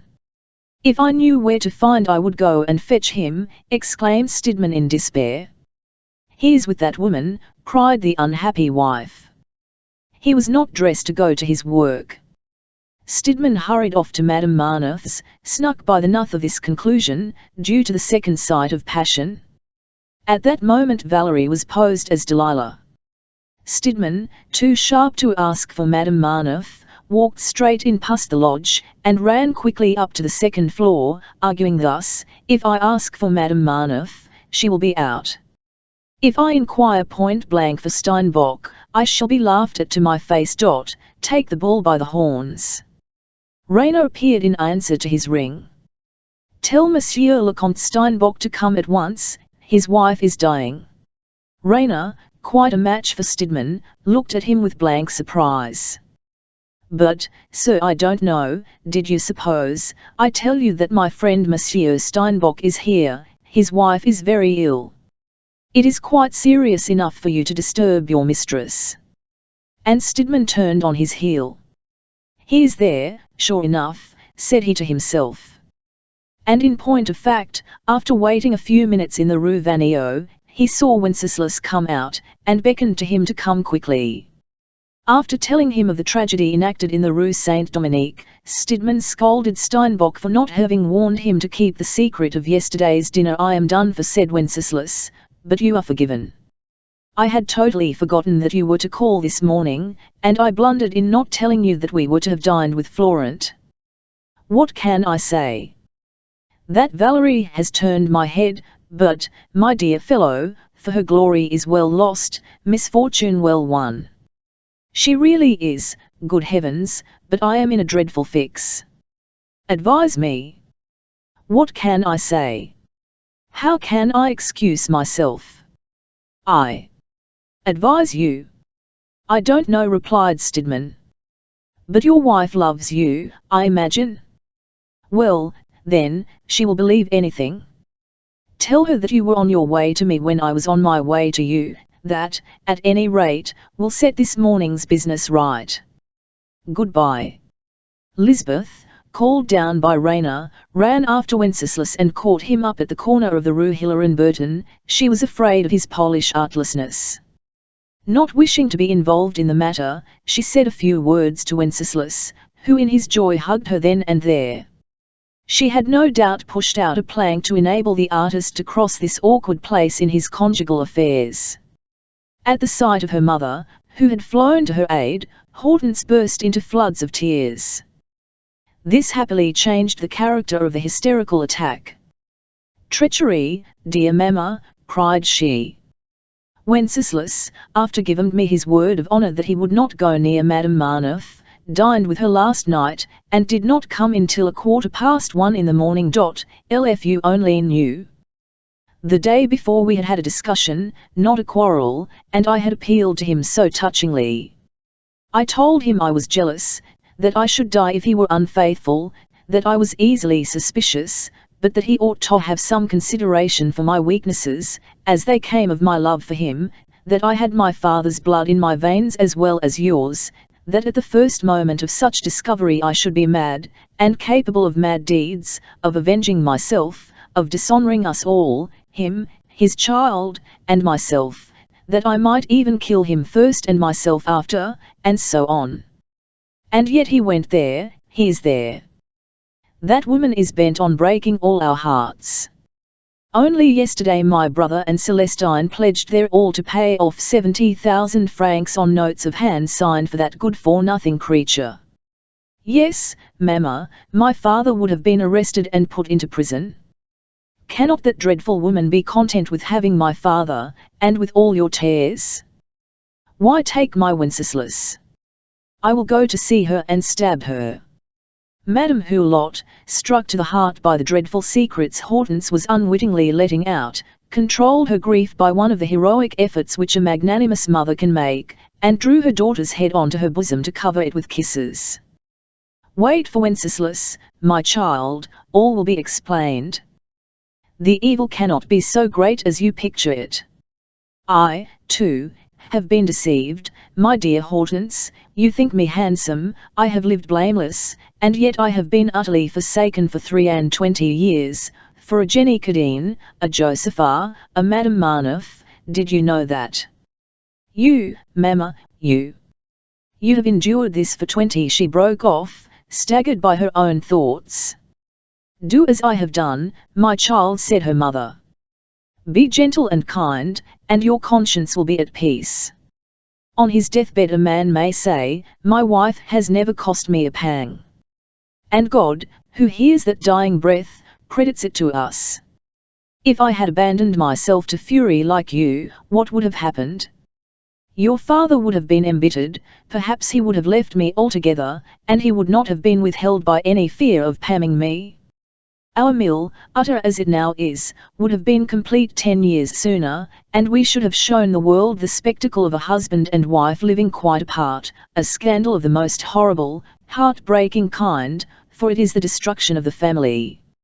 Neither your brother nor you could have married. I sacrificed myself, and that so bravely, that, till this last connection of your father's, the world has believed me happy. My serviceable and indeed courageous Fossoud has, till now, screened Hector. He is still respected, but this old man's passion is taking him too far, that I see. His own folly, I fear, will break through the veil I have kept between the world and our home. However, I have held that curtain steady for 23 years, and have wept behind it motherless, I, without a friend to oust, with no help but in religion. I have for 23 years secured the family honour. Hortense listened with a fixed gaze. The calm tone of resignation and of such crowning sorrow soothed the smart of her first wound. The tears rose again and flowed in torrents.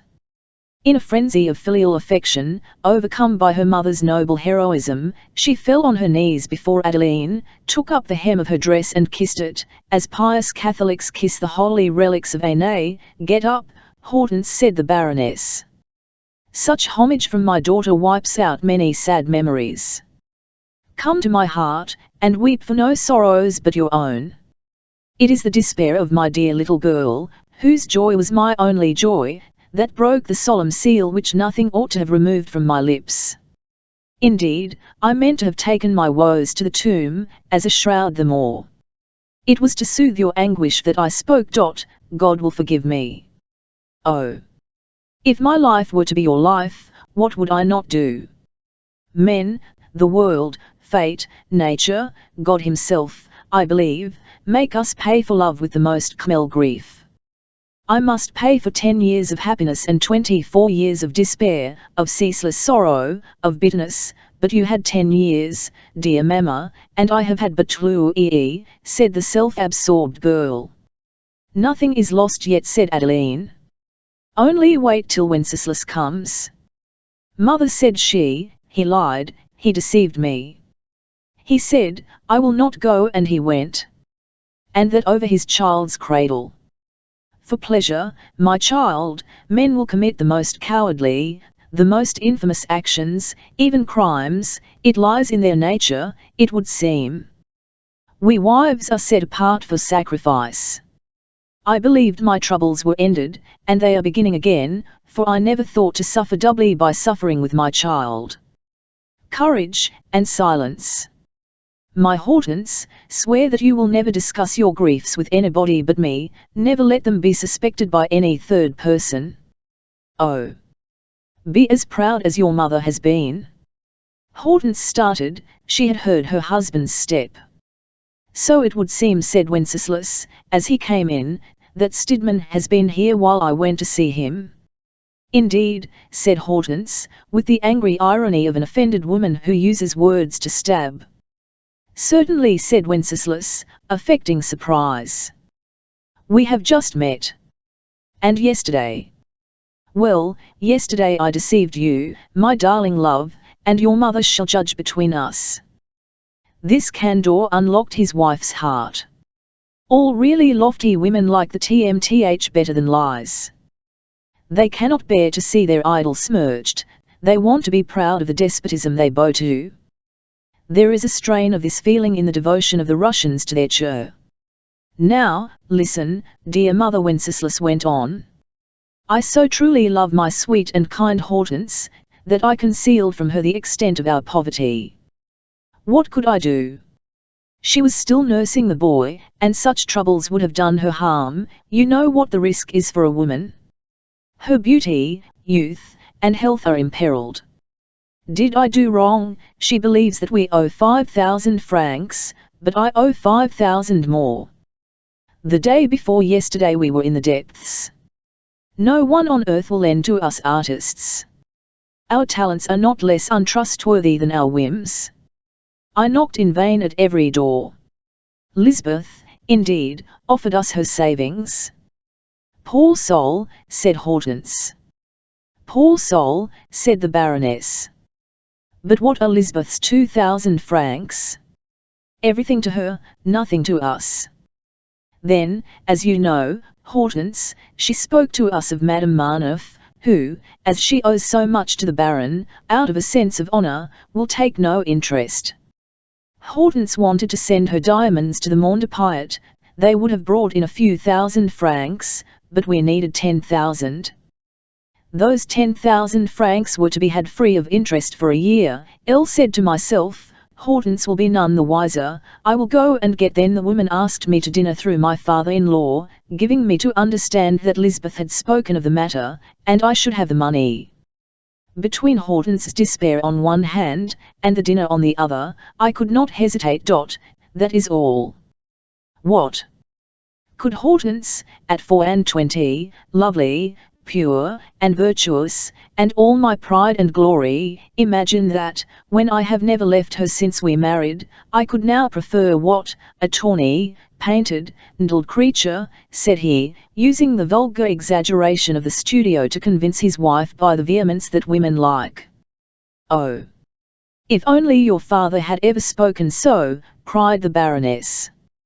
Hortense threw her arms round her husband's neck. Yes, that is what I should have done, said her mother. Wenceslas, my dear fellow, your wife was near dying of it, she went on very seriously. You see how well she loves you. And, alas, she is yours. She sighed deeply. He may make a martyr of her, or a happy woman, thought she to herself, as every mother thinks when she sees her daughter married. It seems to me, she said aloud, that I am miserable enough to hope to see my children happy. Be quite easy, dear mamma, said Wenceslas, only too glad to see this critical moment end happily. In 2 months I shall have repaid that dreadful woman. How could I help it, he went on, repeating this essentially Polish excuse with a Pole's grace. There are times when a man would borrow of the devil. And, after all, the money belongs to the family. When once she had invited me, should I have got the money at all if I had responded to her civility with a rude refusal? Oh, mamma, what mischief papa is bringing on us, cried Hortense. The Baroness laid her finger on her daughter's lips, aggrieved by this complaint, the first blame she had ever uttered of a father so heroically screened by her mother's magnanimous silence. Now, goodbye, my children, said Madame Hulot. The storm is over. But do not quarrel any more. When Wenceslas and his wife returned to their room after letting out the Baroness, Hortense said to her husband, Tell me all about last evening. And she watched his face all through off the narrative, tempting him by the questions that crowd on a wife's mind in such circumstances. The story made Hortense reflect. She had a glimpse of the infernal dissipation which an artist must find in such vicious company. Be honest, my Wenceslas. Stidmann was there, Claude Vinon, Vernisset. Who else? In short, it was good FTN. I was thinking of nothing but our 10,000 francs, and I was saying to myself, my Hortense will be freed from anxiety. This catechism bored the Livonian excessively. He seized a gayer moment to say, and you, my dearest, what would you have done if your artist had proved guilty? Said she, with an air of prompt decision. I should have taken up Stidmann, not that I love him, of course. Hortense, cried Steinbock, starting to his feet with a sudden and theatrical emphasis. You would not have had the chance, I would have killed you. Hortense threw herself into his arms, clasping him closely enough to stifle him, and covered him with kisses, saying, Ah, you do love me. I fear nothing, but no more Marnef.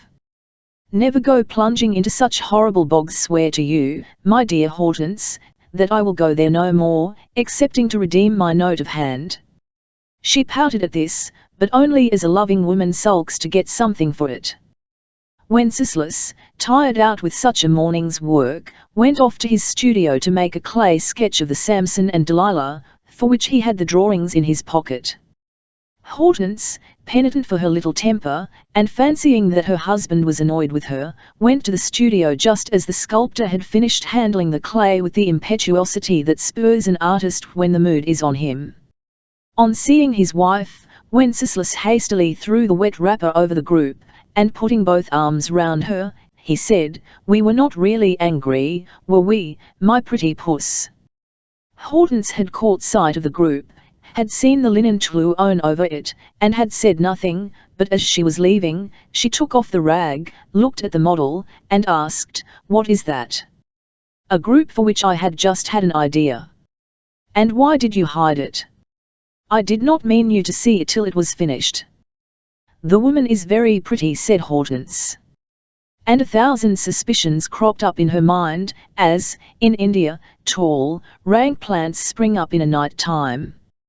By the end of 3 weeks, Madame Marnef was intensely irritated by Hortense.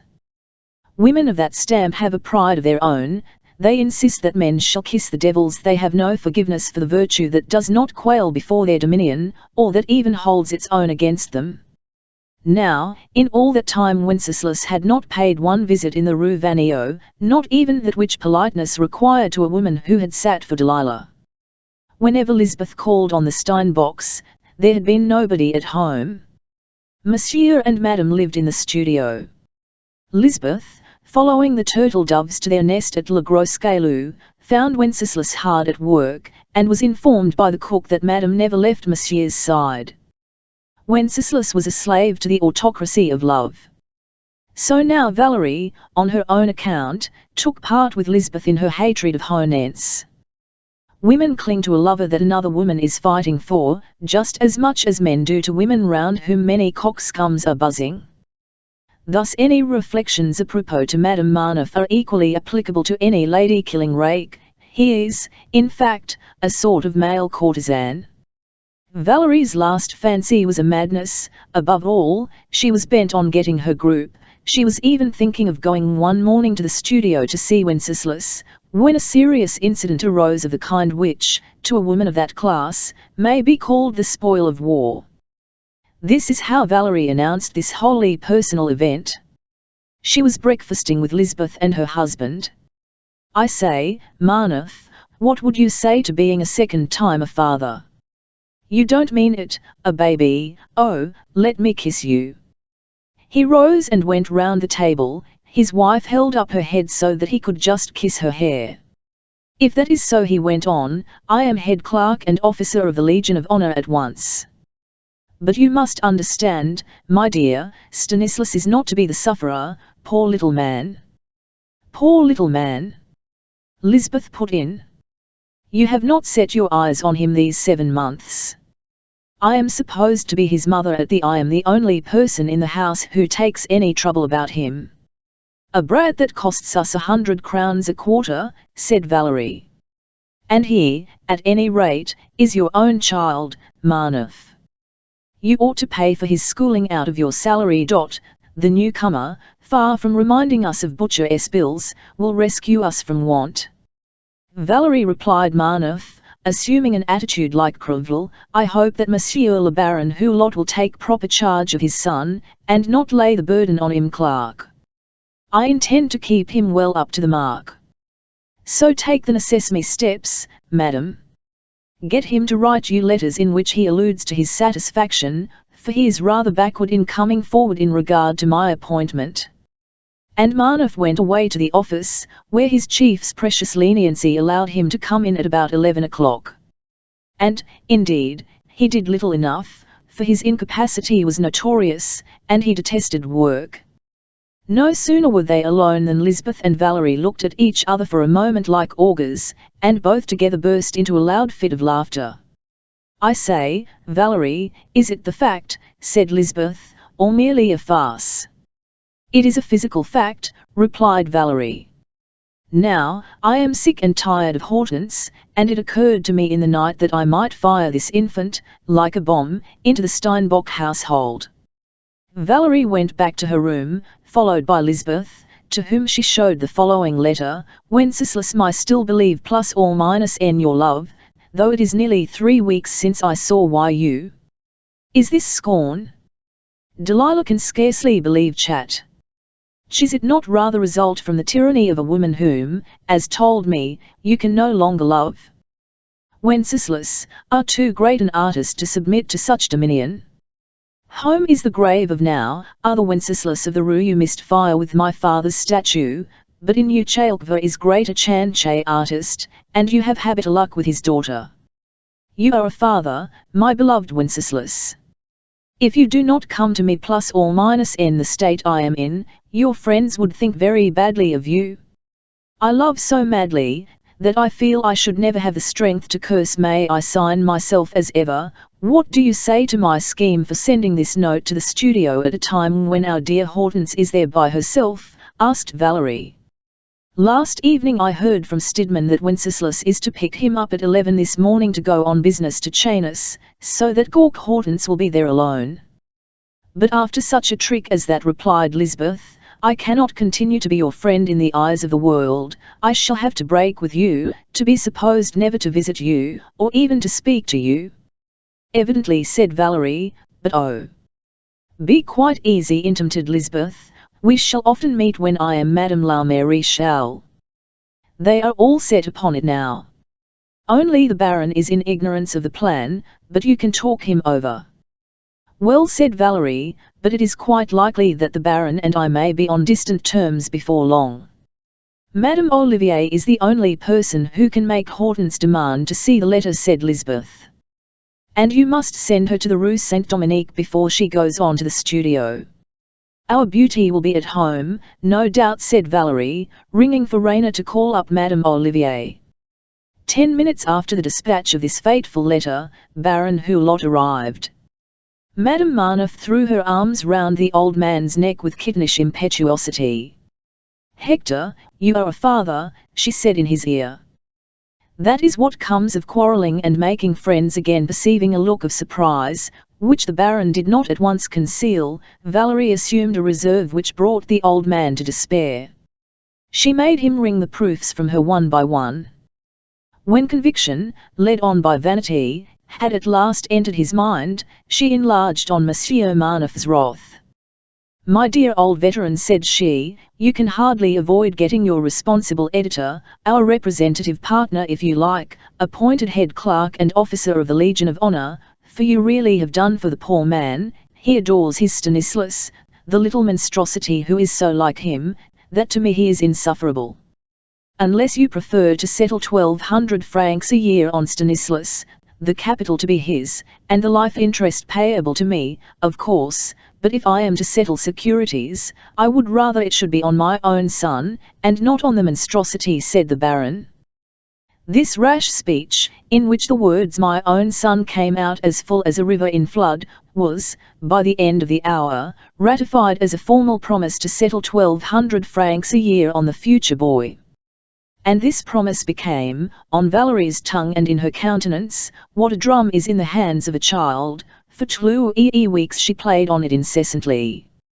At the moment when Baron Hulot was leaving the Rue Vanneau, as happy as a man who after a year of married life still desires an heir, Madame Olivier had yielded to Hortense, and given up the note she was instructed to give only into the Count's own hands.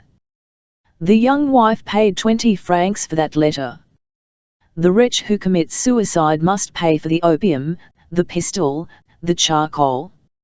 Hortense read and re-read the note. She saw nothing but this sheet of white paper streaked with black lines. The universe held for her nothing but that paper. Everything was dark around her. The glare of the conflagration that was consuming the edifice of her happiness lighted up the page, for blackest night enfolded her. The shouts of her little Wenceslas at play fell on her ear, as if he had been in the depths of a valley and she on a high mountain. Thus insulted at 24, in all the splendor of her beauty, enhanced by pure and devoted love, it was not a stab, it was death. The first shock had been merely on the nerves, the physical frame had struggled in the grip of jealousy, but now certainty had seized her soul, her body was unconscious. For about 10 minutes Hortense sat under the incubus of this oppression. Then a vision of her mother appeared before her, and revulsion ensued. She was calm and cool, and mistress of her reason. She rang. "Get Louise to help you, child," said she to the cook. "As quickly as you can, pack up everything that belongs to me and everything wanted for the little boy. I give you an hour. When all is ready, fetch a hackney coach from the stand, and call me. Make no remarks. I am leaving the house, and shall take Louise with me. You must stay here with Monsieur, take good care of him." She went into her room, and wrote the following letter: "Monsieur le Comte, che letter I enclose will sufficiently account che determination I have come company when read this, shall have left your house and have found refuge with my mother, taking our child with me. Do not imagine chat shall retrace my steps. Do not imagine Chatham acting with che rash haste of youth, without reflection, with the anger of offered affection. You will be greatly mistaken. I have been thinking very deeply during che last fortnight of life, of love, of our marriage, of our duties to each other. Have known che perfect devotion of my mother. She has told me all her sorrows. She has been heroical, every day for 23 years. But have not the strength to imitate her, not because LCVE less than she loves my father, for reasons of spirit and nature. Our home would be a hell, might lose my head so far as to disgrace you, disgrace myself and her child. I refuse to be a Madame Marneuf. Once launched on such a course, a woman of my temper might not, perhaps, be able to stop. I am, unfortunately for myself, a Hulak, not a Fisher. Alone, and absent from the scene of your dissipations, I am sure of myself, especially with my child to occupy me, and by chase side of a strong and noble mother, whose IIFE cannot fail to influence the vehement impetuousness of my feelings. There, I can be a good mother, bring CU, well, and live. Under your RCZF che wife would oust che mother, and constant contention would scur my I can accept a death blow, but I will not endure for 25 years, like my mother. If, at che end of 3 years of perfect, unwaver plus or minus RG love, can be unfaithful to me with father, in-law's mistress, what rivals may I expect to have in later years? Q indeed, monsieur, have begun career of profligacy much earlier than my father did, the life of dissipation, which is a disgrace to the father of a family, which undermines the respect of his children, and which ends in shame and despair. I am not unforgiving. Unrelenting feelings do not beseem erring creatures living under the eye of God. If you win fame and fortune by sustained work, ignoble, defiling you. I believe too if you have nothing to do with courtesans' ways, you will I find me still a wife worthy beaucoup much a gentleman, Monsieur I Comte, of have recourse to che law. You will respect my wishes, and leave me under my Rustha's roof. Above all, never let me see you there. Have left all the money lent to you by that odious woman. Farewell. Hortense Husot. This letter was written in anguish. Hortense abandoned herself to the tears, the outcries of murdered love. She laid down her pen and took it up again, to express as simply as possible all that passion commonly proclaims in this sort of testamentary letter. Her heart went forth in exclamations, wailing and weeping, but reason dictated the words.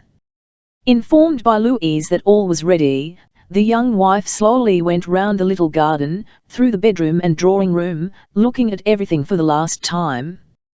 Then she earnestly enjoined the cook to take the greatest care for her master's comfort, promising to reward her handsomely if she would be honest. At last she got into the hackney coach to drive to her mother's house, her heart quite broken, crying so much as to distress the maid, and covering little Wenceslas with kisses, which betrayed her still unfailing love for his father. The Baroness knew already from Lisbeth that the father-in-law was largely to blame for the son-in-law's fault, nor was she surprised to see her daughter, whose conduct she approved, and she consented to give her shelter. Adeline, perceiving that her own gentleness and patience had never checked Hector, for whom her respect was indeed fast diminishing, thought her daughter very right to adopt another course. In 3 weeks the poor mother had suffered 2 wounds of which the pain was greater than any ill fortune she had hitherto endured. The Baron had placed Victorine and his wife in great difficulties, and then, by Lisbeth's account, he was the cause of his son-in-law's misconduct, and had corrupted Wenceslas. The dignity of the father of the family, so long upheld by her really foolish self-sacrifice, was now overthrown. Though they did not regret the money, the young Hulots were full alike of doubts and uneasiness as regarded the Baron. This sentiment, which was evidence enough, distressed the Baroness. She foresaw a break-up of the family tie. Hortense was accommodated in the dining-room, arranged as a bedroom with the help of the Marshal's money, and the anteroom became the dining-room, as it is in many apartments. When Wenceslas returned home and had read the 2 letters, he felt a kind of gladness mingled with regret. Kept so constantly under his wife's eye, so to speak, he had inwardly rebelled against this fresh thraldom, a la Lisbeth. Full fed with love for 3 years past, he too had been reflecting during the last fortnight, and he found a family heavy on his hands. He had just been congratulated by Stidmann on the passion he had inspired in Valerie, for Stidmann, with an underthought that was not unnatural, saw that he might flatter the husband's vanity in the hope of consoling the victim. And Wenceslas was glad to be able to return to Madame Marneffe. Still, he remembered the pure and unsullied happiness he had known, the perfections of his wife, her judgment, her innocent and guileless affection, and he regretted her acutely. He thought of going at once to his mother-in-law's to crave forgiveness, but, in fact, like Hulot and Crevel, he went to Madame Marneffe, to whom he carried his wife's letter to show her what a disaster she had caused, and to discount his misfortune, so to speak, by claiming in return the pleasures his mistress could give him. He found Crevel with Valerie. The mayor, puffed up with pride, marched up and down the room, agitated by a storm of feelings. He put himself into position as if he were about to speak, but he dared not. His countenance was beaming, and he went now and again to the window, where he chummed on the pane with his fingers. He kept looking at Valerie with a glance of tender pathos. Happily for him, Lisbeth presently came in. "Cousin Betty," he said in her ear, "have you heard the news? I am a father. It seems to me I love my Celestine the less. Ch. What a thing it is to have a child by the woman one idolizes. It is the fatherhood of the heart added to that of the flesh. I say, tell Valerie that I will work for that child, it shall be rich. She tells me she has some reason for believing that it will be a boy. If it is a boy, I shall insist on his being called Crevel. I will consult my notary about it." "Know how much she loves you," said Lisbeth. "But for her sake in the future, and for your own, control yourself. Do not 111 be your hands every 5 minutes. While Lisbeth was speaking aside on this wise to Creville, Valerie had asked Wenceslas to give her back her letter, and she was saying things that dispelled all his griefs. "So now you are free, my dear," said she. "Ought any great artist to marry? You live only by fancy and freedom. There, I shall love you so much, beloved poet, that you shall never regret your wife. At the same time, if, like so many people, you want to keep up amarances, I undertake to bring Hortense back to you in a very short time." "Oh, if only that were possible." "I am certain of it," said Valerie, nettled. "Your poor father-in-law is a man who is in every way utterly done for, who wants to appear as though he could be loved, out of conceit, and to make the world believe that he has a mistress, and he is so excessively vain on this point, that I can do what I please with him. The Baroness is still so devoted to her old Hector, always feel as if I were talking of the Iliad, that these two old folks will contrive to patch up matters between you and Hortense. Only, if you want to avoid storms at home for the future, do not leave me for 3 weeks without coming to see your mistress. I was dying of it. My dear boy, some consideration is due from a gentleman to a woman he has so deeply compromised, especially when, as in my case, she has to be very careful of her reputation. Stay to dinner, my darling, and remember that I must treat you with all the more apparent coldness because you are guilty of this too obvious mishap." Baron Mantes was presently announced. Valerie rose and hurried forward to meet him. She spoke a few sentences in his ear, enjoining on him the same reserve as she had impressed on Wenceslas. The Brazilian assumed a diplomatic reticence suitable to the great news which filled him with delight, for he, at any rate, was sure of his paternity. Thanks to these tactics, based on the vanity of the man in the lover's stage of his existence, Valerie sat down to table with 4 men, all pleased and eager to please, all charmed, and each believing himself adored, called by Marneffe, who included himself, in speaking to Lisbeth, the 5 fathers of the church. Baron Hulot alone at first showed an anxious countenance, and this was why. Just as he was leaving the office, the head of the staff of clerks had come to his private room, a general with whom he had served for 30 years, and Hulot had spoken to him as to appointing Marneffe to Coquet's place, Coquet having consented to retire. "My dear fellow," said he, "I would not ask this favour of the prince without our having agreed on the matter, and knowing that you approved." "My good friend," replied the other, "you must allow me to observe that, for your own sake, you should not insist on this nomination. I have already told you my opinion. There would be a scandal in the office, where there is a great deal too much talk already about you and Madame Marneffe. This, of course, is between ourselves. I have no wish to touch you on a sensitive spot, or disoblige you in any way, and I will prove it.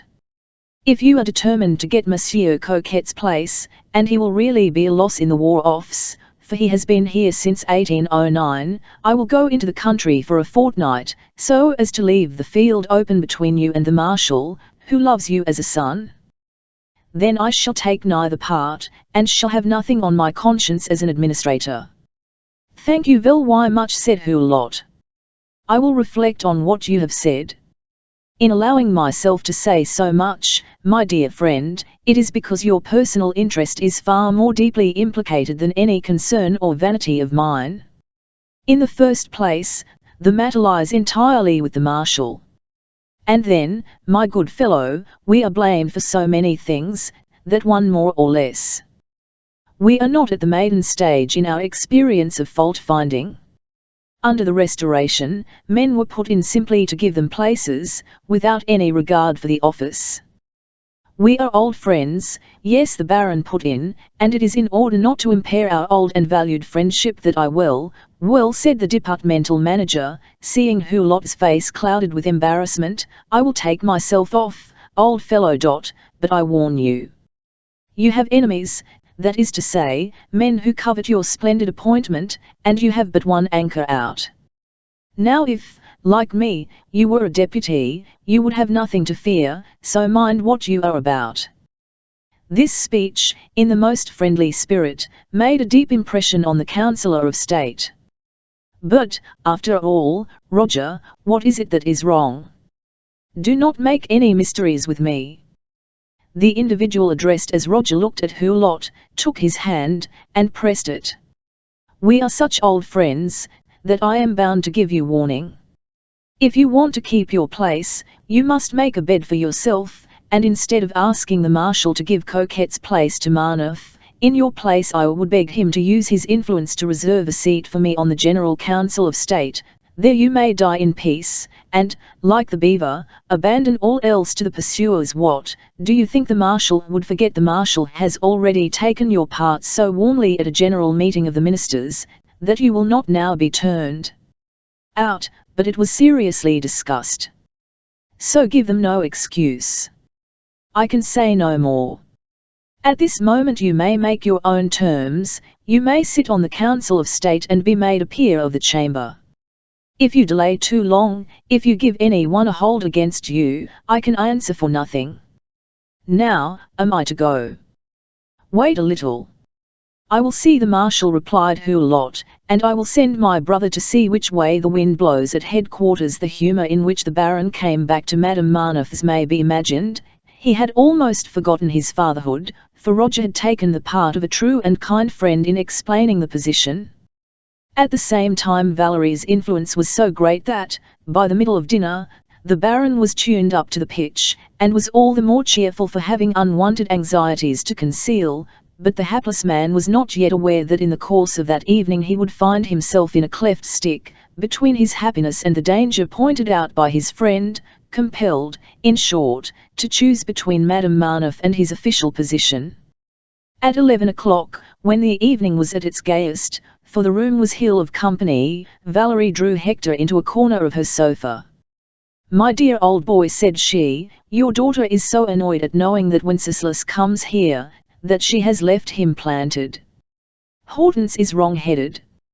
Ask Wenceslas to show you the letter the little fool has written to him. This division of two lovers, of which I am reputed to be the cause, may do me the greatest harm, for this is how virtuous women undermine each other. It is disgraceful to pose as a victim in order to cast the blame on a woman whose only crime is that she keeps a pleasant house. If you love me, you will clear my character by reconciling the sweet turtle doves. I do not in the least care about your son-in-law's visits. You brought him here, take him away again. If you have any authority in your family, it seems to me that you may very well insist on your wife's patching up this squabble. Tell the worthy old lady from me, that if I am unjustly charged with having caused a young couple to quarrel, with upsetting the unity of a family, and annexing both the father and the son-in-law, I will deserve my reputation by annoying them in my own way. Why, here is Lisbeth talking of throwing me over. She prefers to stick to her family, and I cannot blame her for it. She will throw me over, says she, unless the young people make friends again. A pretty state of things. Our expenses here will be trebled. Oh, as for that, said the Baron, on hearing of his daughter's strong measures, I will have no nonsense of that kind. Very well, said Valerie. And now for the next thing. What about place? That, said Hector, looking away, is more difficult, not to say impossible. Impossible, my dear Hector, said Madame Marneuf in the Baron's ear.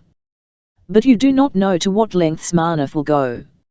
I am completely in his power. He is immoral for his own gratification, like most men, but he is excessively vindictive, like all weak and impotent natures. In the position to which you have reduced me, I am in his power. I am bound to be on terms with him for a few days, and he is quite capable of refusing to leave my room any more. Hulot started with horror. He would leave me alone on condition of being head clerk. It is abominable, but logical. Valerie, do you love me? In the state in which I am, my dear, the question is the meanest insult. Well, then, if I were to attempt, merely to attempt, to ask the prince for a place for Marneuf, I should be done for, and Marneuf would be turned out. I thought that you and the prince were such intimate friends. We are, and he has amply proved it, but, my child, there is authority above the marshals, for instance, the whole council of ministers. With time and a little tacking, we shall get there. But, to succeed, I must wait till the moment when some service is required of me. Then I can say one good turn deserves another. If I tell Marnef this tale, my Hector, he will play us some mean trick. You must tell him yourself that he has to wait. I will not undertake to do so. Oh! I know what my fate would be. He knows how to punish me. He will henceforth share my room. Do not forget to settle the 1,200 francs a year on the little one. Hulot, seeing his pleasures in danger, took Monsieur Marnef aside, and for the first time derogated from the haughty tone he had always assumed towards him, so greatly was he horrified by the thought of that half-dead creature in his pretty young wife's bedroom. "Marnef, my dear fellow," said he, "I have been talking of you today. But you cannot be promoted to the first class just yet. We must have time." "I will be, Monsieur le Baron," said Marnef shortly. "But, my dear fellow will be, Monsieur le Baron," Marnef coldly repeated, looking alternately at the Baron and at Valerie. "You have placed my wife in a position that necessitates her making up her differences with me, and I mean to keep her, for, my dear fellow, she is a charming creature," he added, with crushing irony. "I am master here, more than you are at the War Office." The Baron felt one of those pangs of fury which have the effect, in the heart, of a fit of raging toothache, and he could hardly conceal the tears in his eyes. During this little scene, Valerie had been explaining Marnef's imaginary determination to Mantes, and thus had rid herself of him for a time. Of her 4 adherents, Crevel alone was exempted from the rule. Crevel, the master of the little bijou apartment, and he displayed on his countenance an air of really insolent beatitude, notwithstanding the wordless reproofs administered by Valerie in frowns and meaning grimaces. His triumphant paternity beamed in every feature. When Valerie was whispering a word of correction in his ear, he snatched her hand, and put in, "Tomorrow, my Duchess, you shall have your own little house. The papers are to be signed tomorrow." "And the furniture," said she, with a smile. "I have 1,000 shares in the Versailles Rive Gauche Railway. I bought them at 25, and they will go up to 300 in consequence of the amalgamation of the 2 lines, which is a secret told to me. You shall have furniture fit for a queen. But then you will be mine alone henceforth." "Yes, burly mare," said this middle-class Madame de Merteuil. "But behave yourself, respect the future Madame Crevel. My dear cousin Lisbeth was saying to the Baron, I shall go to see Adeline early tomorrow, for, as you must see, I cannot, with any decency, remain here. I will go and keep house for your brother the Marshal." "I am going home this evening," said Hulot. "Very well, you will see me at breakfast tomorrow," said Lisbeth, smiling. She understood that her presence would be necessary at the family scene that would take place on the morrow. And the Valois, first thing in the morning she went to see Victorine and to tell him that Hortense and Wenceslas had parted. When the Baron went home at 10:30, Mariette and Louise, who had had a hard day, were locking up the apartment. Hulot had not to ring. Very much put out at this compulsory virtue, the husband went straight to his wife's room, and through the half-open door he saw her kneeling before her crucifix, absorbed in prayer, in one of those attitudes which make the fortune of the painter or the sculptor who is so happy to invent and then to express them. Adeline, carried away by her enthusiasm, was praying aloud, "O God, have mercy and enlighten him." The Baroness was praying for her Hector. At this sight, so unlike what he had just left, and on hearing this petition founded on the events of the day, the Baron heaved a sigh of deep emotion. Adeline looked round, her face drowned in tears. She was so convinced that her prayer had been heard, that, with one spring, she threw her arms round Hector with the impetuosity of happy affection. Adeline had given up all a wife's instincts, sorrow had effaced even the memory of them. No feelings survived in her but those of motherhood, of the family honor, and the pure attachment of a Christian wife for a husband who has gone astray, the saintly tenderness which survives all else in a woman's soul. "Hector," she said, "are you come back to us? Has God taken pity on our family?" "Dear Adeline," replied the Baron, coming in and seating his wife by his side on a couch, "you are the saintliest creature I ever knew. I have long known myself to be unworthy of you." "You would have very little to do, my dear," said she, holding Hulot's hand and trembling so violently that it was as though she had a palsy, "very little to set things in order." She dared not proceed. She felt that every word would be a reproof, and she did not wish to mar the happiness with which this meeting was inundating her soul. "It is Hortense who has brought me here," said Hulot. "That child may do us far more harm by her hasty proceeding than my absurd passion for Valerie has ever done. But we will discuss all this tomorrow morning. Hortense is asleep, Maria tells me. We will not disturb her." "Yes," said Madame Hulot, suddenly plunged into the depths of grief. She understood that the Baron's return was prompted not so much by the wish to see his family as by some ulterior interest. "Leave her in peace till tomorrow," said the mother. "The poor child is in a deplorable condition, she has been crying all day." At 9 the next morning, the Baron, awaiting his daughter, whom he had sent for, was pacing the large, deserted drawing-room, trying to find arguments by which to conquer the most difficult form of obstinacy there is to deal with, that of a young wife, offended and implacable, as blameless youth ever is, in its ignorance of the disgraceful compromises of the world, of its passions and interests. "Here I am, Papa," said Hortense in a tremulous voice, and looking pale from her miseries. Hulot, sitting down, took his daughter round the waist, and drew her down to sit on his knee. "Well, my child," said he, kissing her forehead, "so there are troubles at home, and you have been hasty and headstrong? That is not like a well-bred child. My Hortense ought not to have taken such a decisive step as that of leaving her house and deserting her husband on her own account, and without consulting her parents. If my darling girl had come to see her kind and admirable mother, she would not have given me this cruel pain I feel. You do not know the world, it is malignantly spiteful. People will perhaps say that your husband sent you back to your parents.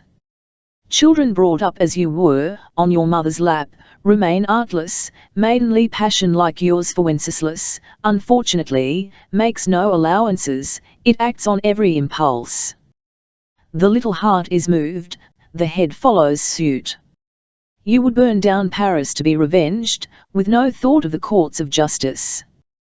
When your old father tells you that you have outraged the proprieties, you may take his word for it. I say nothing of the cruel pain you have given me. It is bitter, I assure you, for you to throw all the blame on a woman of whose heart you know nothing, and whose hostility may become disastrous. And you, alas, so full of guileless innocence and purity, can have no suspicions, but you may be vilified and slandered. Besides, my darling pet, you have taken a foolish jest too seriously. I can assure you, on my honor, that your husband is blameless." Madame Marneuf, so far the Baron, artistically diplomatic, had formulated his remonstrances very judiciously. He had, as may be observed, worked up to the mention of this name with superior skill, and yet Hortense, as she heard it, winced as if stung to the quick. "Listen to me, I have had great experience, and I have seen much," he went on, stopping his daughter's attempt to speak. "That lady is very cold to your husband. Yes, you have been made the victim of a practical joke, and I will prove it to you. Yesterday Wenceslas was dining with her, cried the young wife, starting to her feet, and looking at her father with horror in every feature. Yesterday. After having had my letter. Oh, great God! Why did I not take the veil rather than marry? But now my life is not my own. I have a child," and she sobbed. Her weeping went to Madame Hulot's heart. She came out of her room and ran to her daughter, taking her in her arms, and asking her those questions, stupid with grief, which first rose to her lips. Now we have tears, said the Baron to himself, and all was going so well. What is to be done with women who cry? My child, said the Baroness, listen to your father. He loves us all. Come, come, come, Hortense, my dear little girl, cry no more, you make yourself too ugly, said the Baron. Now, be a little reasonable. Go sensibly home, and I promise you that Wenceslas shall never set foot in that woman's house. I ask you to make the sacrifice, if it is a sacrifice to forgive the husband you love so small a fault. I ask you for the sake of my grey hairs, and of the love you owe your mother.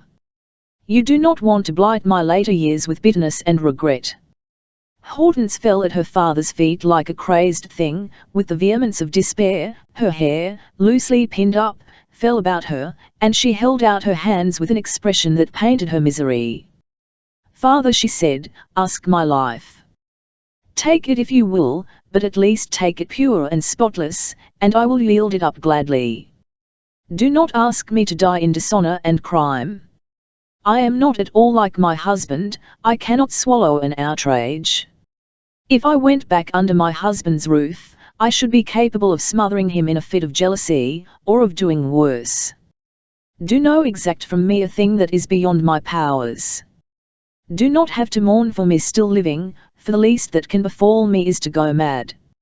I feel madness close upon me. Yesterday, he could dine with that woman, after having read my letter. Are other men made so? My life I give you, but do not let my death be ignominious, his fault, a small one. When he has a child by that woman. A child, cried Hulot, starting back a step or two. Come. This is really some fooling. At this juncture Victorine and Lisbeth arrived, and stood dumbfounded at the scene. The daughter was prostrate at her father's feet. The Baroness, speechless between her maternal feelings and her conjugal duty, showed a harassed face bathed in tears. Lisbeth, said the Baron, seizing his cousin by the hand and pointing to Hortense, you can help me here. My poor child's brain is turned, she believes that her Wenceslas is Madame Marneffe's lover, while all that Valerie wanted was to have a group by him. Delilah, cried the young wife. The only thing he has done since our marriage. The man would not work for me or for his son, and he has worked with frenzy for that good-for-nothing creature. Oh, father, kill me outright, for every word stabs like a knife. Lisbeth turned to the Baroness and Victorine, pointing with a pitying shrug to the Baron, who could not see her. Listen to me, said she to him. I had no idea, or when you asked me to go to lodge over Madame Marneffe and keep house for her, I had no idea of what she was, but many things may be learned in 3 years. That creature is a prostitute, and one whose depravity can only be compared with that of her infamous and horrible husband. You are the dupe, my Lord Potboiler, of those people. You will be led further by them than you dream of. I speak plainly, for you are at the bottom of a pit. The Baroness and her daughter, hearing Lisbeth speak in this style, cast adoring looks at her, such as the devout cast at a Madonna for having saved their life. That horrible woman was bent on destroying your son-in-law's home. To what end, I'll know not. My brain is not equal to seeing clearly into these dark intrigues, perverse, ignoble, infamous. Your Madame Marneffe does not love your son-in-law, but she will have him at her feet out of revenge. I have just spoken to the wretched woman as she deserves. She is a shameless courtesan. I have told her that I am leaving her house, that I would not have my honor smirched in that muck heap. I owe myself to my family before all else. I knew that Hortense had left her husband, so here I am. Your Valerie, whom you believe to be a saint, is the cause of this miserable separation. Can I remain with such a woman? Our little Hortense, said she, touching the Baron's arm, with peculiar meaning, is perhaps the dupe of a wish of such women as these, who, to possess a toy, would sacrifice a family. I do not think Wenceslas guilty, but I think him weak, and I cannot promise that he will not yield to her refinements of temptation. My mind is made up. The woman is fatal to you, she will bring you all to utter ruin. I will not even seem to be concerned in the decimation of my own family, after living there for 3 years solely to hinder it. You are cheated, Baron. Say very positively that you will have nothing to say to the promotion of that dreadful Marnoth, and you will see then. There is a fine rod in pickle for you in that case. Lisbeth lifted up Hortense and kissed her enthusiastically. My dear Hortense, stand firm, she whispered. The Baroness embraced Lisbeth with the vehemence of a woman who sees herself avenged. The whole family stood in perfect silence round the father, who had wit enough to know what that silence implied. A storm of swept across his brow and face with evident signs, the veins swelled, his eyes were bloodshot, his flesh showed patches of colour. Adeline fell on her knees before him and seized his hands. My dear, forgive, my dear. You loathe me, cried the Baron, the cry of his conscience. For we all know the secret of our own wrongdoing. We almost always ascribe to our victims the hateful feelings which must fill them with the hope of revenge, and in spite of every effort of hypocrisy, our tongue or our face makes confession under the rack of some unexpected anguish, as the criminal of old confessed under the hands of the torturer. Our children, he went on, to retract the avowal, turn at last to be our father. Victorine began. You dare to intimidate your father, said the Baron in a voice of thunder, glaring at his son. Father, listen to me, Victorine went on in a clear, firm voice, the voice of a puritanical deputy. I know the respect I owe you too well ever to fail in it, and you will always find me the most respectful and submissive of sons. Those who are in the habit of attending the sittings of the chamber will recognize the tactics of parliamentary warfare in these fine-drawn phrases, used to calm the factions while gaining time. We are far from being your enemies, his son went on. I have quarrelled with my father-in-law, Monsieur Crevel, for having rescued your notes of hand for 60,000 francs from Vaufinet, and that money is, beyond doubt, in Madame Marnoth's pocket. I am not finding fault with you, father, said he, in reply to an impatient gesture of the Baron's. I simply wish to add my protest to my cousin Lisbeth's, and to point out to you that though my devotion to you as a father is blind and unlimited, my dear father, our pecuniary resources, unfortunately, are very limited. Money, cried the excitable old man, dropping onto a chair, quite crushed by this argument. From my son? You shall be repaid your money, sir, said he, rising, and he went to the door. Hector! At this cry the Baron turned round, suddenly showing his wife a face bathed in tears. She threw her arms round him with the strength of despair. Do not leave us thus, do not go away in anger. I have not said a word, not I. At this heart-wrung speech the children fell at their father's feet. We all love you, said Hortense. Lisbeth, as rigid as a statue, watched the group with a superior smile on her lips. Just then Marshal Hulot's voice was heard in the anteroom. The family all felt the importance of secrecy, and the scene suddenly changed. The young people rose, and everyone tried to hide all traces of emotion. A discussion was going on at the door between Mariette and a soldier, who was so persistent that the cook came in. Monsieur, a regimental quartermaster, who says he is just come from Algiers, insists on seeing you. Tell him to wait. Monsieur, said Mariette to her master in an undertone, he told me to tell you privately that it has to do with your uncle there. The Baron started. He believed that the Hinds had been sent at last, which he had been asking for these 2 months, to pay up his bills. He left the family party, and hurried out to the anteroom. You are Monsieur de Perron Hulot? Yes. Your own self. My own self. The man, who had been fumbling meanwhile in the lining of his cap, drew out a letter, of which the Baron hastily broke the seal, and read as follows: Dear nephew, far from being able to send you 100,000 francs ask CF me, my present position is not tenable unless you can take some decisive steps to save me. We are saddled with a public prosecutor who talks goody, and rhodomontades nonsense about the management. is impossible to get the to hold his tongue. If the war minister allows civilians to feed out of his hand, I am done for. I can trust Che Bearer, try to get him promoted, he has done us good service. Do not abandon me to the crows.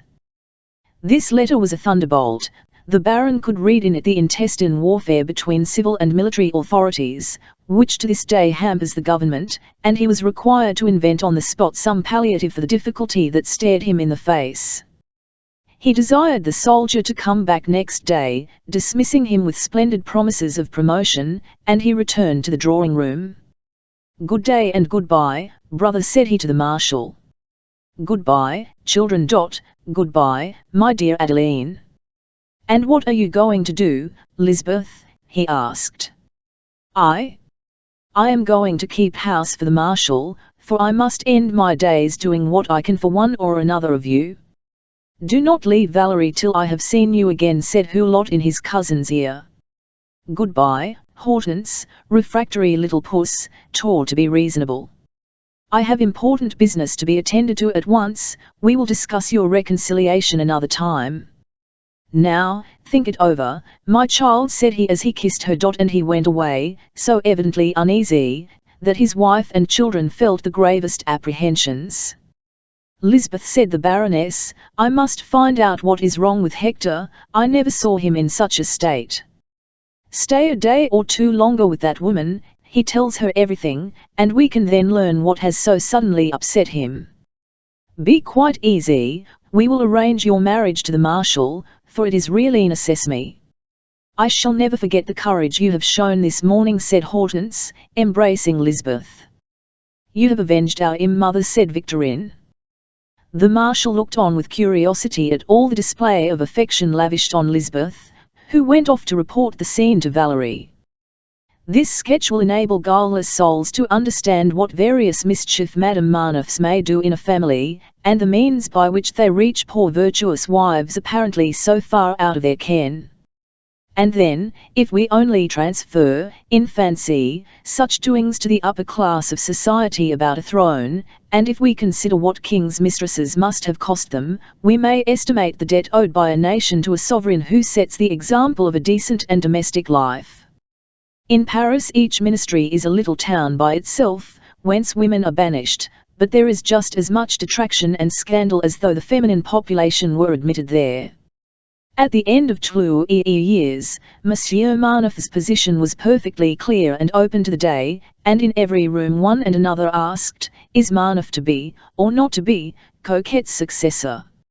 Exactly as the question might have been put to the Chamber, "Will the estimates pass or not pass?" The smallest initiative on the part of the Board of Management was commented on, everything in Baron Hulot's department was carefully noted. The astute State Councillor had enlisted on his side the victim of Marneffes' promotion, a hard-working clerk, telling him that if he could fill Marneffes' place, he would certainly succeed to it. He had told him that the man was dying. So this clerk was scheming for Marneffes' advancement. When Hulot went through his anteroom, full of visitors, he saw Marneffes' colourless face in a corner, and sent for him before anyone else. "What do you want of me, my dear fellow?" said the Baron, disguising his anxiety. "Monsieur le Directeur, I am the laughing-stock of the office, for it has become known that the chief of the clerks has left this morning for a holiday, on the ground of his health. He is to be away a month. Now, we all know what waiting for a month means. You deliver me over to the mockery of my enemies, and it is bad enough to be drummed upon one side, drumming on both at once, monsieur, is apt to burst the charm. My dear Marneffe, it takes long patience to gain an end. You cannot be made head clerk in less than 2 months, if ever. Just when I must, as far as possible, secure my own position, is not the time to be applying for your promotion, which would raise a scandal. If you are broke, I shall never get it," said Marneffe coolly. "And if you get me the place, it will make no difference in the end." "Then I am to sacrifice myself for you," said the Baron. "If you do not, I shall be much mistaken in you. You are too exclusively Marneffe, Monsieur Marneuf, said Hulot, rising and showing the clerk the door. I have the honor to wish you good morning, Monsieur le Baron, said Marneuf humbly. What an infamous rascal, thought the Baron. This is uncommonly like a summons to pay within 24 hours on pain of distraint.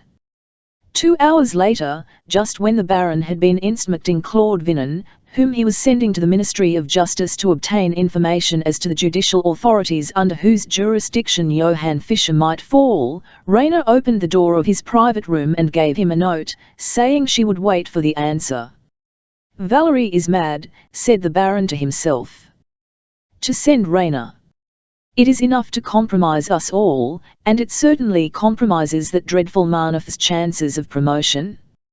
But he dismissed the minister's private secretary, and read as follows: Oh, my dear Fried, what a scene I have had to endure. How you have made me happy for 3 years, have paid dearly for it. He came in from the office in a rage that made me quake. I knew he was ugly, I have seen him a rumster. His 4 real teeth chattered, he threatened me with his odious presence without respite if should continue to receive my poor, dear boy. Our door is closed against you henceforth. You see my tears, they are dropping on chai paper and soaking it, can read what I write, dear Hector. Oh, to think of never seeing you, of giving you up when I bear in me some of life, as I flatter myself have your heart, it is enough to kill me. Think of our little Hector. Do not forsake me, do not disgrace yourself for Marneuf's sake, do not yield to his threats. I love you as I have never loved. I remember all the sacrifices you have made for your Valerie, she is not, and never be, ungrateful, you are, will ever be, my only husband. I think no more of the 1,200 francs a year asked you to settle on the dear little Hector who is to come some RMNCHS hence, I will not cost you anything more. And besides, my Rosny will always be yours. Oh, if you only loved me as I love you, my Hector, you would retire on your pension, we should both take leave of our family, our worries, or surroundings, so full of hatred, and we should go to live with Lisbeth ± some pretty country place, in Brittany, or wherever you like. There we should see nobody, and we should be happy away from Che W211D. Your pension and the little property I can call my be enough for us. You say you are jealous, well, would then have your Valerie entirely devoted to her Hector, and you WULD never have to cork ± in a loud voice, as did the other day. I shall have but one, may be sure, my dearly loved old veteran. You cannot conceive of my fury, you cannot know how he treated me, and foul words he vomited on your Valerie. Such words WULD disgrace my paper, a woman such as I am, Montcorn's daughter, ought never to have heard one of them in her 1 ± FE. Only wish you had been there, that I might have punished him with the sight of the mad passion I felt for you. My father would have killed wretch, I can only as do, LCVEU devotedly. Indeed, my love, in the state of exasperation ± in which I am, I cannot possibly give up seeing you must positively see you, in secret, every day. That is what we are, we women. Your resentment is mine. If you love me, I implore you, do not let him be promoted, leave him to die a second-class clerk. At this Rusment have lost my head, I still abusing me. Betty, who had meant to leave me, will stay for a few days. Seem to hear him has pity on me, and my dear kind love, I do not knc, yet what is to be done. I see nothing for light. I always delight in country, Brittany, Languedoc, what you will, so long as I am free to love poor dear, how I pity you. Forced now to go back to your old you. Adeline, to chat lachrymal urn, for, as he doubt cold you, monster means to watch me night and day, he spoke of a detective. Do not come here, he is capable of anything I know, since he could make use of me for I could return all generosity. My kind Hector, be fickle, but you, she loves you basest purposes of speculation. I only wish the things I have received may have flirted, and have not know your Valerie, she better than any one in Chatham seemed to like to tease world. He cannot prevent your coming to see your cousin, I arrange with her that we have speech with each other. My dear Aoi, write me just in, pray, comfort me in the absence of your dear self. Oh, would give one of my hands to have you by me on our sofa. A letter will work like a charm, write me something full of your noble soul, I will return your note to you, for I must be cautious, I should not know where to hide ±C, he pokes his nose in everywhere. In short, comfort your Valerie, your little wife, Che mother of child. Lo, think of my having to write to you, when I used to see you every day. As I say to Lisbeth, did not knc, how happy I was. 1,000 kisses, dear boy. Be true to your Valerie. And tears, said Hulot to himself as he finished this letter, tears which have blotted out her name. How is she, said he to Raina. Madam is in bed, she has dreadful spasms, replied Raina. She had a fit of hysterics that twisted her like a withy round a faggot. It came on after writing. It comes of coring so much. She heard Monsieur's voice on the stairs. The Baron in his distress wrote the following note on office parlour with a printed heading, Be quite easy, my angel, he will die a second-class clerk. Idea is admirable, we will go and live far from Paris, where we shall be happy with our little Hector, I will retire CN my pension, and I shall be sure to find some appointment on a railway. Ah, my sweet F attend, I feel so much hunger for your letter. I shall begin life again and make a fortune, you will see, for our dear little one. As I read your letter, 1,000 Kims more ardent Chan Chos of Che Nouvelle Hellos, it worked a miracle. I had not believed it possible Chat could love you Rosro. This evening, at Lisbeth's you will see your Hector, for life. Raina carried off this reply, the first letter the Baron had written to his sweet friend. Such emotions to some extent counterbalanced the disasters growling in the distance, but the Baron, at this moment believing he could certainly avert the blows aimed at his uncle, Johann Fischer, thought only of the deficit. One of the characteristics of the Bonapartist temperament is a firm belief in the power of the sword, and confidence in the superiority of the military.